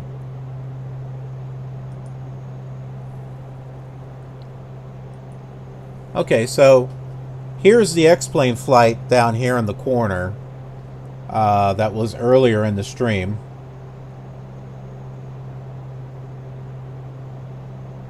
So you can see us coming through the clouds there.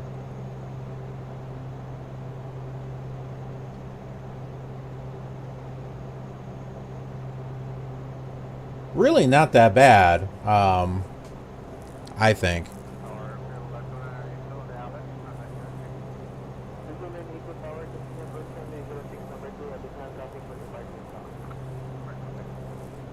Had a few frames lost there.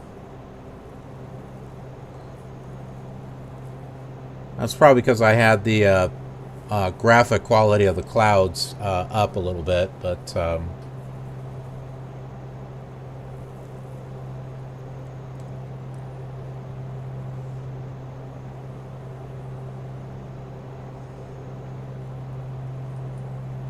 yeah, that's pretty much it. See, it's a little bit more, a little bit better there.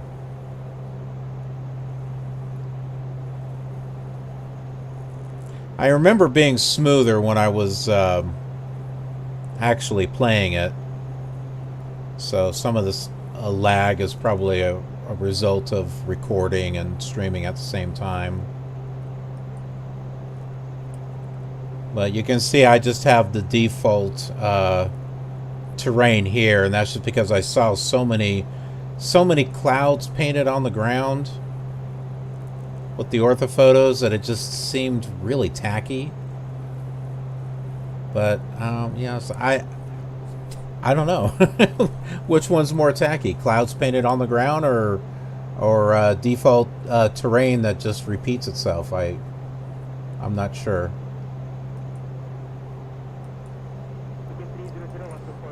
But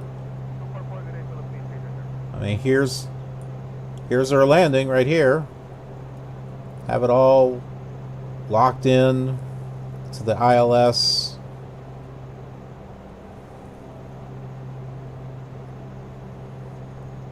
No problems. I just turned off the auto throttle there and the autopilot to bring her in.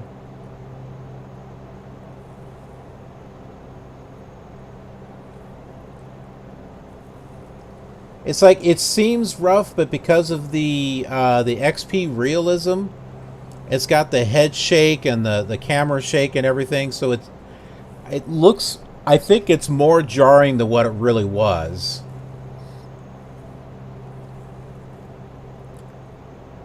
But yeah,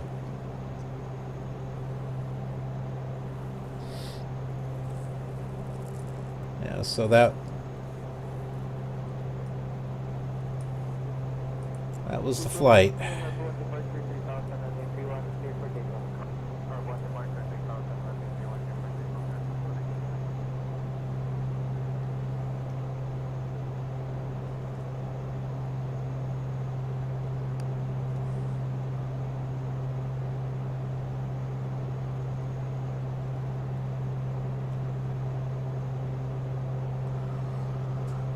What's the first plane that I remember flying the first time that I joined a multiplayer server? Oh.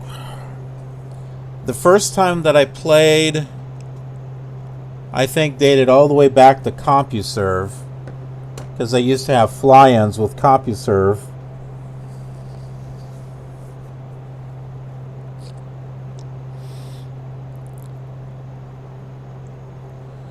But honestly, I can't remember. Not that far back. What I do remember, though, is that when I first started that sim, I was flying for Delta Virtual Airlines, and the first aircraft that I think that I flew there was the Mad Dog.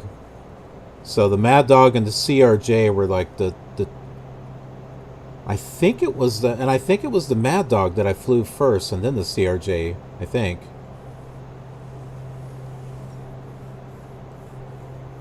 I wish I could log into my account so I could actually look. But those are the ones that I remember more when flying online, were those.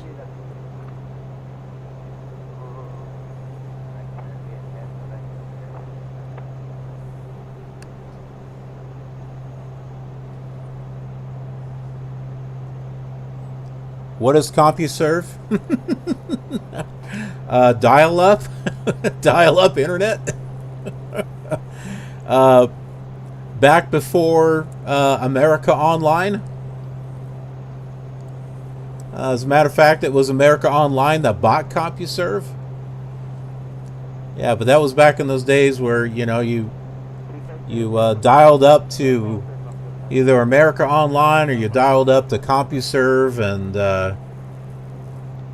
you had like a home page of stuff, and it had its own little forums and groups, or you could just kind of, you know, connect to the regular internet from there.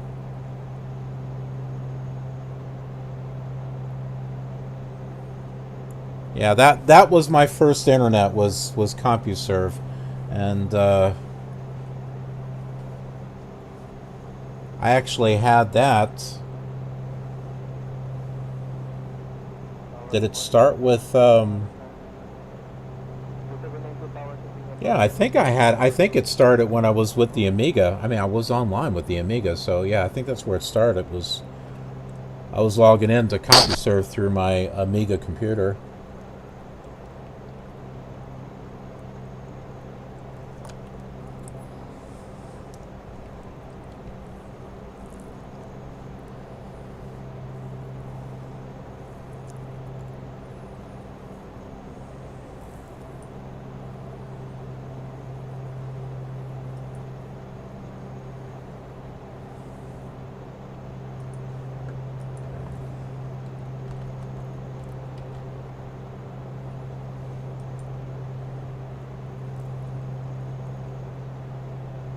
What? Are you kidding? CompuServe is still around?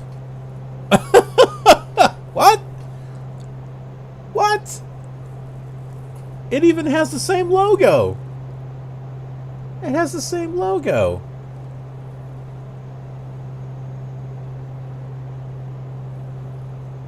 It must be like, it's got like its own little... That's too funny.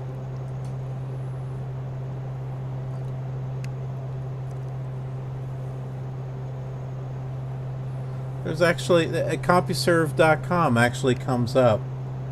I mean, here it is on Wikipedia, but yeah, this was CompuServe. It was a online service provider. It was the first major commercial one in the United States. Described in 1994 as the oldest of the big three information services. The others are Prodigy and America Online.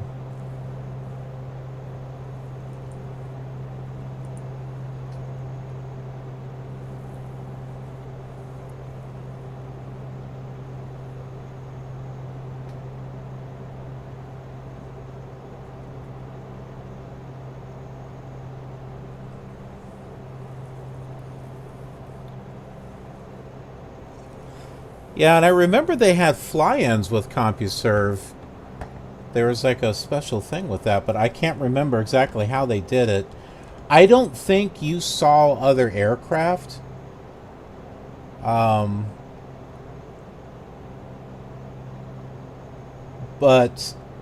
they were able to detect you and guide you accordingly and have you fly in. So you had like, but I don't think it was all voice. I think it was text. I think they would, I can't remember. That part of it was so long ago that I can't remember.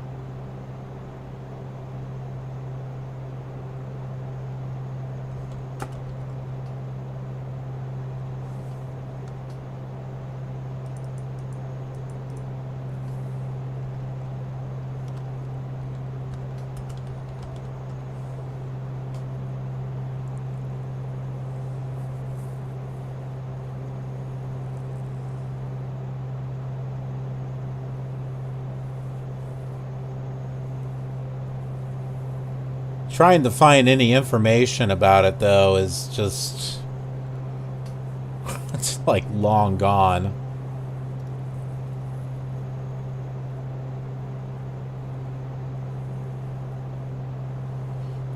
It's just, I just vaguely remember it.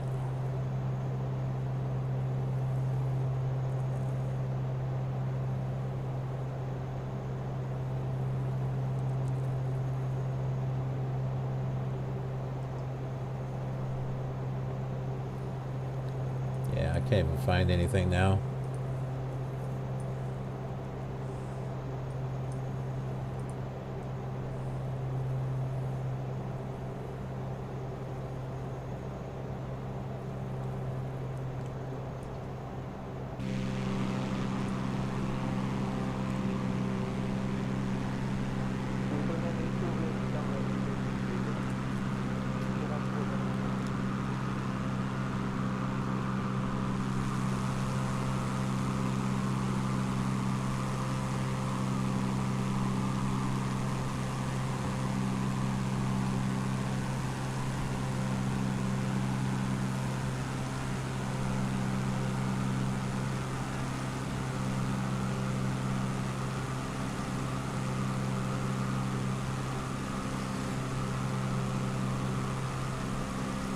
I wonder if they're using a special sort of, with the Bing Maps, because when I download the ortho photos, I wind up getting patches of clouds on stuff, but yet here, even though this is also using Bing data, I don't really see the clouds as much. I wonder if they have some type of, like, filter thing that detects something that is like clouds and kind of like automatically photoshops it with what should be underneath it. I don't know.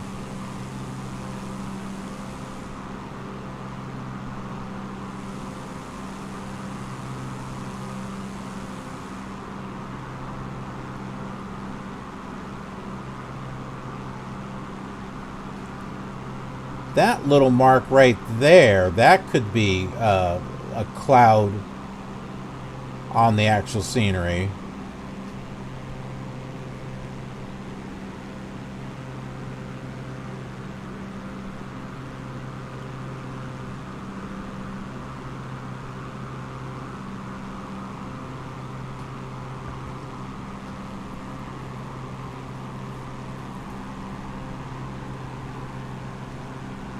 This doesn't seem like water, it seems like leather.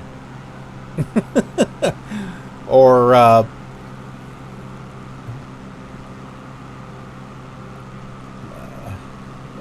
guess leather, yeah.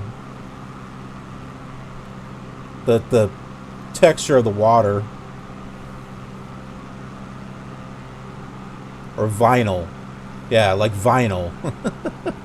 It's a vinyl, vinyl water there.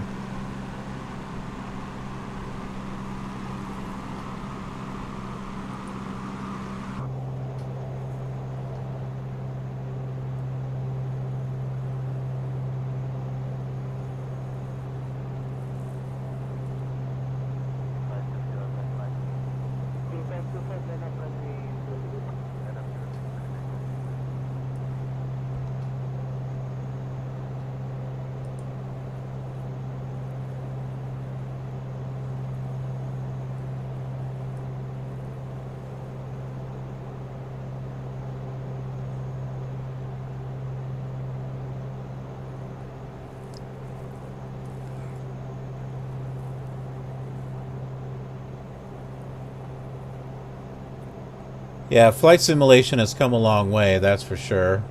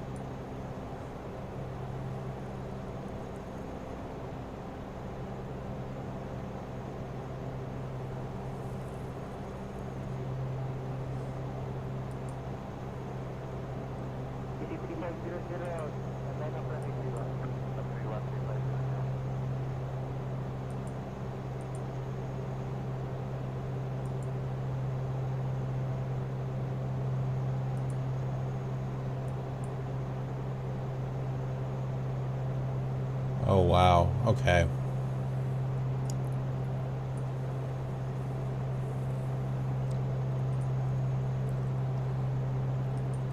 So when I was downloading the ortho photos, remember I was telling you about all the clouds? Look at this. This is just one of the tiles that I had downloaded. Look at all the clouds that are hanging over. That's what I mean. There was like just so many of them.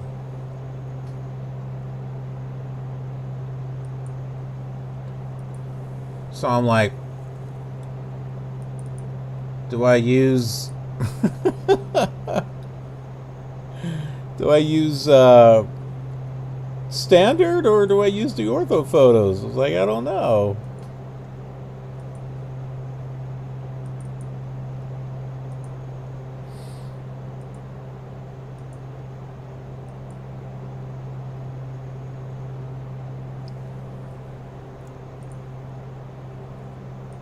This one here is not too bad. This was closer to Manila, but you can see the clouds right up here in this area. But not so many down here.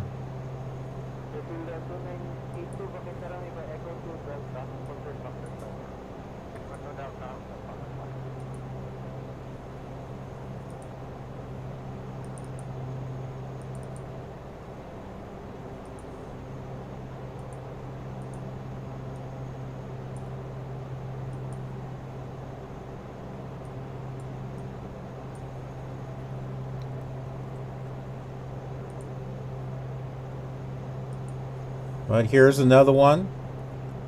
You can see all the little tiny little clouds all And it had the shadows too. So not only could you see the clouds, but you could see the shadows that were being cast on the ground as well.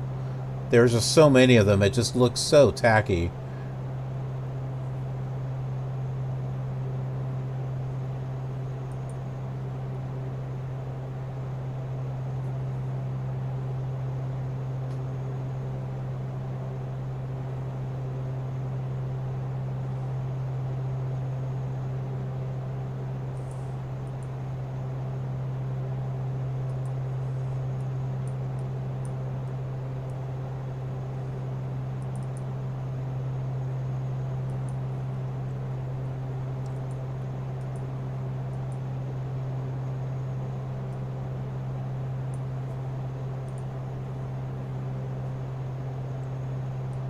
This, on the other hand, was fine. Maybe just a little smidgen here, but other than that, it was fine.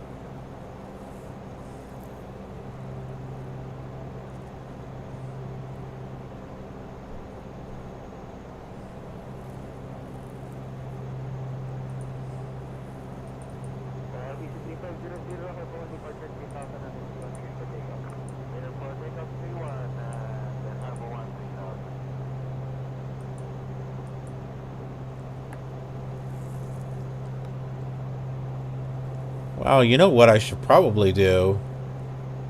Is I could re-download those ortho photos, but maybe use Google.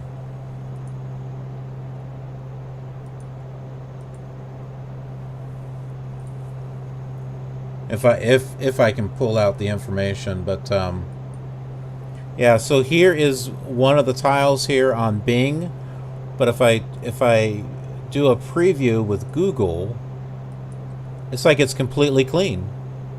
There's like no clouds there at all.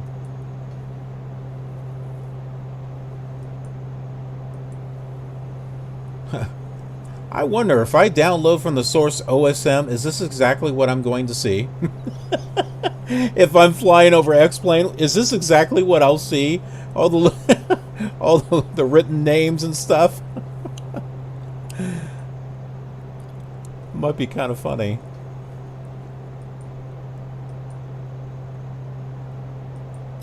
European server, okay, that doesn't do anything. ARC?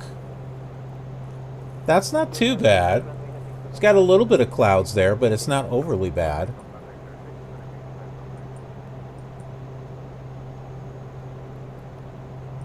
Doesn't look like that has anything. What about USA 2?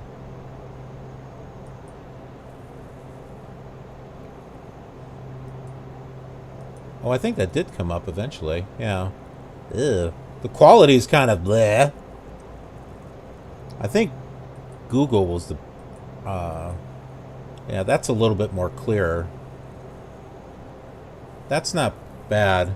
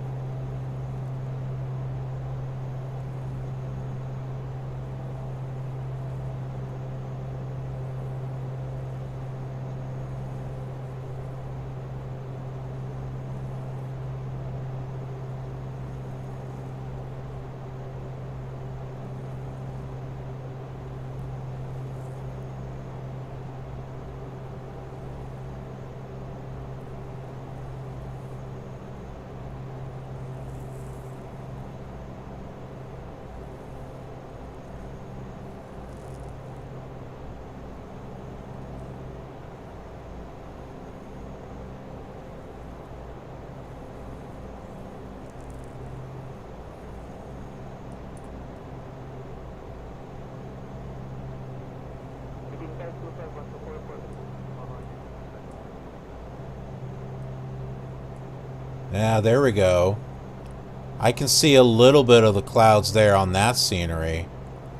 On that imagery right there. And maybe partially here on the mountain, possibly?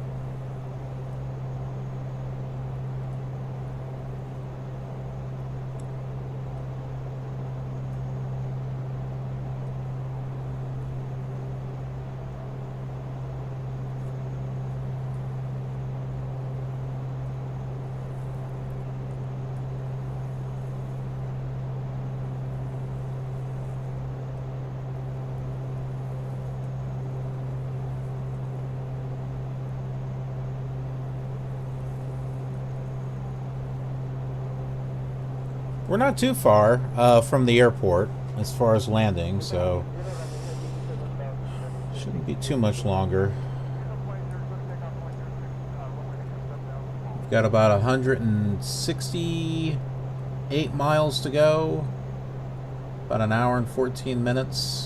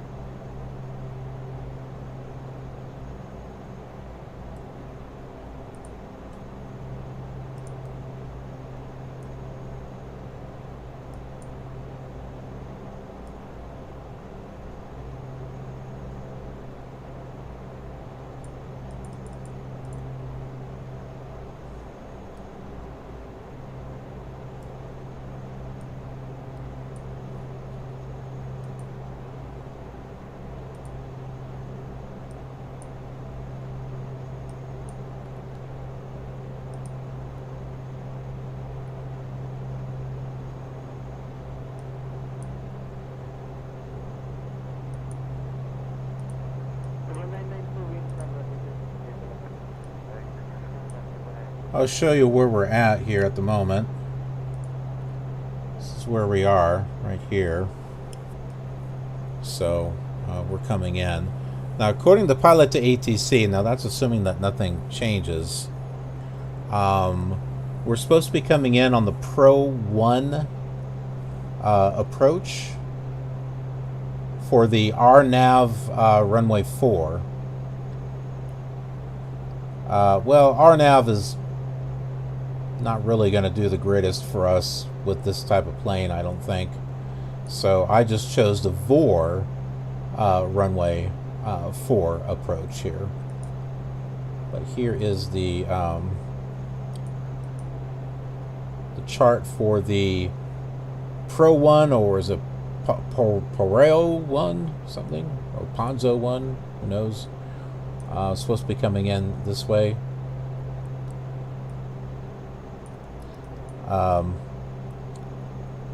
But obviously we're going to have to veer off from this from this approach here to be able to go down, and because this goes directly to the airport here. Yeah, so Parao, that's it. Parao is where we're coming in from.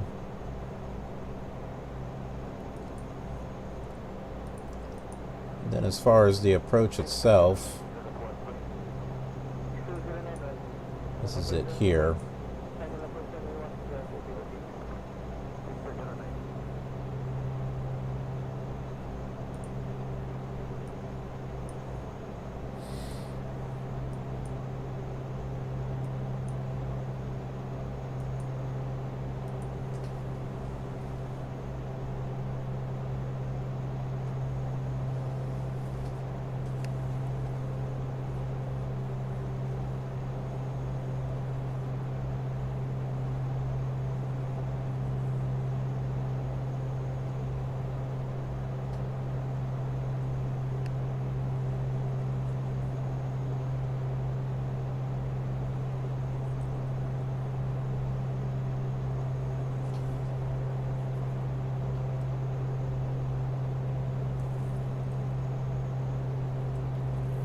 Weather has definitely started to clear up down in this area compared to where we were.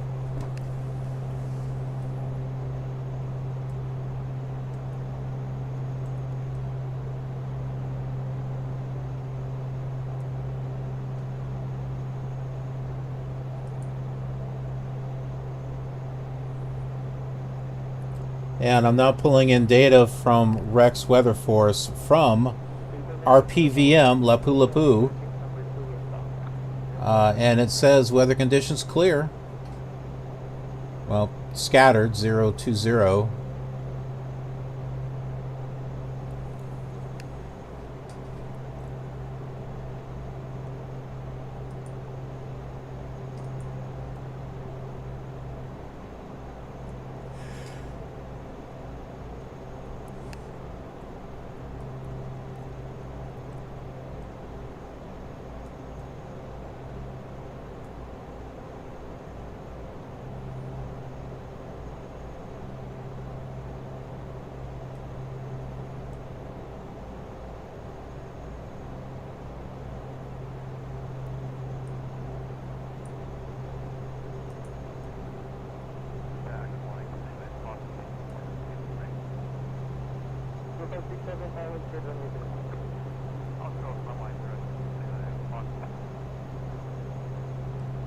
It has been super quiet from ATC.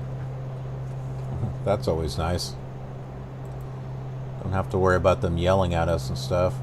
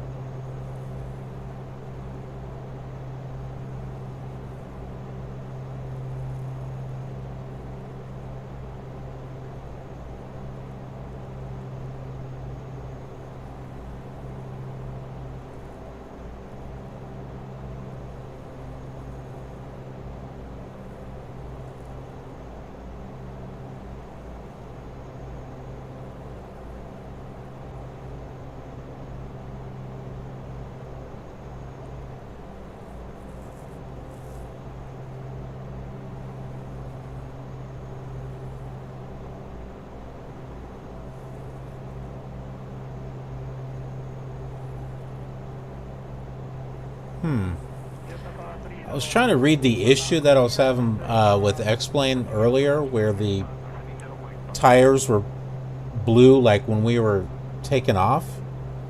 Apparently that's an X-Plane feature. If your wheels contact anything other than the runway or taxiway, even though we were on the runway taking off, the tire will blow at any speed.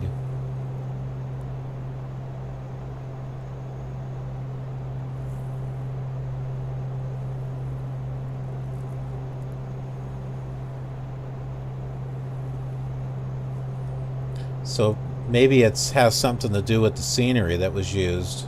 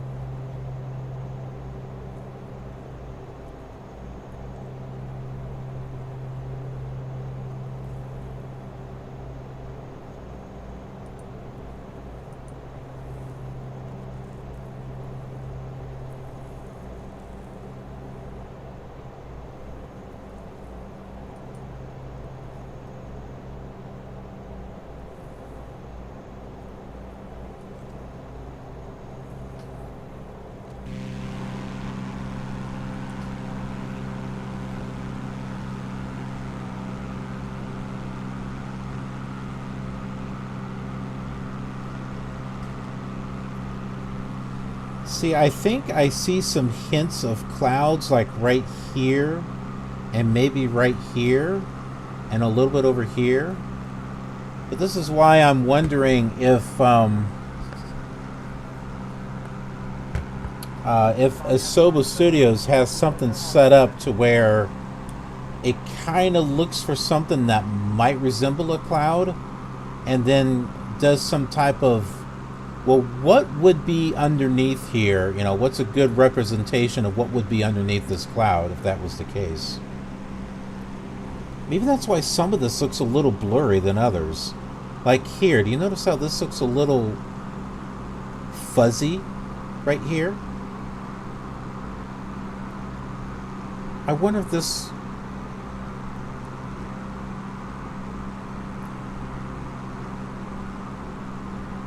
So whereas when I downloaded the orthophotos from Bing, I wound up like all these clouds and stuff, and I'm wondering if this does the same thing, but it has some type of algorithm to try to figure out what the image should be underneath it. It's just interesting how this is kind of hazy right here in these areas.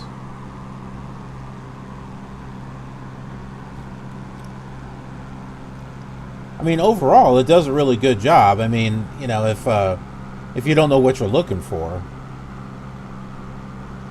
and if it wasn't for, you know, using orthophotos myself with X-Plane, I probably would have never gave it a thought, you know, as far as, oh, look, I'm looking for clouds on the ground.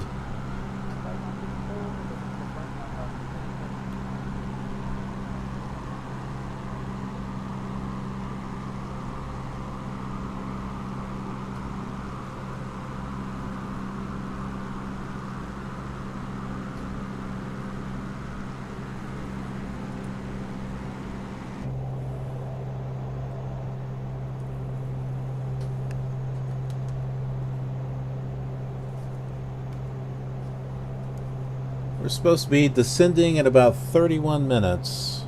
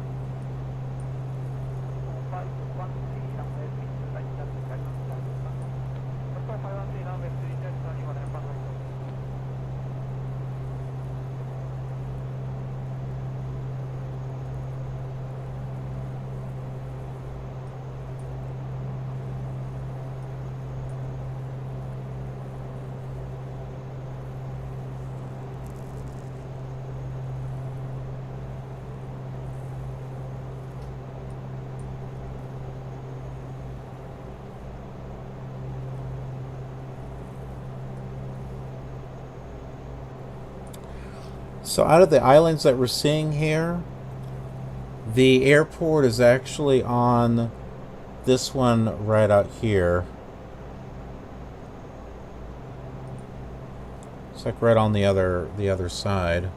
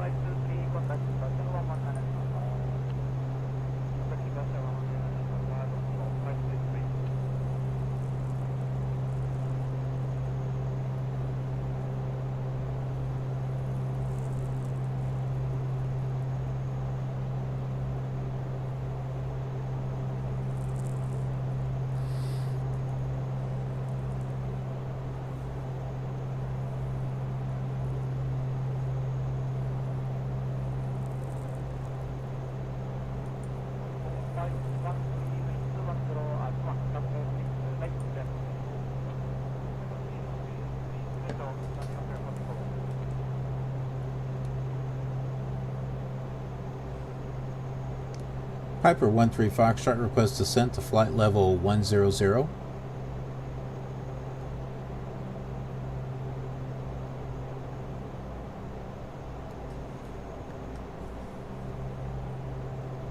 Piper 13 Foxtrot descend and maintain 1,000 feet, altimeter 2979. Descend and maintain 1,000 feet, altimeter 2979. Piper 13 Foxtrot. Okay, well, 11,000. I can work with that.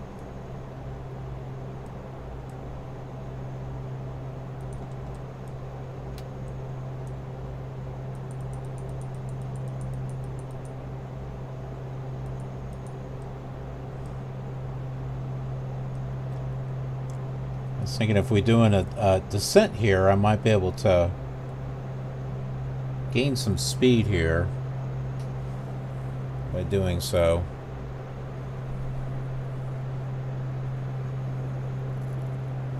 And besides, where they got us scheduled to make a descent is like way too close to the airport. So kind of thinking ahead here.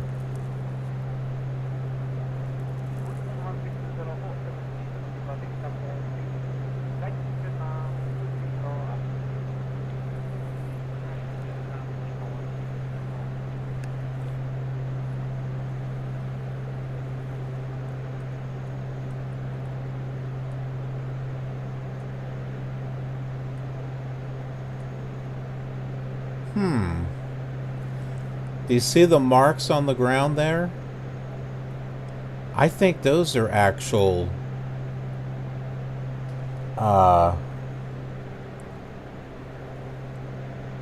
clouds on the landscape also. I don't think those are actual I don't think those are actual clouds. Those are brought in from Bing Maps. That's the kind of stuff that I saw on the ortho photos. But there was just a lot more of it. But oddly, it really wasn't in this area. It was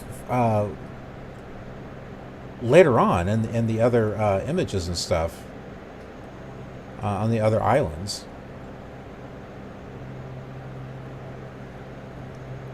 I wonder if this will disappear the closer we get.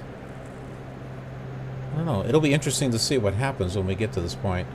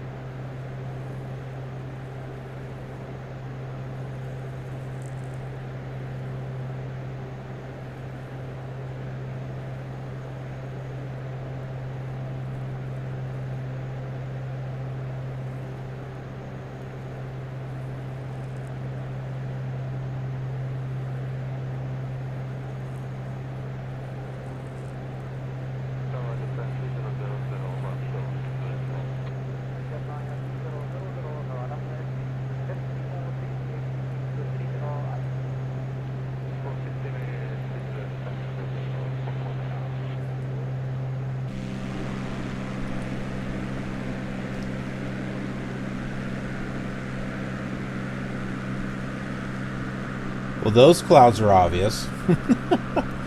On the scenery there, look at that. That's pretty obvious there.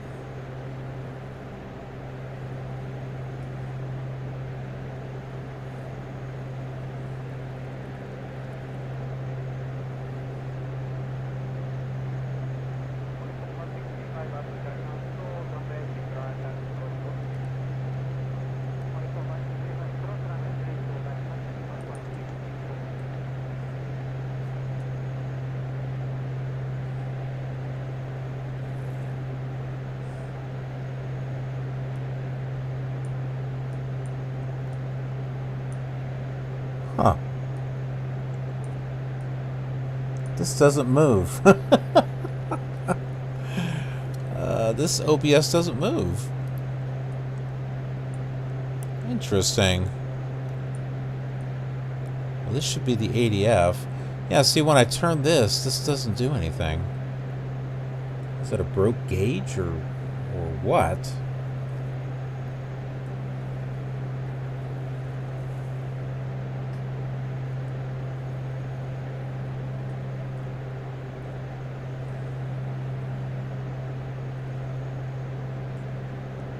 So I figured if I tune this into the IL. Oh no, that's right. That's the VOR, not the ILS. If I turn the VOR in on nav 2, that I should be able to do something here, but it doesn't do anything.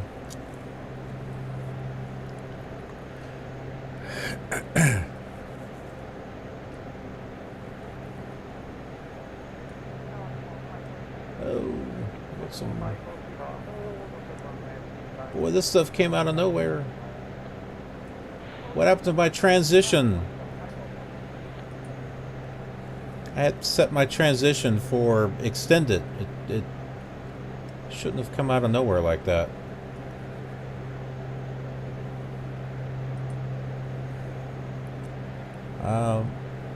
But then again, it looks like the weather information pulling in from the airport's changed too. It did say clear. Now it says mostly cloudy.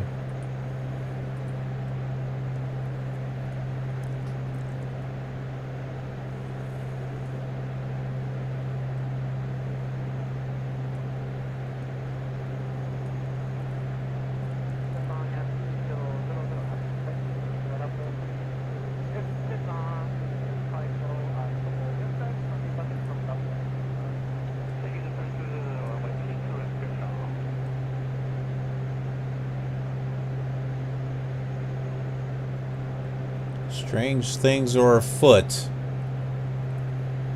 in the Philippines, apparently.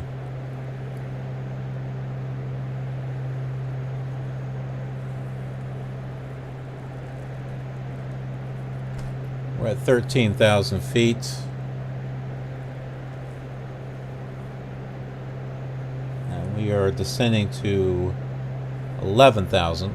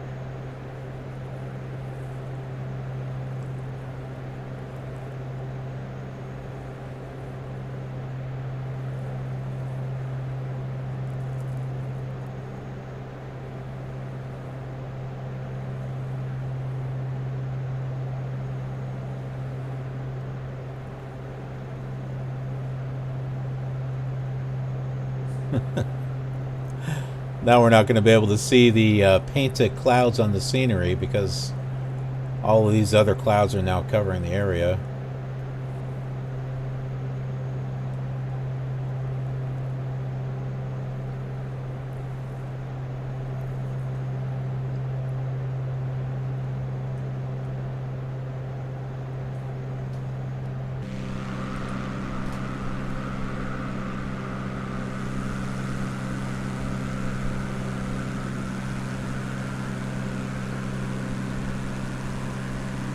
What is that?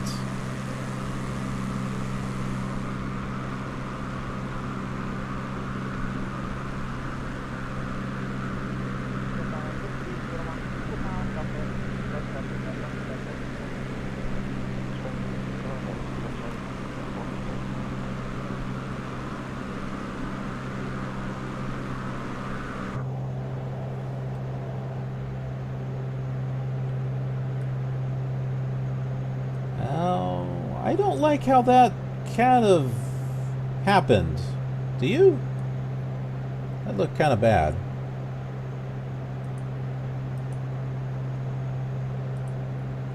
Alright, I'm going to turn off Rex.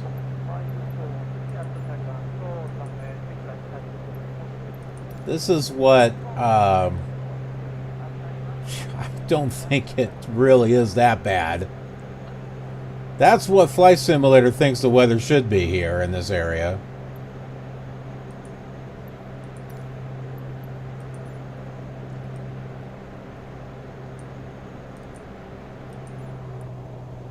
I'm going to use my weather theme that I started off with, the jet stream.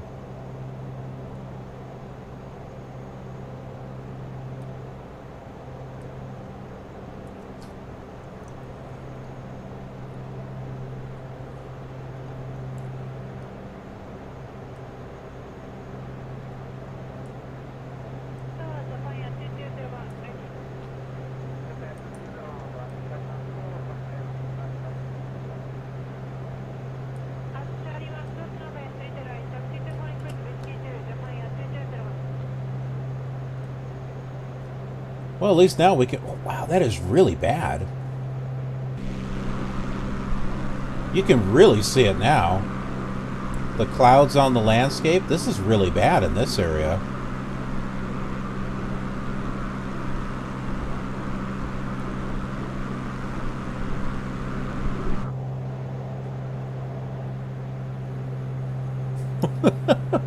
See, that's what it looked like on the ortho photos. It looked just like this.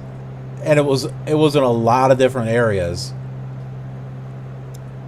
But I don't remember it looking this bad in the in the area that I took off from, though.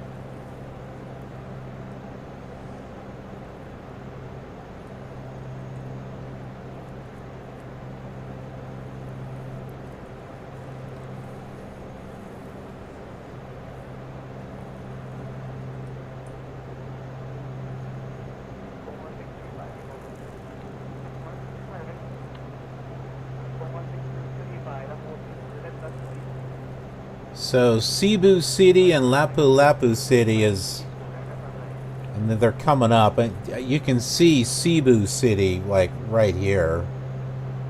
So we're like flying over that, and then Lapu-Lapu City is where we're landing, which is where we took off from in X-plane.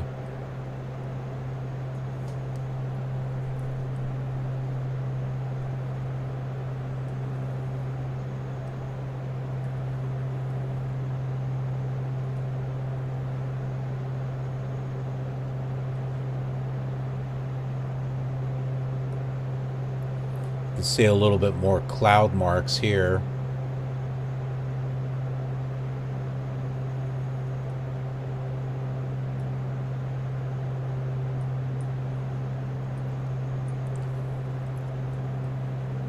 See, that was why that's why Microsoft was pulling in all the clouds. It's like no, we don't want you to see all the stuff that's actually painted on the ground, so we're going to bring in supposed live cloud cover to cover it up. We're going to cover up the mistakes.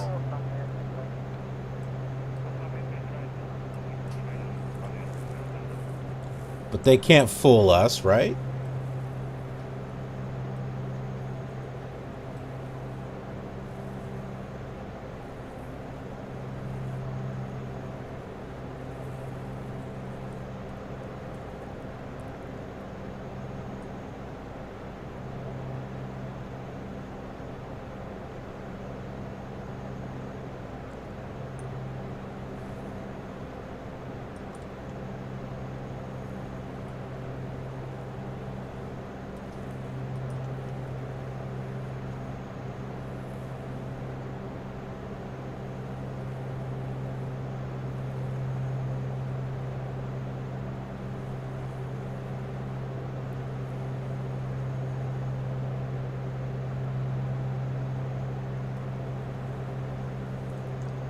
Well, we're about 19 miles from the airport.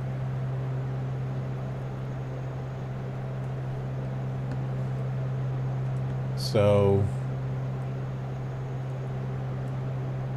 yeah, remember what I was saying, that their descent instructions, we supposedly haven't reached that yet.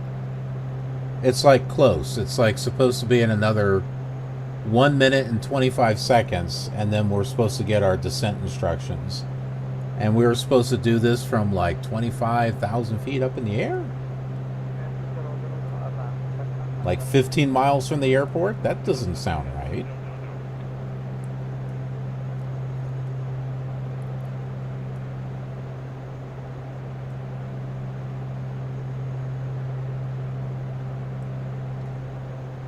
I'm seeing all kinds of patches of clouds here on the ground. Do you see it? Here, here, here. Looks like it's all over.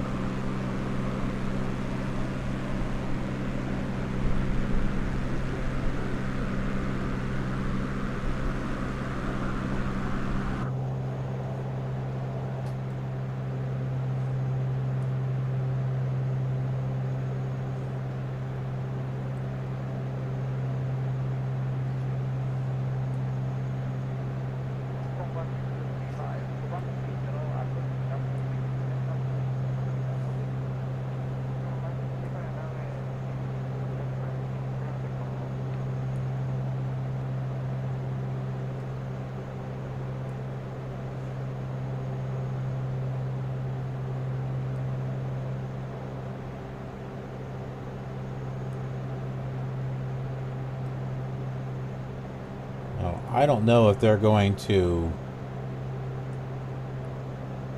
tell us to send or not, but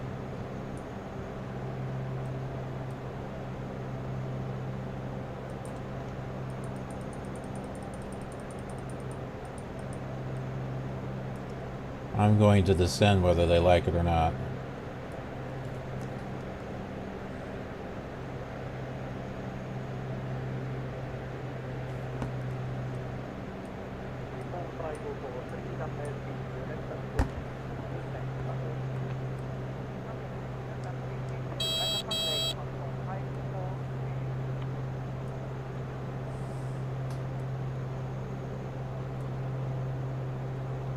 Those almost seem like buildings that are covered by clouds. Is it me, or is that what it seems like? I think that's the airport right there. Some of them just seem a little too white.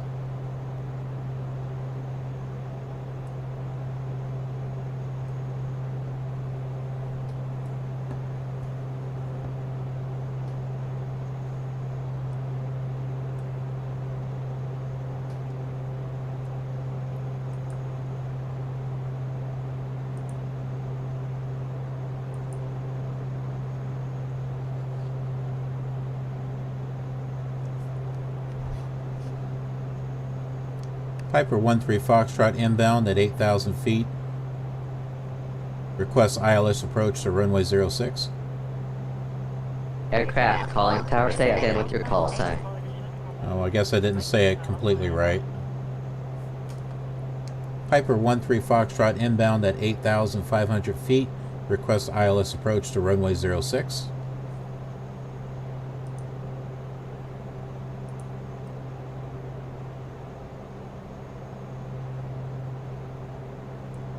Piper 13 Foxtrot, good morning. Radio contact. Altimeter 2979 cleared for the ILS approach to runway 06 at Ninoy-Aquino International. Descend and maintain 2,500 feet.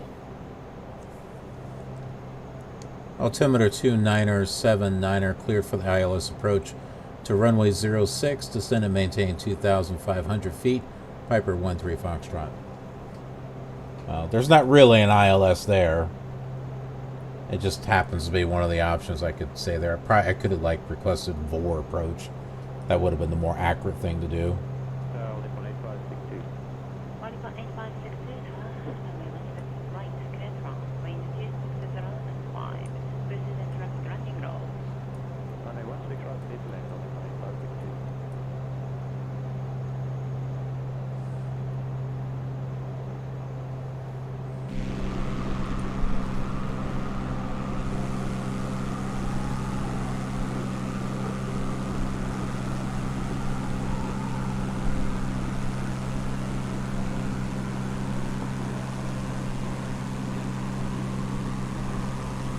There's the airport there.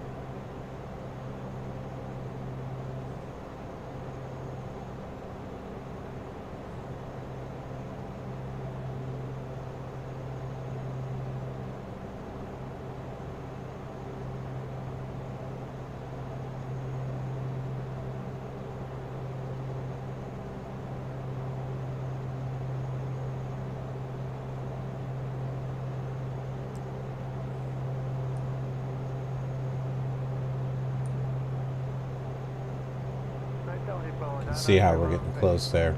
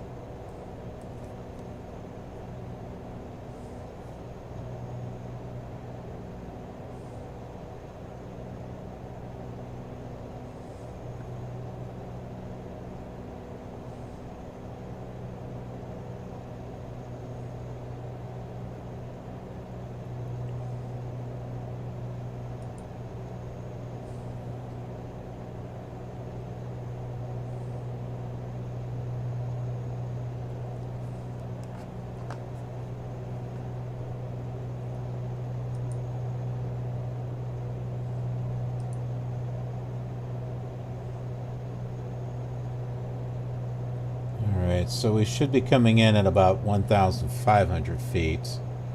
So I'm going to have to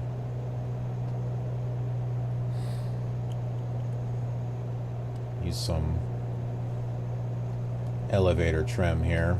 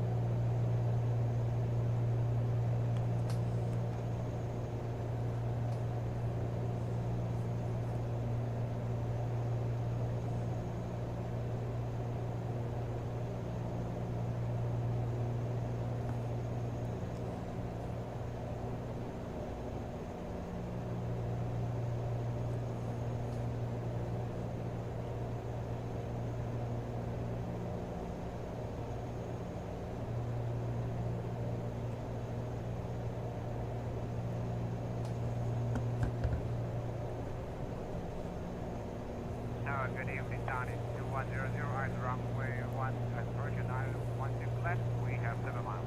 Dynasty 2100 tower, runway 16 left, wind 210 at 4, continue approaching and departure point 16 seconds. Roger, we copy 16 left, continue, Donnie. 2100.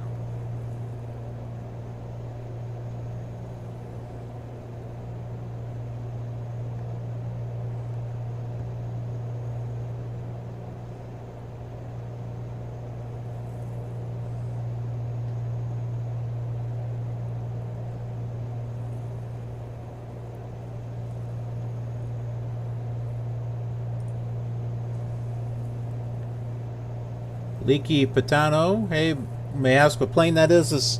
Sorry if I didn't see, I'm like focusing on landing here. It is the PA-44 Seminole, the Coronado plane.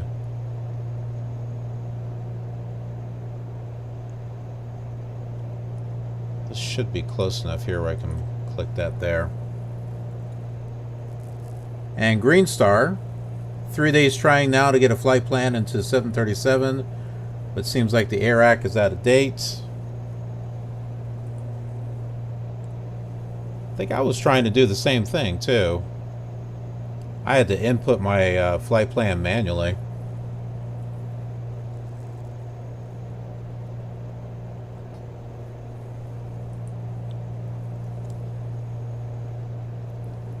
Yeah, and I have mine set up to update automatically. As far as X-Plane, my Navigraph is set up to update X-Plane automatically, and for some reason it was not allowing me to load up a flight plan into my 737. I had to input everything manually. Thankfully, it was a short flight, but yeah. So this here is not X-Plane. This is Flight Sim 2020. The X-Plane part was earlier in the stream. This is just kind of like a bonus little flight where we're just flying. That we're just now flying back to the same airport, just with this sim instead.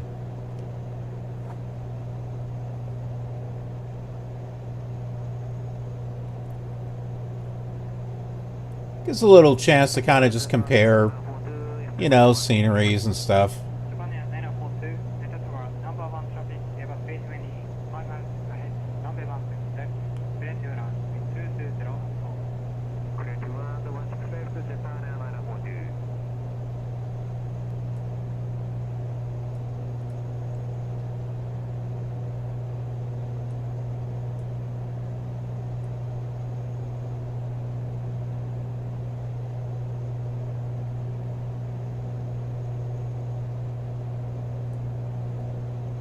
Interesting.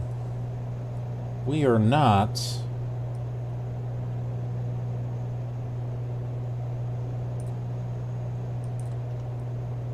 There's the runway right there. There must be a wind or something blowing us at an angle, because that was kind of weird.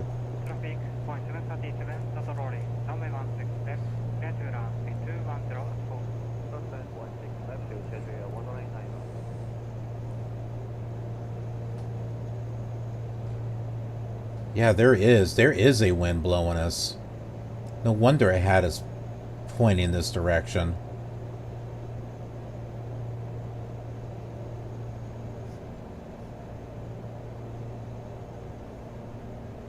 Well, this is going to be an interesting landing. I'm not sure what the wind is, but it is... This is why the plane was angled off in this direction.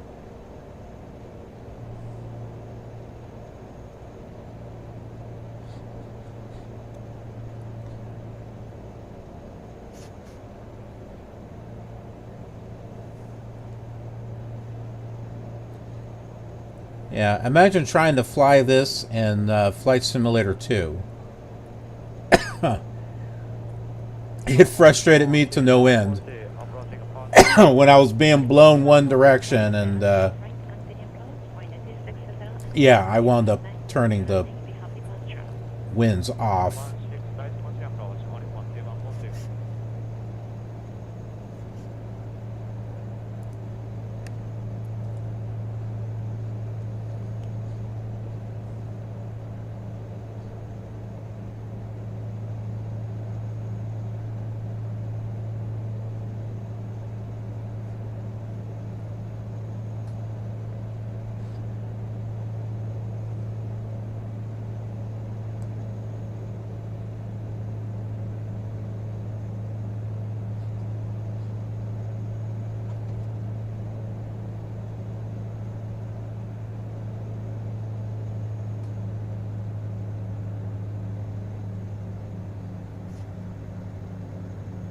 Come on down.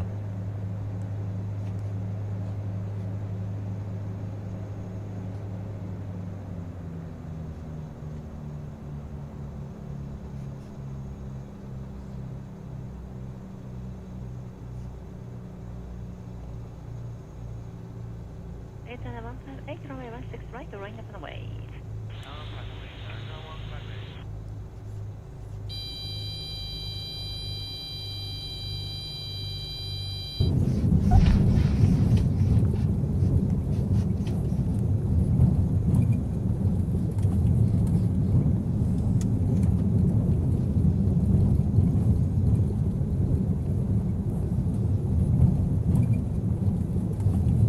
Landing in a crosswind, I'm guessing.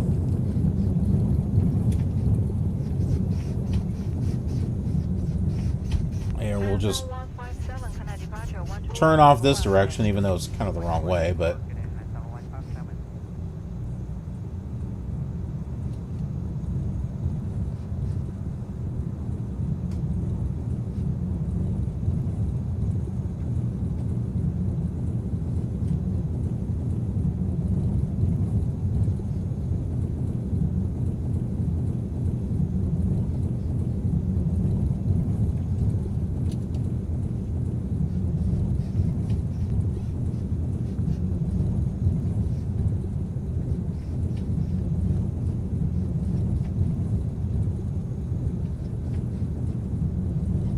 Definitely a lot different compared to the X-plane airport that we used.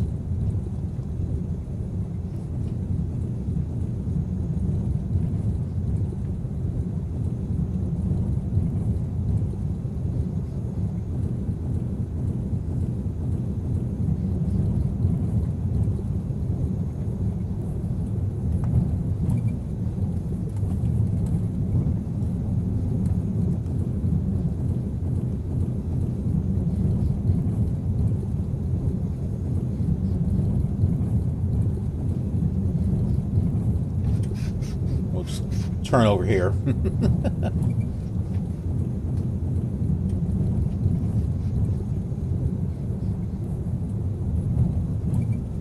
I'm not sure where we started.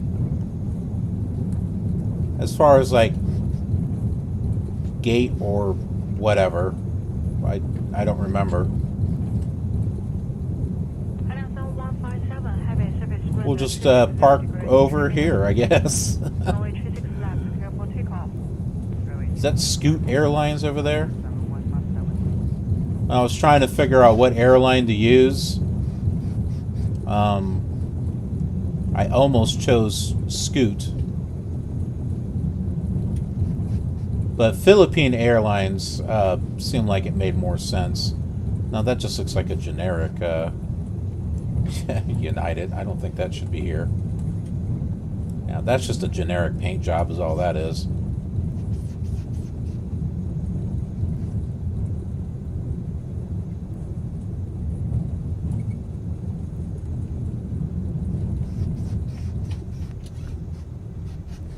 Yeah, how about we just park right over here? Looks good enough. Yeah. Right there.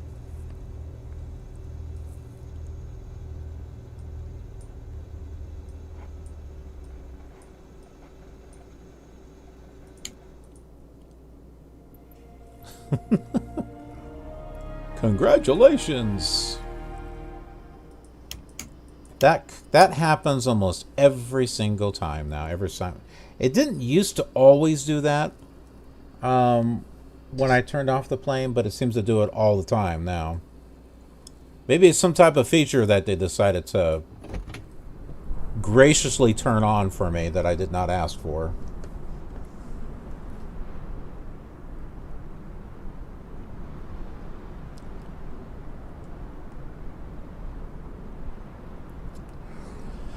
Alrighty, well, folks, we are here where we started off the stream in Lapu-Lapu. We flew all the way over to Manila using X-plane. We turned around and just flew back, but we did it with Flight Sim 2020 just to kind of, you know, just have a different look in regards to the scenery and everything. Didn't quite work out when we tried to fly it with the Airbus. Because Autopilot, need I say more? So I pulled out my Coronado PA-44 Seminole since I'm not really using it for much. We're using the Ovation that I've got for the Across the World miniseries event, which we'll be getting back to. But in any case, I hope you enjoyed this stream, and I hope you enjoyed the flight and the bonus flight here with Flight Sim 2020.